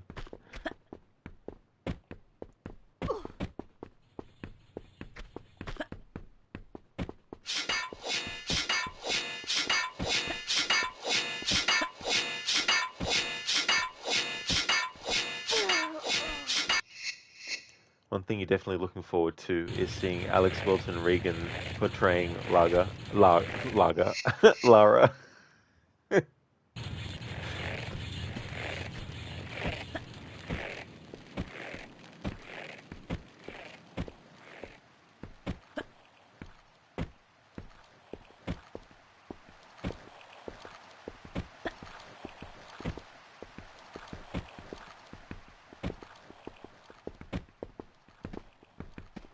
One of the other aspects of Lara, that I think Alex will do really great at is Lara is also someone who doesn't take bullshit. And Alex showed that she can definitely play a character who has that kind of thing going on too with Aya from Assassin's Creed Origins. Because, yeah, you don't want to be fucking with Aya, like I tell you now. So, yeah, there's that aspect of the character that I think she'll do really well. There's also that playful side that the character has too, and we see that with Aya as well.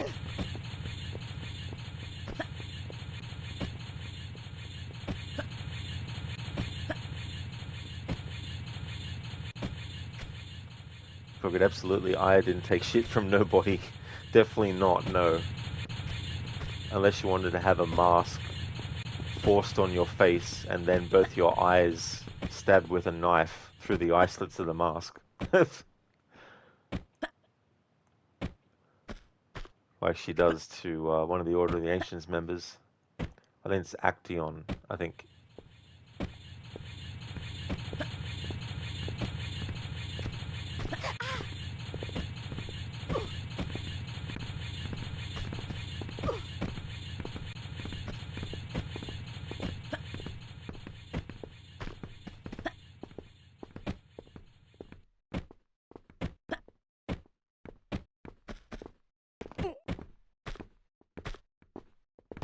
I mean, that's something too that the reboot version of Lara shared with classic Lara was that, when push came to shove, you better look out because if you're the aggressor, it's not going to end well for you.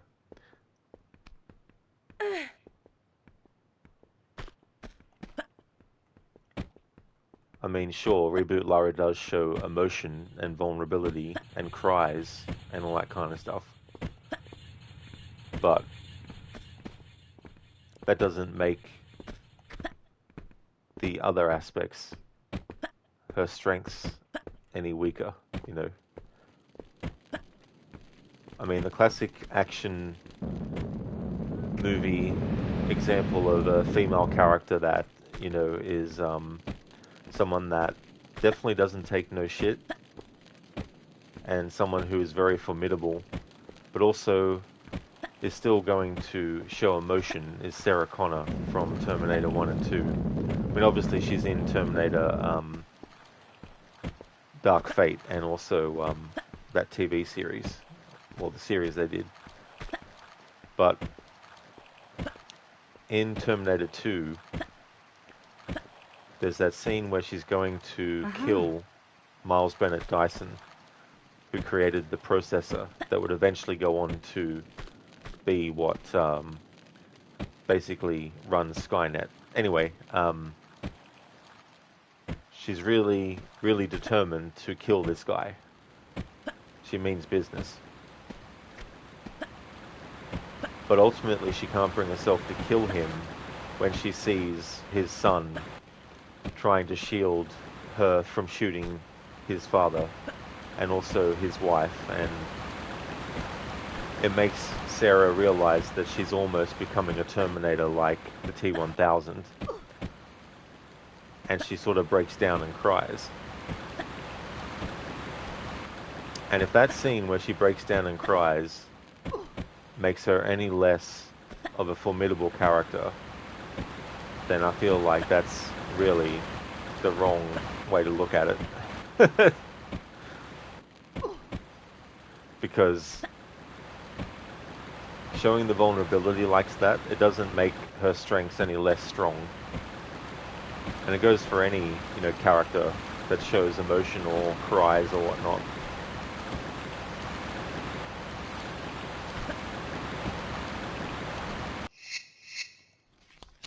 Crooked, you was really confused for a second there. The singer Sarah Connor acted in one of the Tomb Raider games, then you googled the character.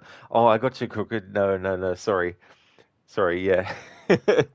Yeah, Sarah Connor from the Terminator franchise.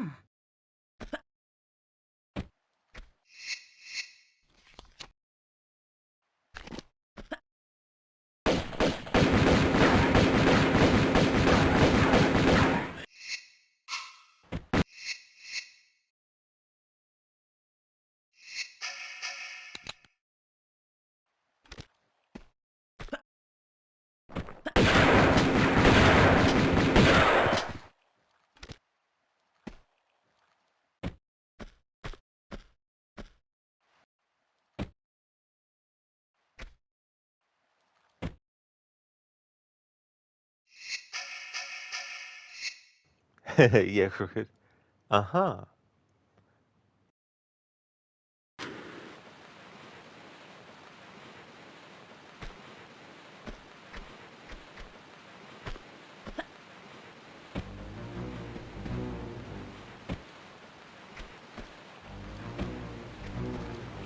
Uh-huh.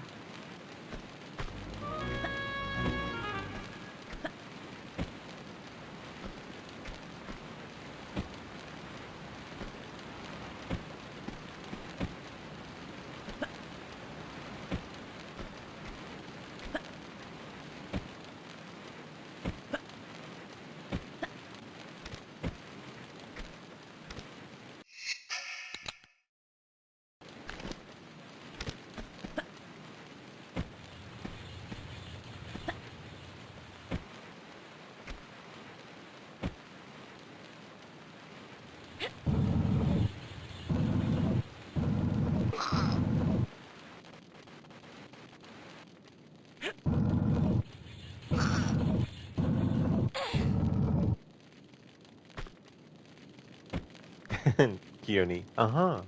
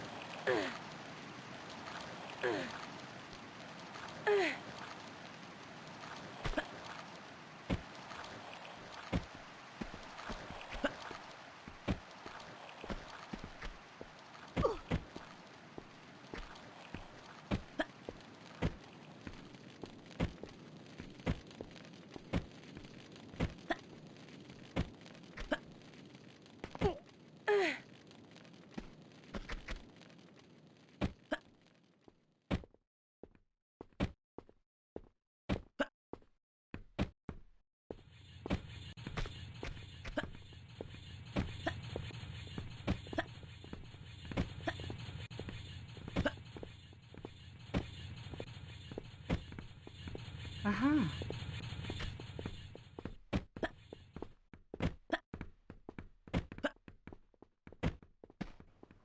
Lara won't survive the fall if I just jump down that hole there, so I'm allowed to do a back step and then grab and hold, and then drop.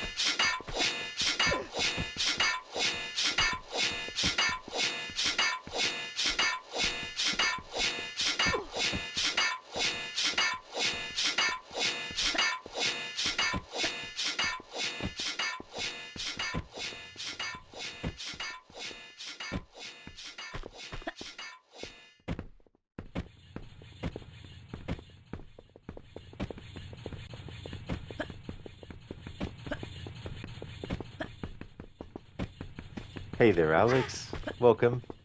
Thank you very much for the lurking. You swear you'd lose your shit playing this? Looks so rage-inducing. Oh, Alex, definitely wouldn't recommend doing this challenge. If it's your first time playing, that is for sure. I mean, the games can be very tricky and difficult enough as it is, let alone adding this kind of thing on top. Thank you so much for the lurking. Appreciate it. I hope things are going well. Code there would be a steady row of controller-sized holes in the wall and the ceiling. Takes a lot of patience too as well.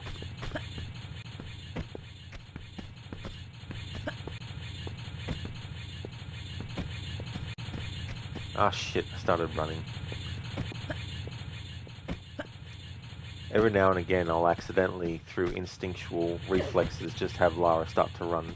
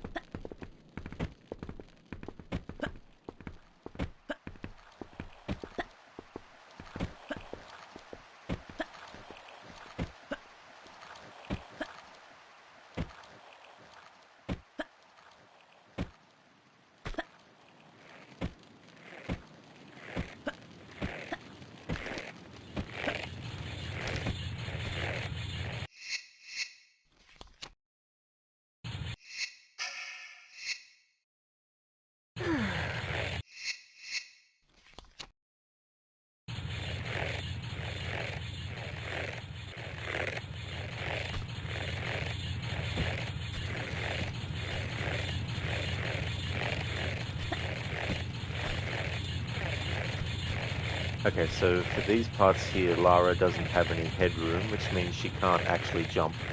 So we can move forward in that situation.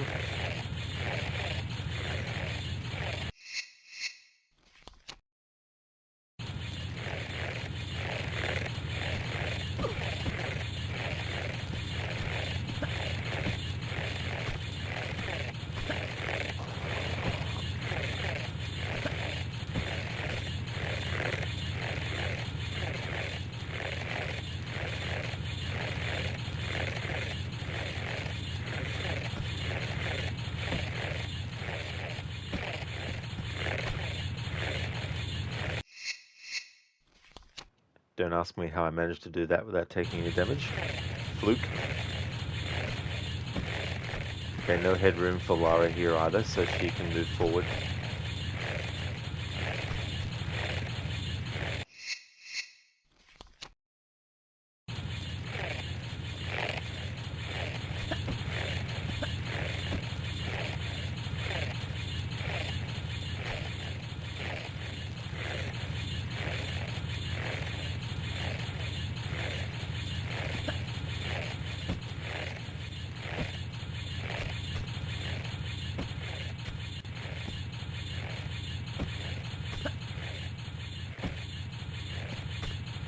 Aha.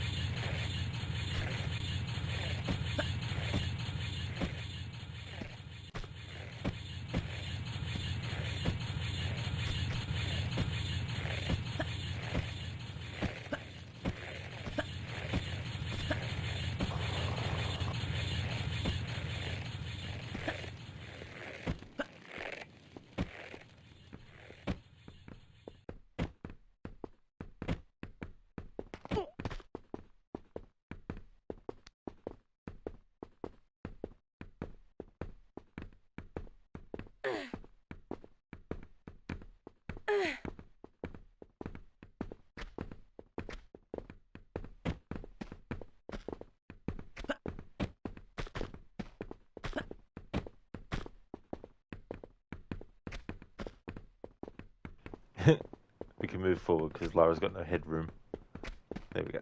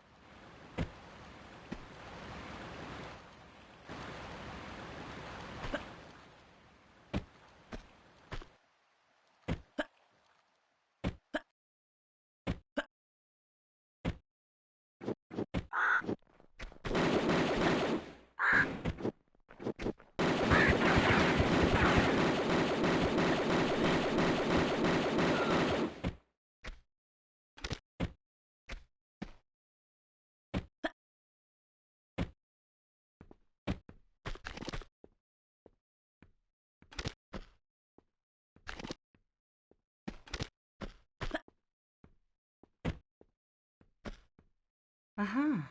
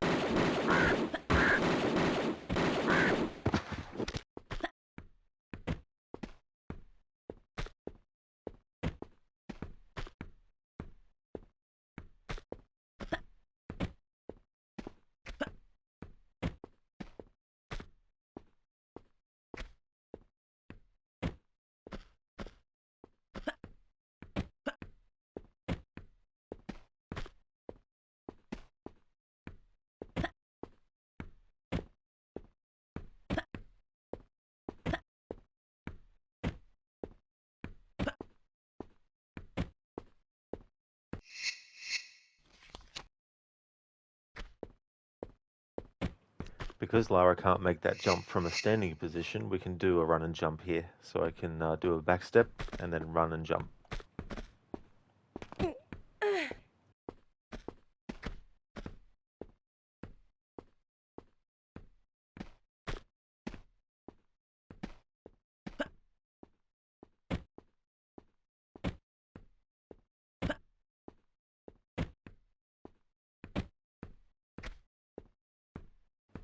And the same for this as well. Can do a backstep and run and jump.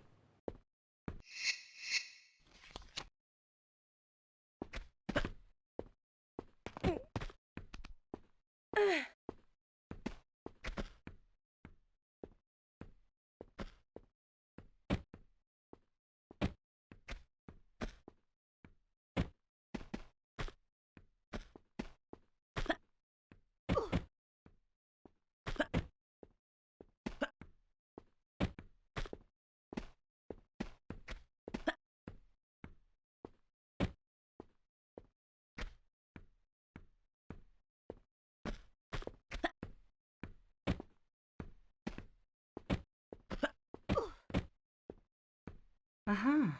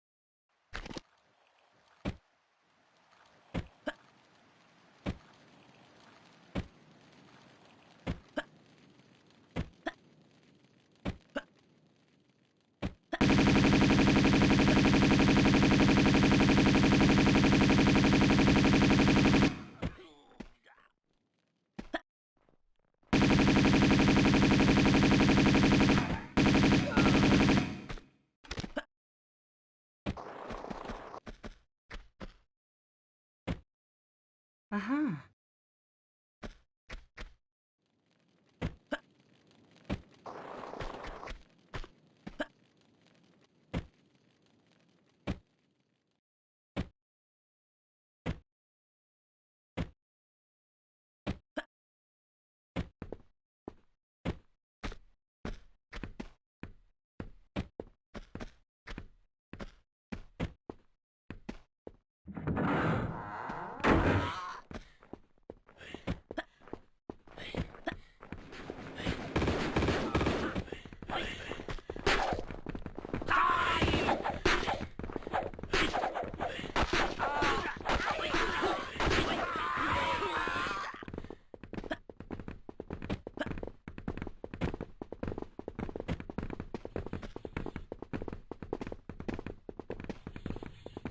Indeed, Code. Shish kebab. That is true. They picked the wrong warrior monks to mess with.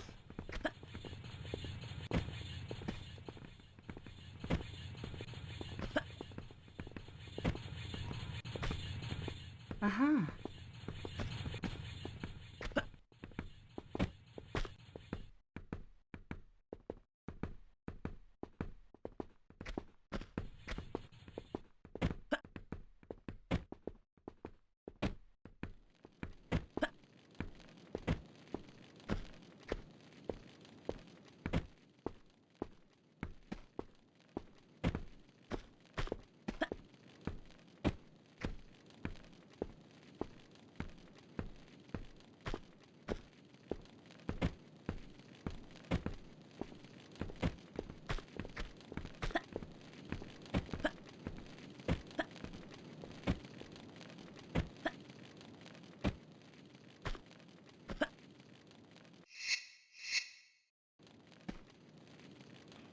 Code and now instantly going back to Ace Ventura again.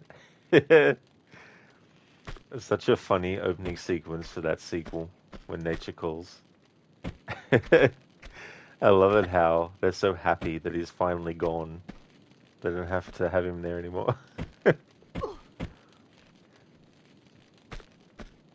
like how he says, I'm yet to attain intergalactic oneness. And the guy's like, there, you just obtained it. And he gives him his medallion. And Ventura's like, this took you 80 years to achieve. And he's like, it's okay, I don't want it anymore. Anything just to get rid of him.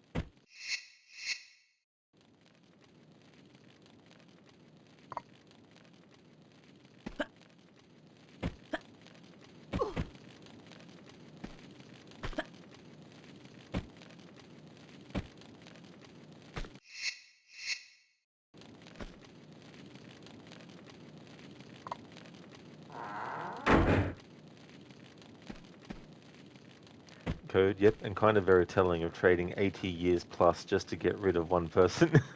That's true as well. And then you got that part where you got all the steps and he's like, wants to use the slinky and goes down all the steps but then stops at the last one. He's like, gets pissed off and is like, can we do this again? And then the guy's like, we really must be going. He's like, fine, let's do all the things that you want to do. He's most likely spent hours just waiting for the slinky to go down the stairs.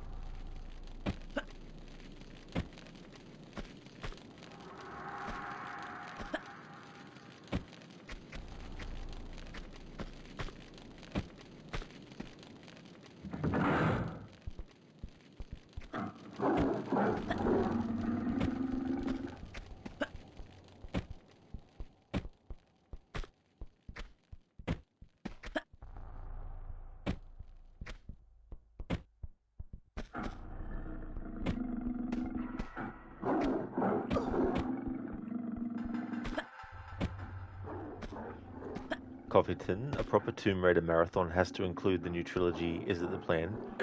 Well, if by new you mean the reboot trilogy from 2013, yeah, I definitely will be doing those too. All 12 mainline entries.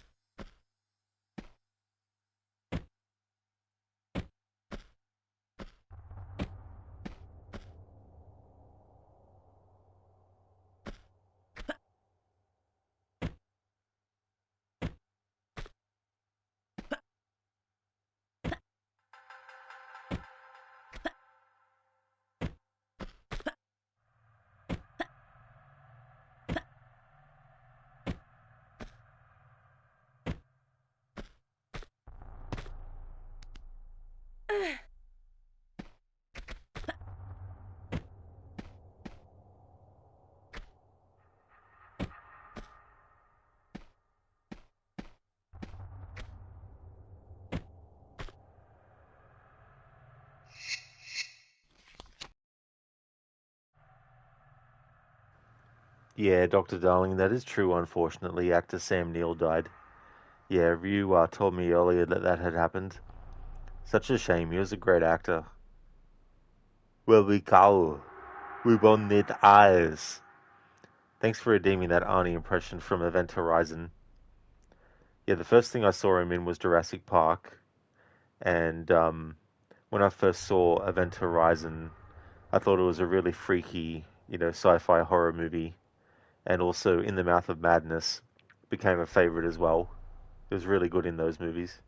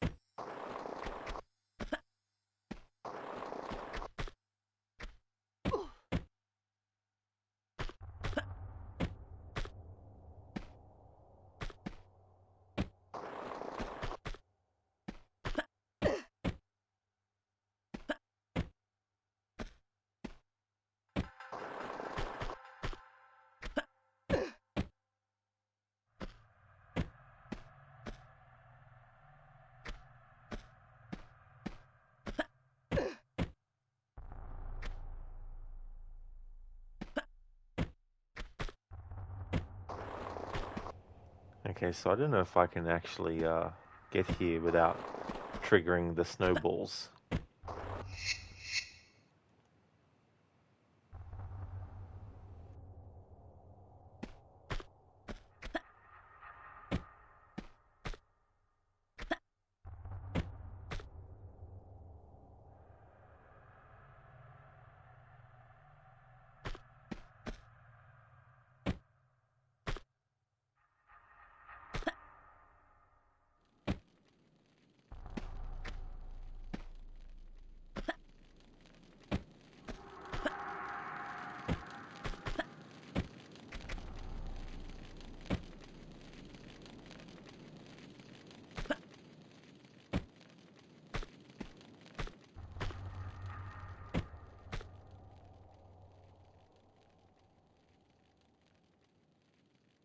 Where?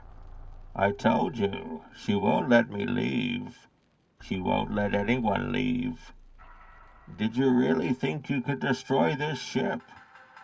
She's defied space and time.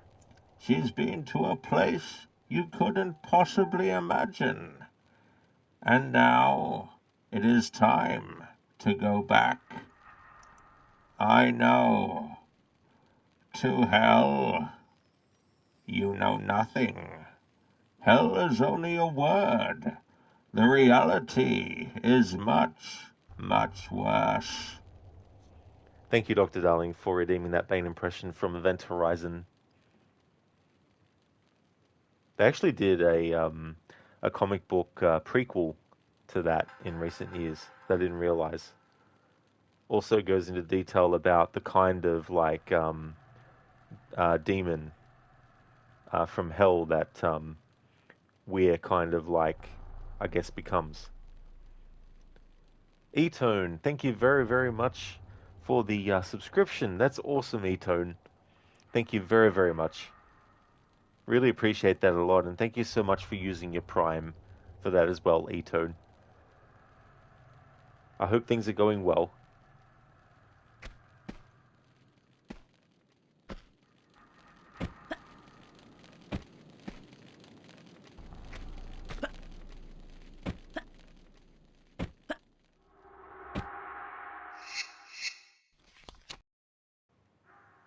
Cheers, Etone. And yeah, so those subscriber emotes, the Lara Jam, that's one of my favorite newer ones.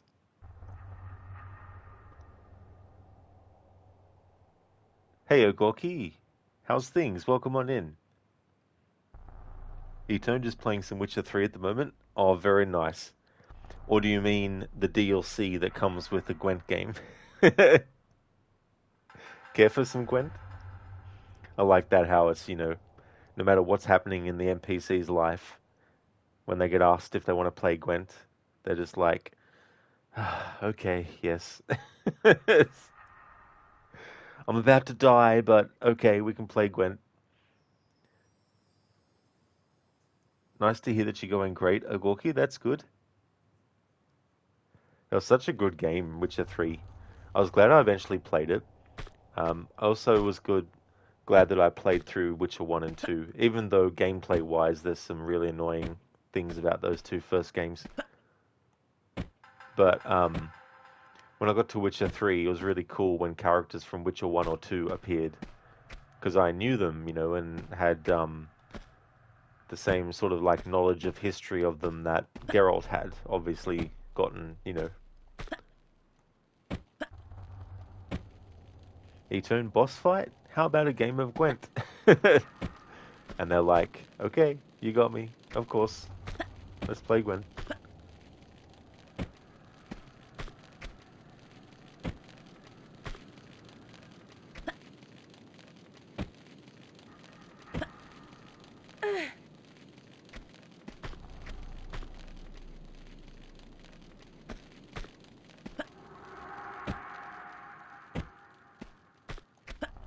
Coffeeton, waiting for the new DLC to be released to replay The Witcher 3. That is true. Yeah, it's going to be interesting, especially so many years afterwards. But that's cool too, that they're still adding content.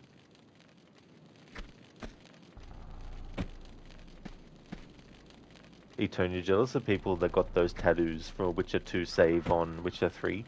You never played 1 or 2? Oh yeah, Etone, that was the other thing, wasn't it? Yeah.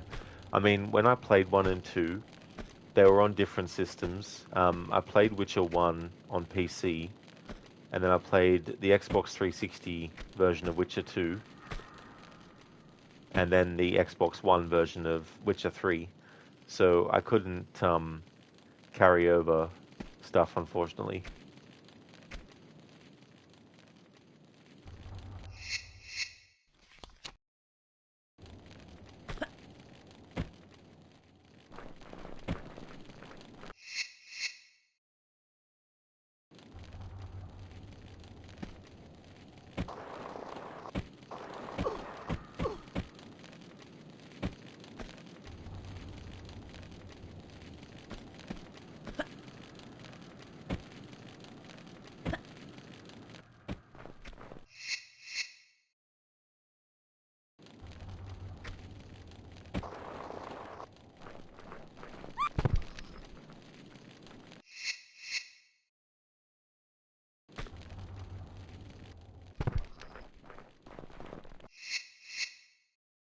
They're like, dude, never mind. Don't have to worry. She's already dead, guys. Bye bye.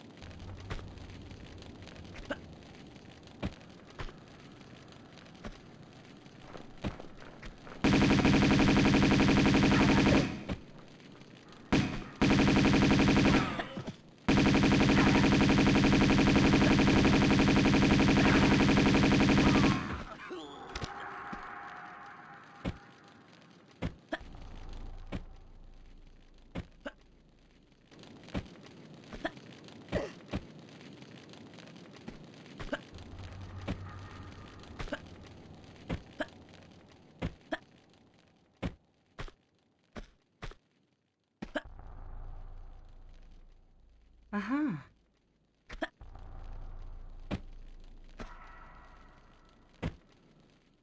Uh-huh.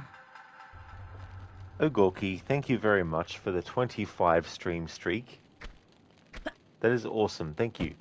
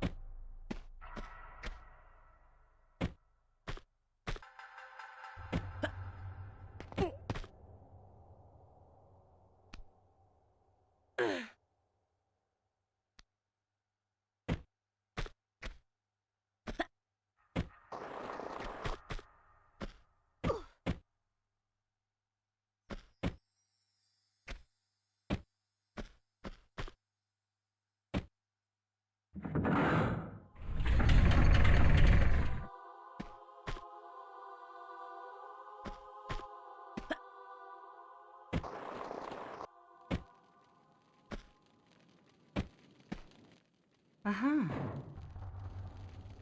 I've always thought that mask looks very similar to the Zora in the first Legend of Zelda game, the way that they were depicted.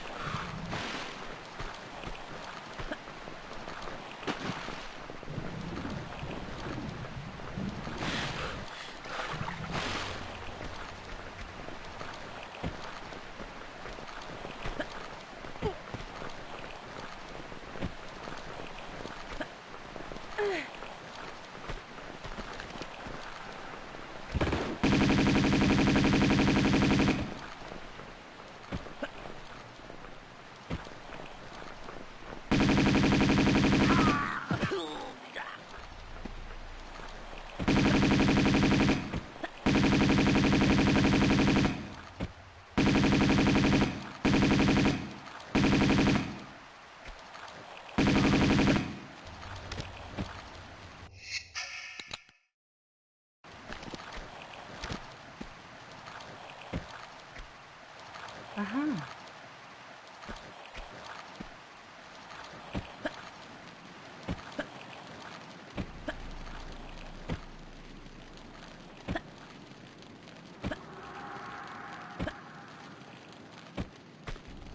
Uh-huh.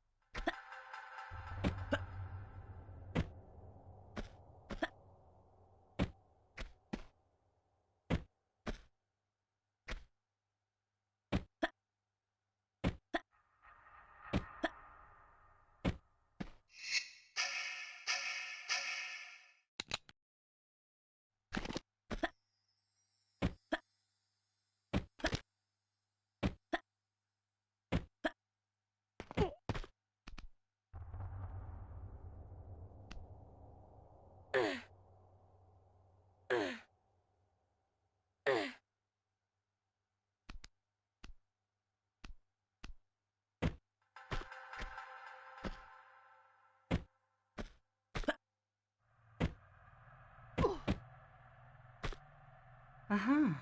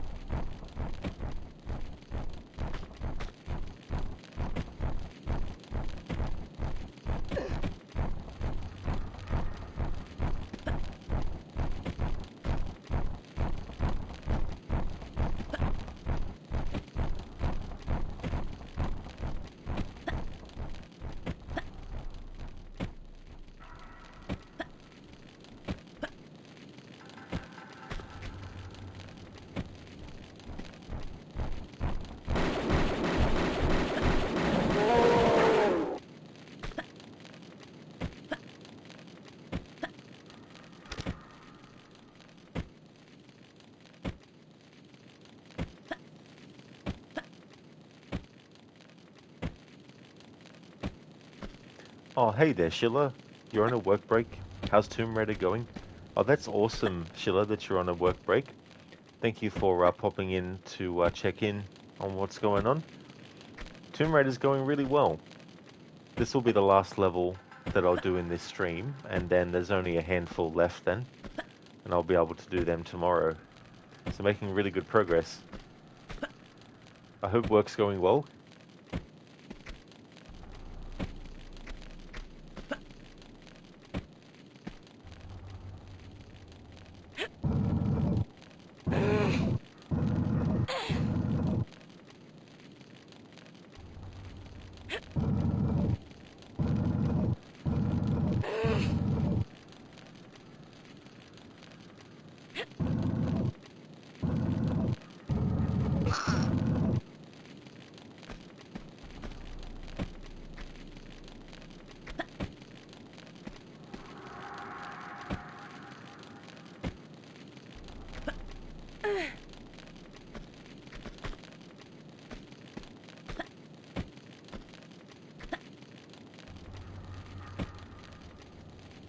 Whoops.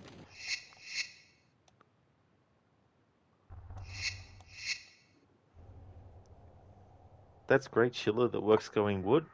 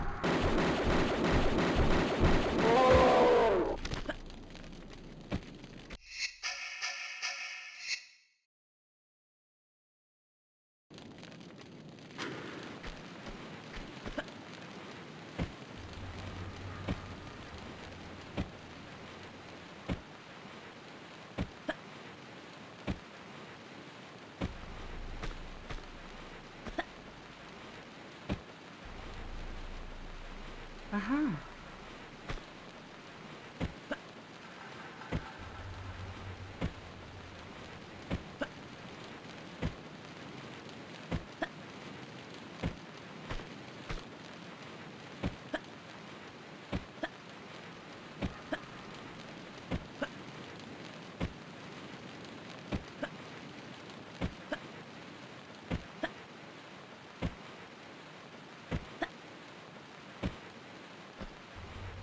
Uh-huh.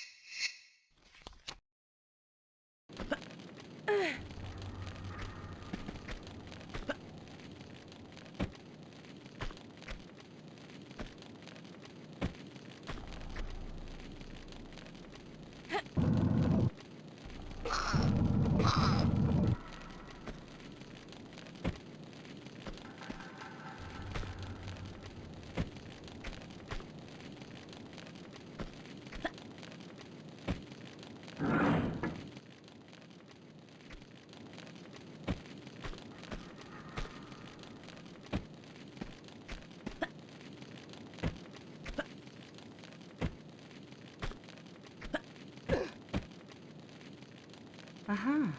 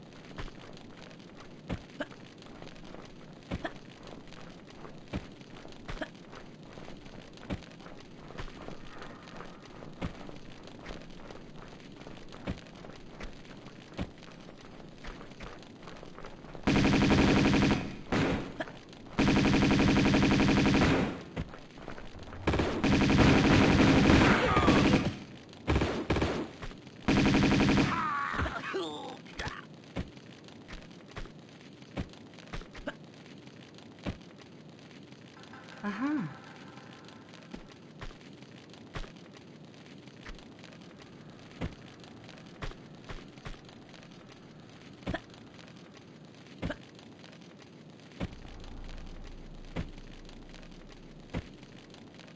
Uh-huh.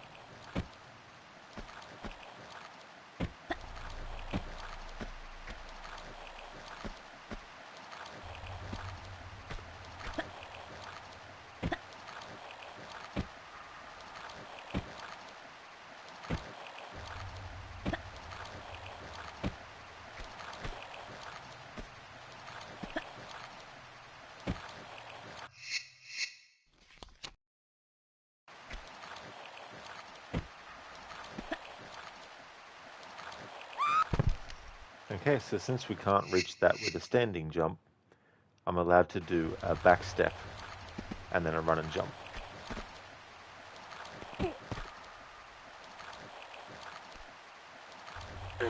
Yeah, crooked, very close. Sometimes the character model and her hands can literally be inches away from the edge of a ledge from a standing jump and will still not grab. So that can happen sometimes with some things. Copyton, close but no cigar. That is true, yes. As the saying goes.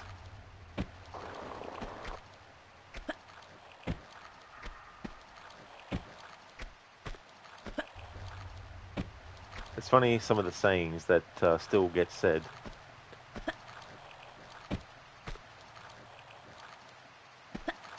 I mean, some get forgotten but changed into something that might have a different meaning or an extra meaning added.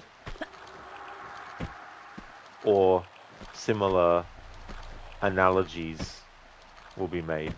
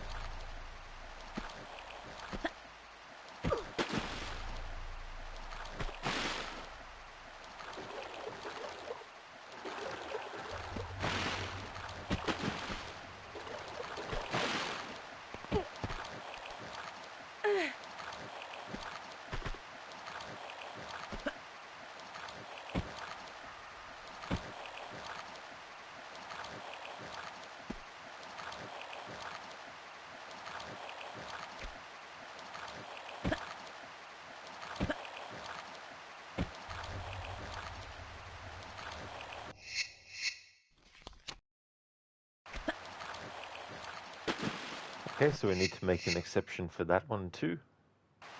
Can take a step back and do a run and jump.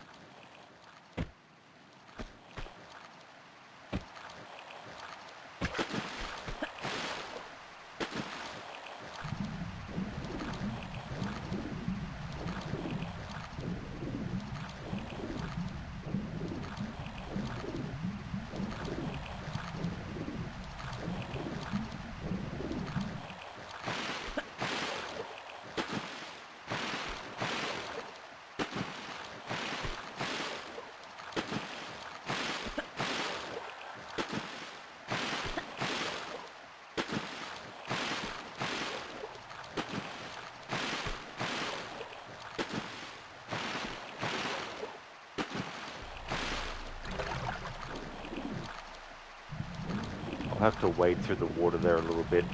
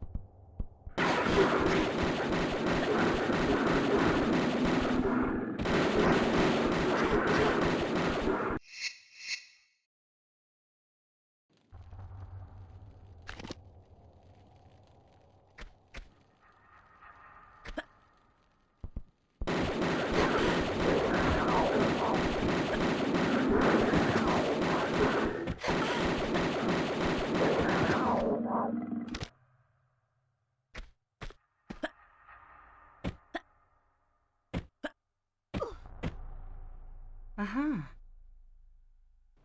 Crooked, this would be your dream farming spot for what you assume are cougars in Red Dead Redemption 2.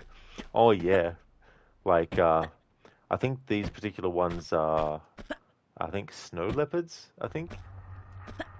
But still, your point stands. Like an area in Red Dead Redemption 2 where you just have infinitely spawning, Uh-huh. just be like, go here, get perfect pelts, done, craft what you need.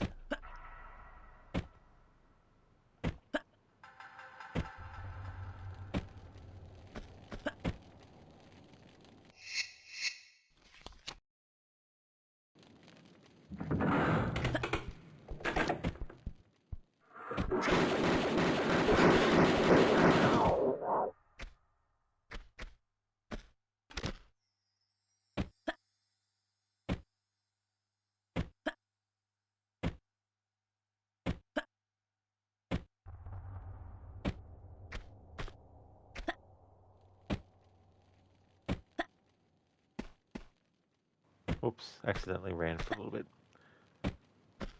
Alright, so I'm going to have to do a run and jump to get across this gap anyway.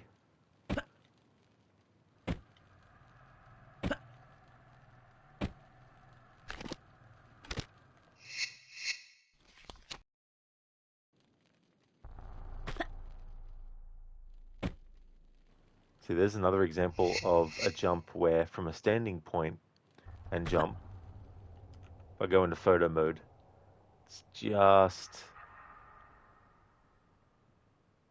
That's how much room difference we're talking.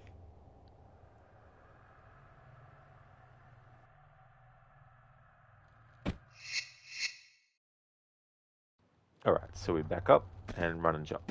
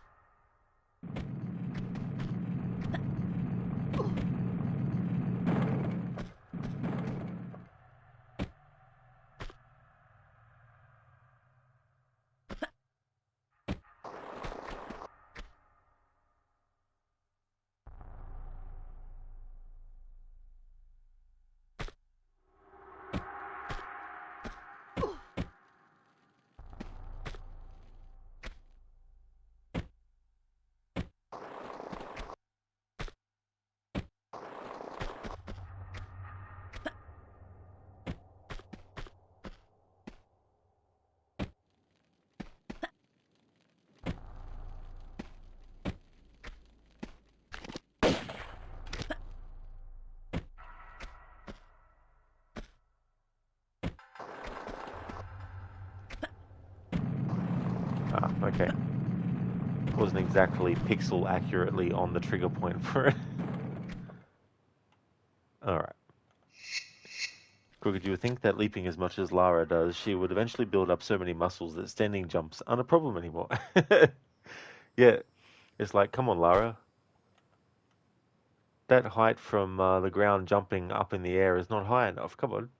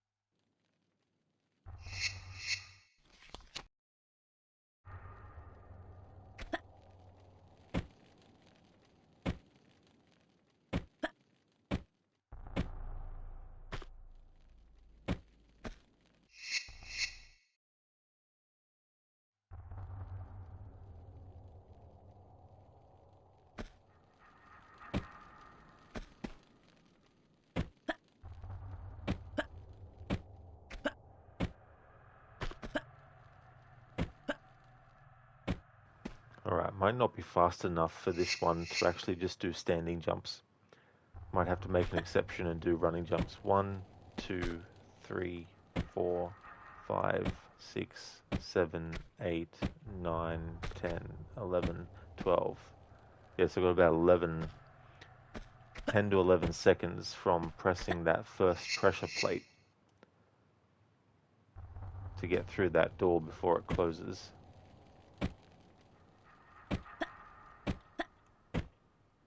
We've got spikes covering that entire square that Lara jumps into first when going through the door.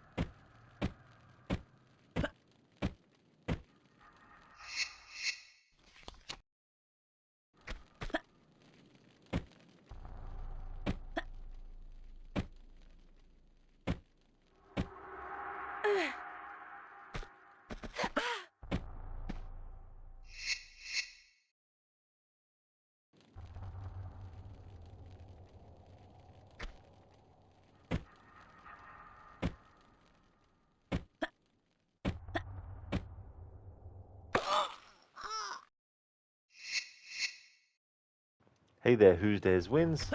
Good evening to you too. How's things?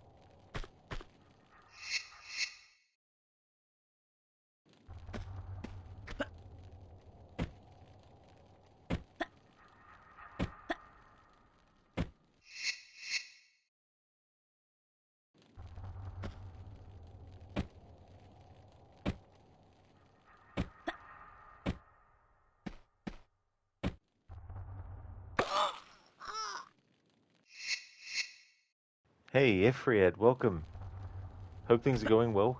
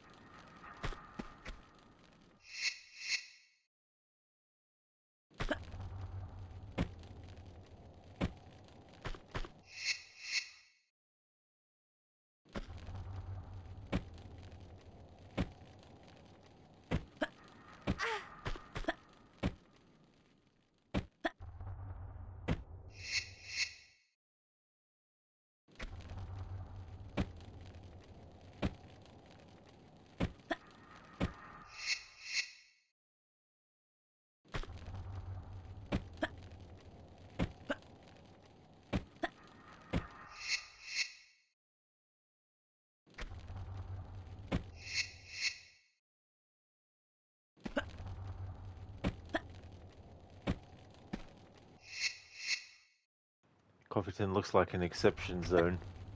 Definitely could become one, but there's got to be some trick to being able to do it just from standing.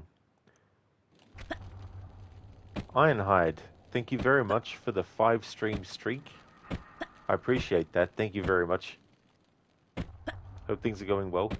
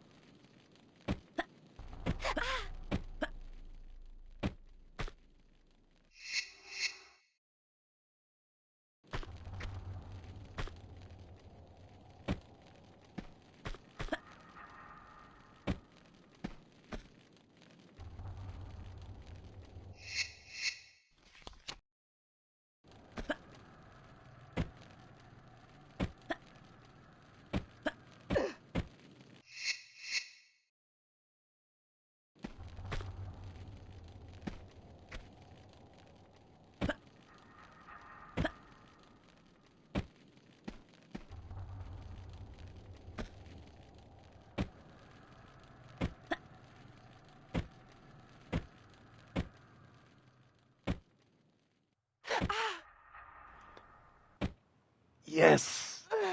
Oh no. Oh damn. Very fucking close. Actually got through there.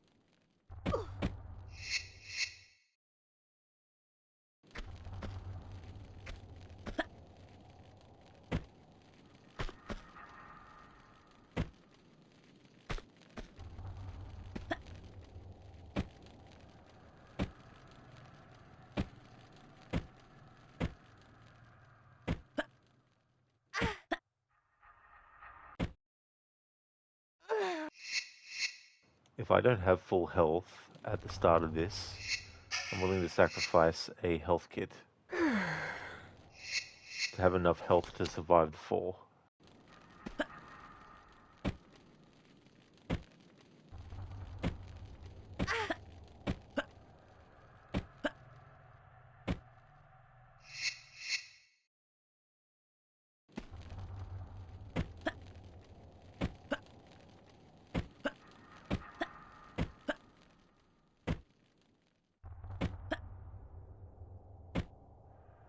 There we go. All right.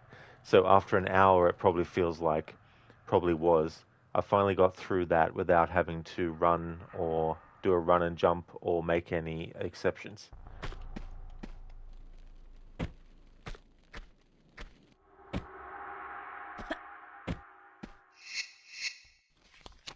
Not going to waste a health kit now because the level's almost done. There.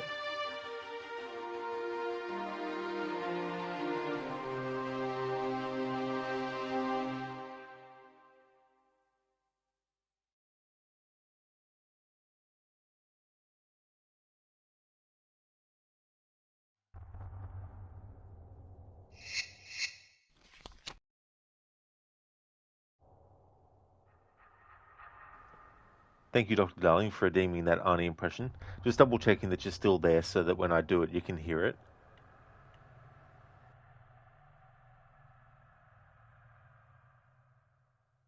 Thanks for the GGs, Zagorki. I know the timing was before I actually got it, but thank you so much, though, for the GGs.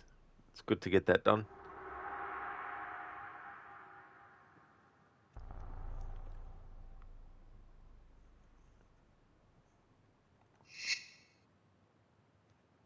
Is it low, is it? Unless the game volume is just interfering. I wasn't going to tell you this. I've been listening to the distress signal, and I, think I make a mistake in the translation. Go on. I thought it said, liberate me, save me, but it's not me. It's never gonna give you up, never gonna let you down, never gonna run around and desert you, never gonna make you cry, never gonna say goodbye, never gonna tell a lie and hurt you.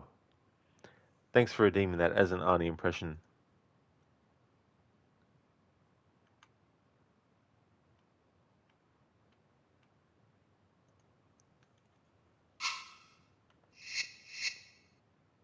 Ice Palace. Alright, so that's good. Getting up to that is good for this stream. That's where I'm going to end it. Thank you everyone for watching. I really appreciate it. Before I end, I'm going to give some shout outs to some streams that I'd like to recommend.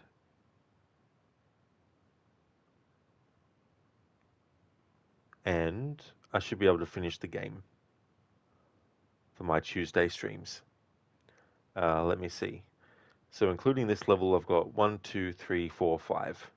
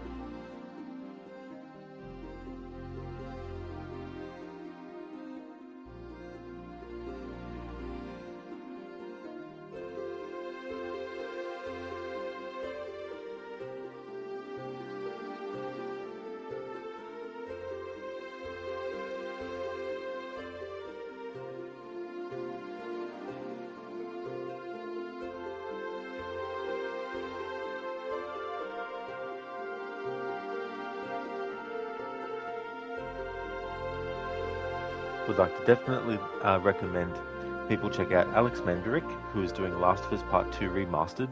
Arthuri was playing some Ghost of Yotai. Bootleg was doing Avon Colony. Inmita is going to be doing Quantum Break. Crocodiles is doing Red Dead Redemption 2 with a 100% checklist playthrough. Lucinda is doing the remake of Assassin's Creed Black Flag. Levy was doing some God of War 2018. Shillerlock is also doing Assassin's Creed Black Flag remake. Vegas has been playing through Killer Frequency, and Zamaxi is doing a playthrough of Assassin's Creed Black Flag Resynced, the remake. Thank you once again everyone for watching. If you see me streaming this again, then you know it's my Tuesday streams of it. It'll probably take, I think, maybe 1 or 2 more streams depending, because some of this stuff might take a long time. But yeah, got that done. That's all good in Mita for the stream and the shout out, dude. Absolutely no worries at all. Thanks for the GGs, E-Tone. Cheers. Thank you, Nofra. I definitely will, for sure. Hope you have a good one too.